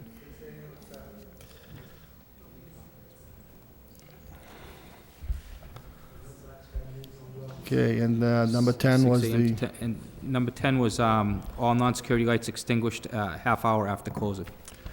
Can I okay, just how do we have a- make out on the, on number 3? Mr. Chairman, can I have a 2-minute timeout so I can discuss with my clients outside one of the issues that I'm dealing Yeah, with here? 2 minutes will be good. Thank Not- you. Not longer, because we're getting late over here. We got a few more petitions.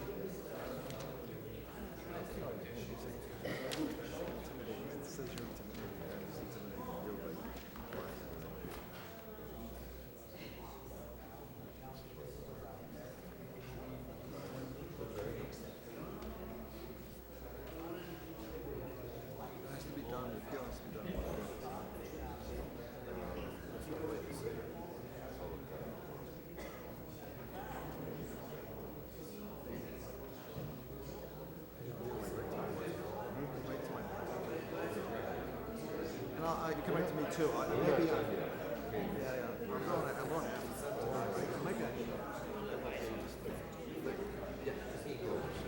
Yeah, I'll have something, you know.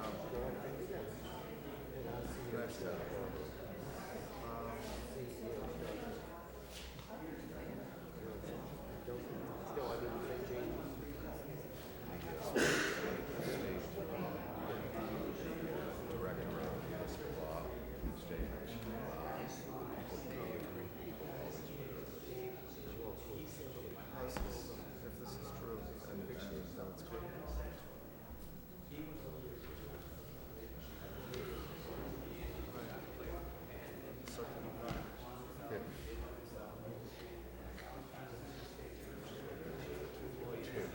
Yeah,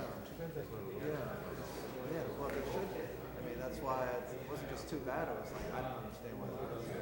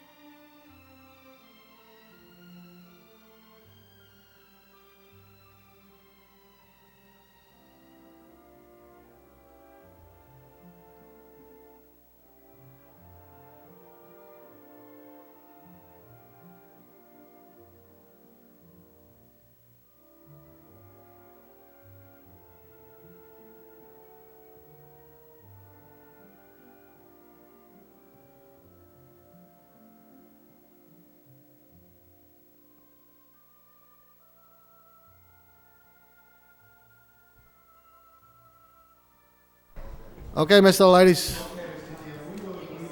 Addition, but I will say to the board that at some point, I'm going to let you know right now, I'm going to come back at some point after the store is built and operational, and hopefully we prove to you all the wonderful things we said we're going to do and we will do, and I will come back and ask you to make a change on that, but Okay, I'm that's just fine, telling but you. right now, we're stuck at the 7. Right. That's fine, 7 o'clock. Thank you. Okay, Mr. Geary, did you get all the conditions? Why don't you spend a minute just to make sure we got Okay. everything? Mr. Chairman, one other reminder, the signs. I have the variance signs. I think you saw them. I think we need them. They're not out of line, and we just need to include them. We're proving the whole That's what I thought. signage and That's everything fine. else. We're proving everything in one shot. So I think if we have the review date set once the construction starts, and then we'll do a 60-day review on that, and a 90-day review on all the conditions, and we'll go from there, set new review dates after that. I think that covers all the conditions. I would like to also add a condition, or not a condition, but a motion that we incorporate Attorney Alighty's findings of fact with the first, as it applies to the master plan and to the criteria that we use according to the zoning bylaw into our... Okay, and one other one, I think we're gonna make a condition that they follow up with the local contractors and have a meeting within 45 days. Right. As agreed by the Correct. applicant. Okay? I agreed that that would be a Okay, great. specific Okay, condition, so absolutely. we'll make that a condition also. Right. Okay, I need somebody to second that. Second. I'll second the motion. Well, I don't think you're not voting. You're voting, Jack? Okay, Mr. Knox is voting on this. He seconds the motion. Call the roll, please. Approve with condition. Approve with conditions? Approve with conditions. Approve with conditions. Approve with conditions. Again, I want to thank the neighbors for coming out and spending an awful lot of time with us, and let's hopefully we get the right thing for the neighborhood, and I think we do. Thanks again. Mr. Leighty, thank you.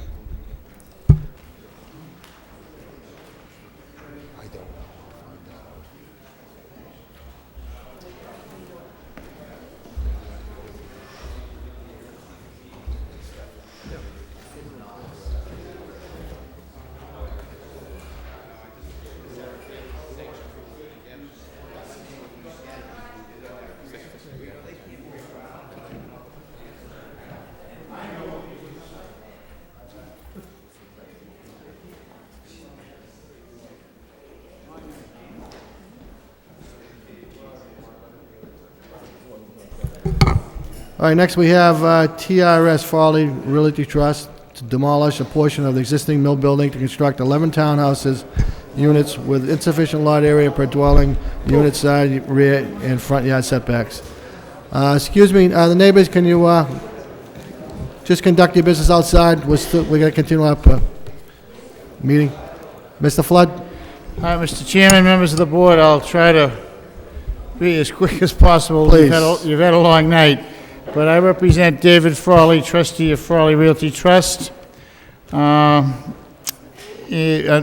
of a medical problem, he can't be here tonight, so I'm all alone. But we're before you tonight to request a variance to demolish a portion of the property at 685 to 689 Lawrence Street, which portion is the furthest part on Andrew Street, which is open to the elements, in order to construct 11 townhouse units without the required frontage, side, rear yard setbacks, and the area per dwelling unit required. A little history in the project was back in January of 2006, Dave appeared in front of the planning board for approval of 50 residential units in the entire building. And as you people are aware, the real estate market has changed, and he has gone back and looked at the figures and has decided that that's probably not the best move to make at this time. So what we did is we divided the property into 2 lots. We had an A&R plan approved, divided into 2 parts.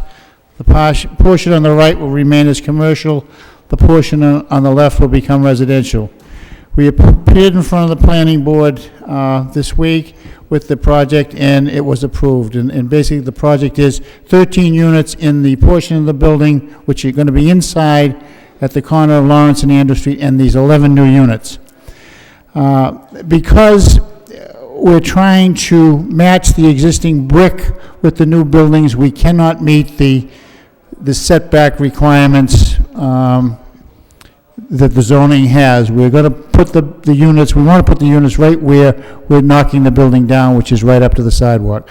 So that's because of the shape and size of the lot. I think we need this variance. If we were denied, I think we would suffer hardship. So I can explain more if you have questions. I have a list of the conditions here that the planning board placed on the approval, and as you're aware, any approval that you people make would be have to be subject to those conditions. So I'll give those out, and I'll answer any questions.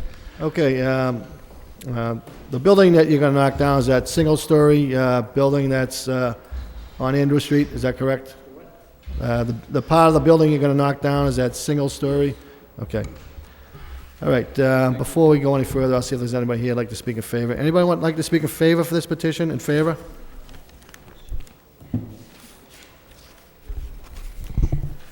Yes, good evening, or should I almost say good morning? My name is Carol McCarthy. I live at 64 Blossom Street. I also co-chair the Sacred Heart Neighborhood Improvement Group, and we were here Thursday night with the planning board in reference to this project that's going on. We are in favor of the project. The mill is a beautiful mill building. I guess the owner has tried various, job workplaces to have in it, and they've all failed, so I guess townhouses will be the next thing. We also like the idea that he wants to make it look like the mill buildings again. So we would support this project. There was only one other condition we were thinking of that we'd like to add, that maybe no parking signs be constructed along Andrew Street, so that no given point cars will be allowed to park on Andrew Street. It's a very dangerous curve. It's a very busy street. It's a bus route. So that's the only other condition we'd like to see, is no parking signs added to Andrew Street. Other than that, we love the project. It really looks nice. We like the idea that they're going to do a mixed use, where businesses will be there during the daytime, the residents will be at night. So I think they've even looked at the traffic flow, making it a safer area to exit and enter to this development anyways. We are in favor of it. Okay, thank you. Do you have any objections? No, well, I don't think we can do that. I think that's a city council Okay, we matter. can, I think he's right. I mean, I don't think we can make that decision. We can maybe recommend it. That's as far as we can go. Any type of signage, I think it has to... Okay. We can put a recommendation, and hopefully they'll follow through with it. Is there anybody else who would like to speak in favor? In favor? Is anybody here in opposition? Opposition, okay. Let's open it to the board. Steve, any questions? No, I looked at the project, I went by there. I know it's been something, it's something that's been in the works for a little bit of time, and I think it's an excellent project, and I'm glad that the neighborhood group supports it. I can see the conditions that were imposed were suggested by the planning board. I'd like to incorporate any of them. They're all good suggestions, and there's nothing I can think to add to it. I think it's an excellent project, and I'd vote to support it. Okay. Mr. Knox? Through you, Mr. Chairman, I agree. I can see why the neighbors supported the project. It's going to enhance the neighborhood. The mixed use is a great idea. And if we can do something through adding a memo that would bring it to the attention of the city council as far as the parking, maybe we could even resolve that issue. I certainly would support this. Okay. Mr. Belanger? Yes, through you, Mr. Chairman. I also I'm in agreement with my colleagues. I think this is the best use for that building as it stands right now. Do you want to say it? The neighborhood group is in favor of it, which only furthers my opinion. So I'm in approval for it. Thank you very much. Okay, I am also. I was there at the planning board meeting, and I saw the conditions that they put on, so, and they did a great job. So there's not much more we can do other than maybe recommending that signage on Andrew Street, Mr. McCarthy mentioned. I need a motion. Motion to approve with the conditions from the planning board. Second the motion. Okay, second, and put a recommendation for signage. And a recommendation from the traffic department and city council for signage. Okay, great. Call the roll, please. Mr. Noon? Approve with condition. Mr. Viera? approve with conditions? Approved with conditions. Approve with conditions. Approve with conditions. Been approved with 5 votes. We need to sign some paperwork, please.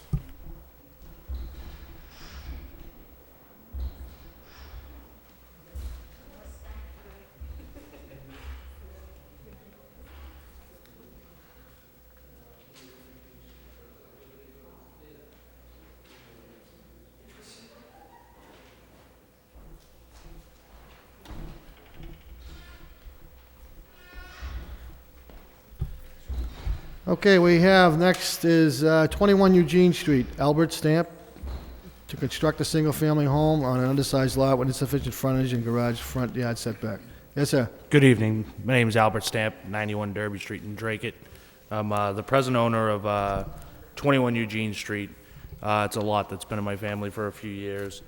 And I'm looking to construct a owner-occupied primary residence on that undersized lot.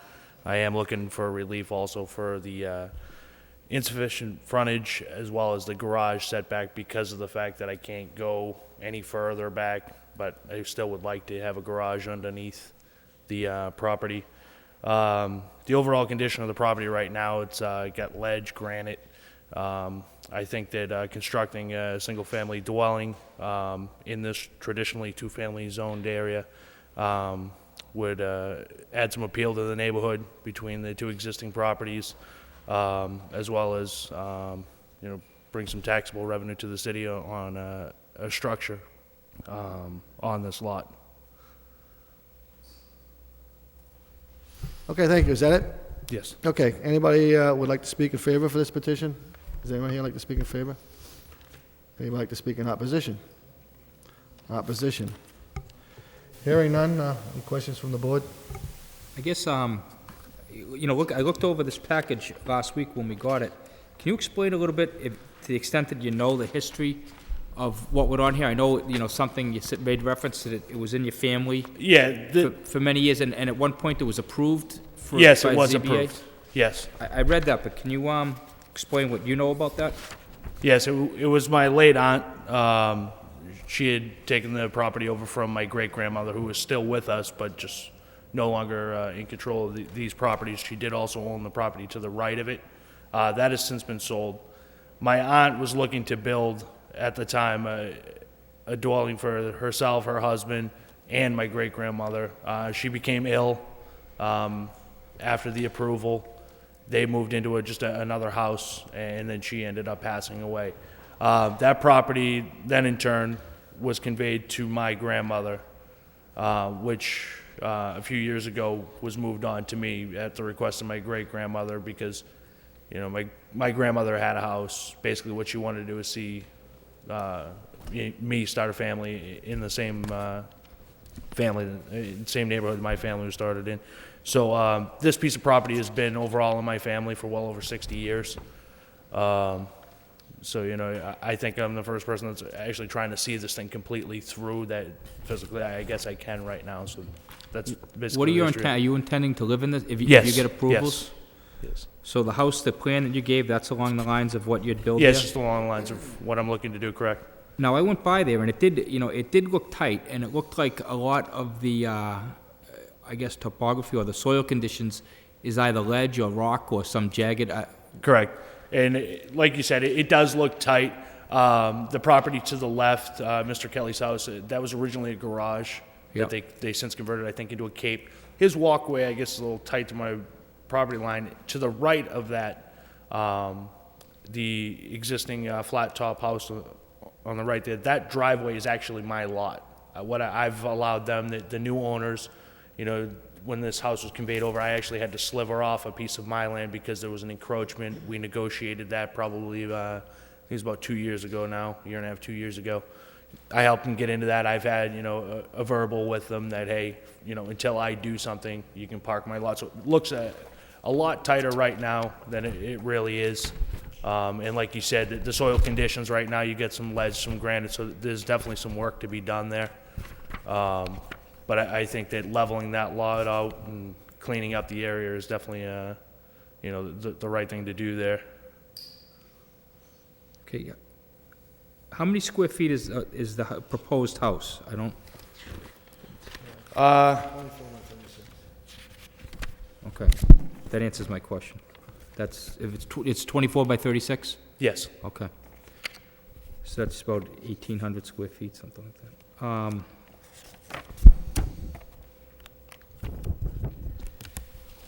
Have you spoken to the neighbors, I guess direct abutters? Are they aware of this? I mean, obviously nobody's here in opposition. Yes, So I can only assume that they don't oppose it. Right. I went over to them over the summer. We talked about it because Mr. Kelly on the left of me, he has like a keystone wall he put up, obviously, to hold the soil back on my land and stuff. So I've kind of gone through and the dealings of the new owners, the one on the right, we were introduced through that. So I've kind of let them know, there's an agreement there. I'm going to do my best to, make sure that I'm making good neighbors in the process of putting the house up because, there's nothing worse than starting off bad. So I'm going to do everything in my powers and with my contractor to make sure that I'm taking care of all their needs on either side with in respects to my construction. I know it's a tight lot, but it's undeveloped. It's not a particularly aesthetically pleasing looking lot at this point. Right. I think it is a congested area. If there was opposition, I'd have a very difficult time, but seeing none, I mean, based on it looks like the style house should build is a pretty consistent style with that area. Yes. Maybe improve it. The neighbors don't seem to be imposed. It is a tight area, but I'd be inclined to support it, but that's just my opinion. Okay, before I just let Vesna speak, what we've done in the past, especially on a tight lot like this, we don't have any elevation plans of a house or what type of house you're going to build. What we've done, we've staked off the corner lots, or have you stake the corner lots off and maybe also stake off where the house is going to go. It's going to give the board and myself a better feel of, okay, where your lot line is and where your house is going to be situated next to the houses on either side. Because the way it looks right now, it's going to be, like Mr. Gary said, it's going to be very, very tight. All right. The only potential problem I see with that, Mr. Chairman, right now, with the way the lot sits is, if you've driven by it, the front elevation, you've Well, got... I've been by it. Yeah, It looks like a rock pile right now. It's Yeah, you got the rock pile, so I don't have a problem staking out the lot at all. I've actually, the surveyor was notified that after we go through this, I wanted to have it staked out. Staking out where the dwelling is going to be a little lopsided. And not to spend a lot of money, just to go out there, stake it out. You might be able to do it yourself or with a surveyor. Not, like I said, I don't want you to spend a lot of money on it. Give us some lot lines and also where the house is going to go. And if there's a rock right there, just have them put an orange mark where on the rock where the house is going to go, and also with the lot lines. But I look good, Ves. Thank you, Mr. Chairman. When Mr. Chairman opened up by asking to see whether or not anyone opposed to it, when I was there today, there was one gentleman, his address is on 14 Eugene Street, Drew Hallen, Hanlon. He was surprised that anyone would have put a house box right in the middle of the other two, and this certainly is going to be different than the house nearby because they're not as congested box in the middle as this one is, and he expresses opposition to this. Unfortunately, tonight he has a sick in the family, so he couldn't be here tonight. I too feel difficult in this petition because it really is blocked right in the middle of the other two houses, and there's no room whatsoever. Very little room, if any. If you look at the house right in front, to the left and to the right, there's much more space than this one is, and I find it difficult to support it tonight, maybe with a site plan or what house is going to be going there. I will keep an open mind in the event that you have to come back before this board with pictures for us. So, thank you. Okay, Corey. Through you, Mr. Chairman. I'm in agreement with the Vice Chairman, Mr. Noon. please be aware that, the council did rezone December 2004 to prevent such houses on undersized lots like this, and we kind of are expected to adhere to those new regulations. But you don't have any opposition. That certainly works in your favor. But as the chairman's expertise usually does shed some light, and if you can stake off the house, let us know where the lot lines are, where the house is going to go, and what the house is going to look like. That will help my decision, but I'm very wary at this point, and I'm on a fence at this point, to be honest with you. But thank you very much. Check also. Through you, Mr. Chairman, I feel, I agree with my colleagues. I feel that the lot is very small to put a house in there, and I would have to wait until you level it off and put in the stakes and decide then. Thank you. So let me ask. Sorry. I think you got a good read from the board. Some are for it, some are opposing it. I'm up in the air right now.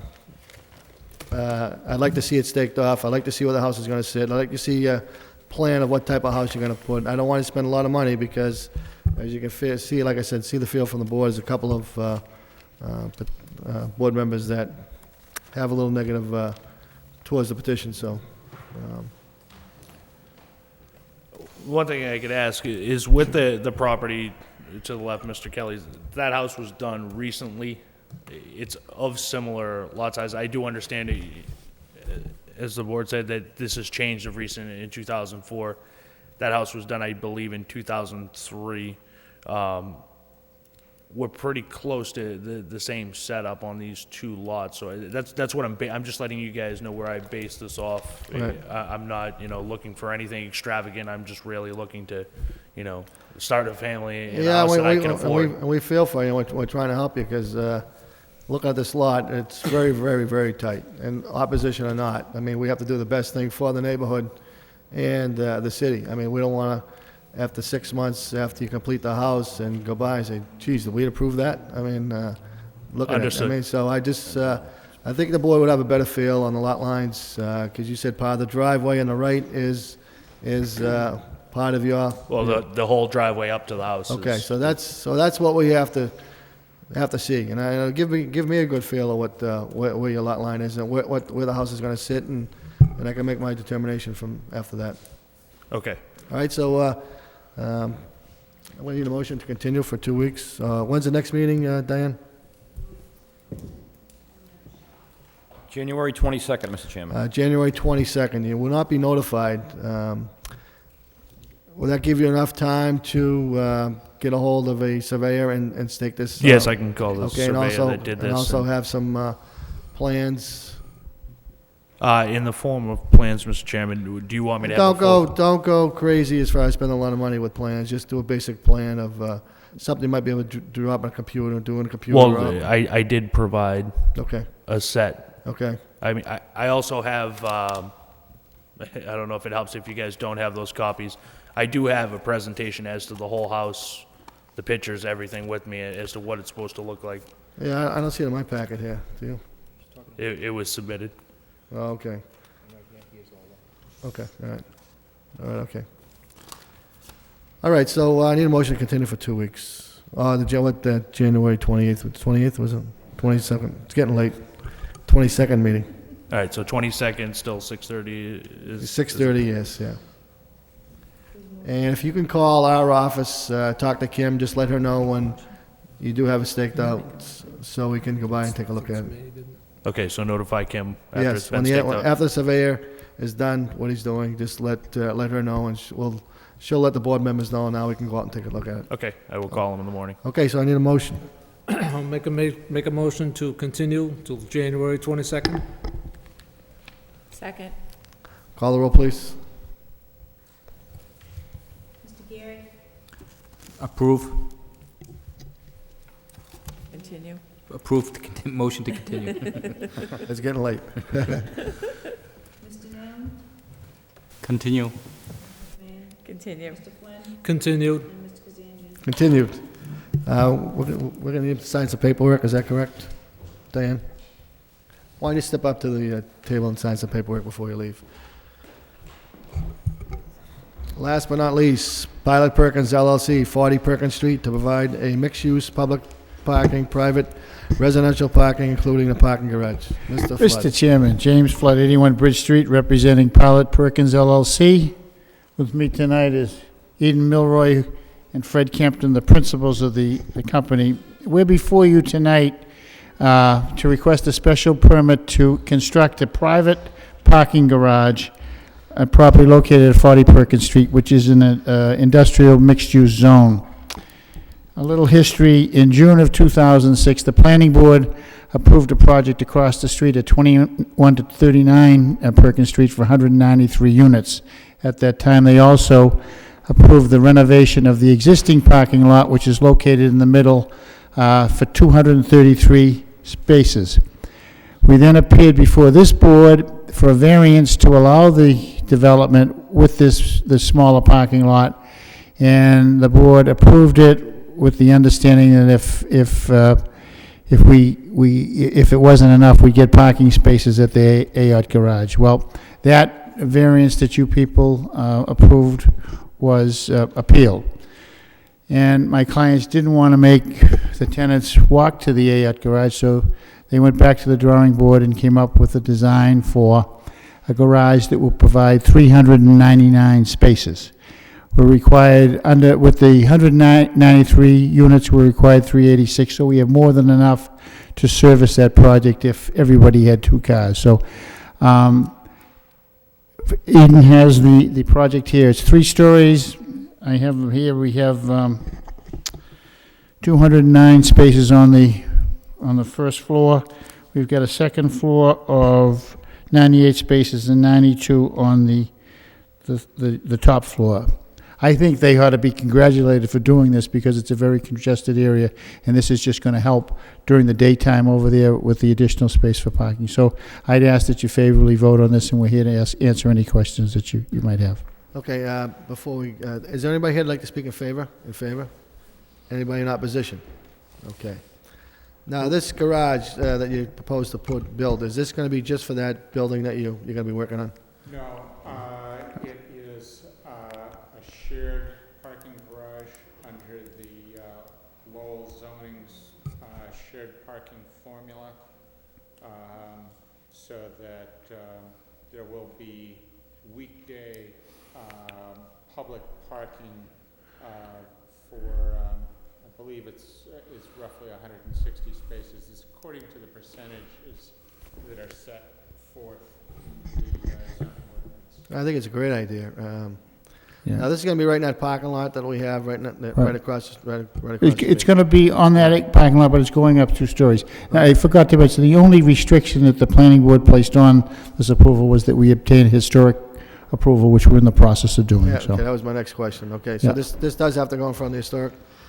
he can show you the design of it. This is, what you're looking at here is the plan that you approved last summer. And I'm showing you this just sort of as context. This parking lot layout has not changed.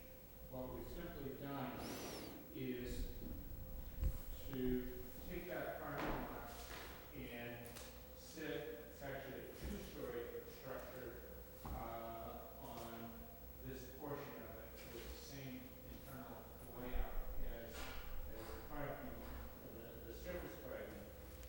It's sort of literally a 2-story building with rooftop parking lot. So it's almost parking with a 2-story building. Can do nothing but improve the whole situation. Well, I in the do area. too. I think it'll really, really help that area Yeah. out where they desperately need parking. Let's see what the board members have for questions. Jack, go ahead. I agree with you, Mr. Chairman, and through you, that the area is in dire need, as is most of the city, of parking. It's a great project. We approved initially the project, and I think this will do nothing more than to enhance that project and obviously help the dire situation of parking. I would certainly be in favor of the petition. Okay, anybody else? Yep. Through you, Mr. Chairman. I'm also in agreement with Mr. Knox. Good stuff. I want to commend the builders. I don't see too many builders that are willing to go that extra yard to do what you're willing to do. That not only benefits yourself, but everybody around you, and I commend you for that. There's nothing better than sitting here on this board and approving a vacant mill into condominiums, and I want to thank you for coming to Lowell, and I'm all for the project. Thank you very much. Thank you. Anybody else like this? Go ahead, Jack. Through you, Mr. Chairman, I also would like to commend you on building the garage, and I think it'll be a big asset to the city. I want to thank you again. Thank you. Thank you. Anybody else? Okay, I need a motion. You want to make a motion? Motion to approve the project, with the only condition that they comply with the recommendation of the planning board, that they have to go through the historic board. And have to, and it gets approval from the historic board also. Okay. Second. Okay, call the roll, please. Approve with the condition. Approve with condition. Approve with conditions. Approve with conditions. Approval conditions. Before we adjourn, I think do we have some minutes we have to vote on, Diane?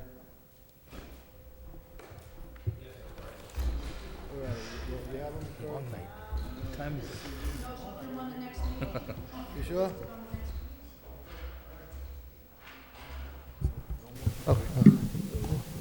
Nick? You all set? No minutes, Corey? Yes, Mr. Chairman, we have minutes from July the 24th, 2006, and September the 11th, 2006.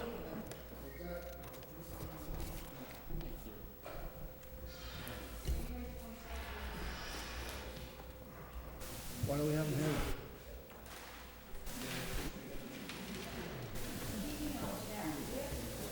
Use that old minute. They're in our packet. I mean, is it supposed to be tonight or what?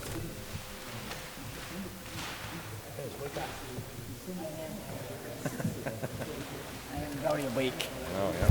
Very awake. Oh, my.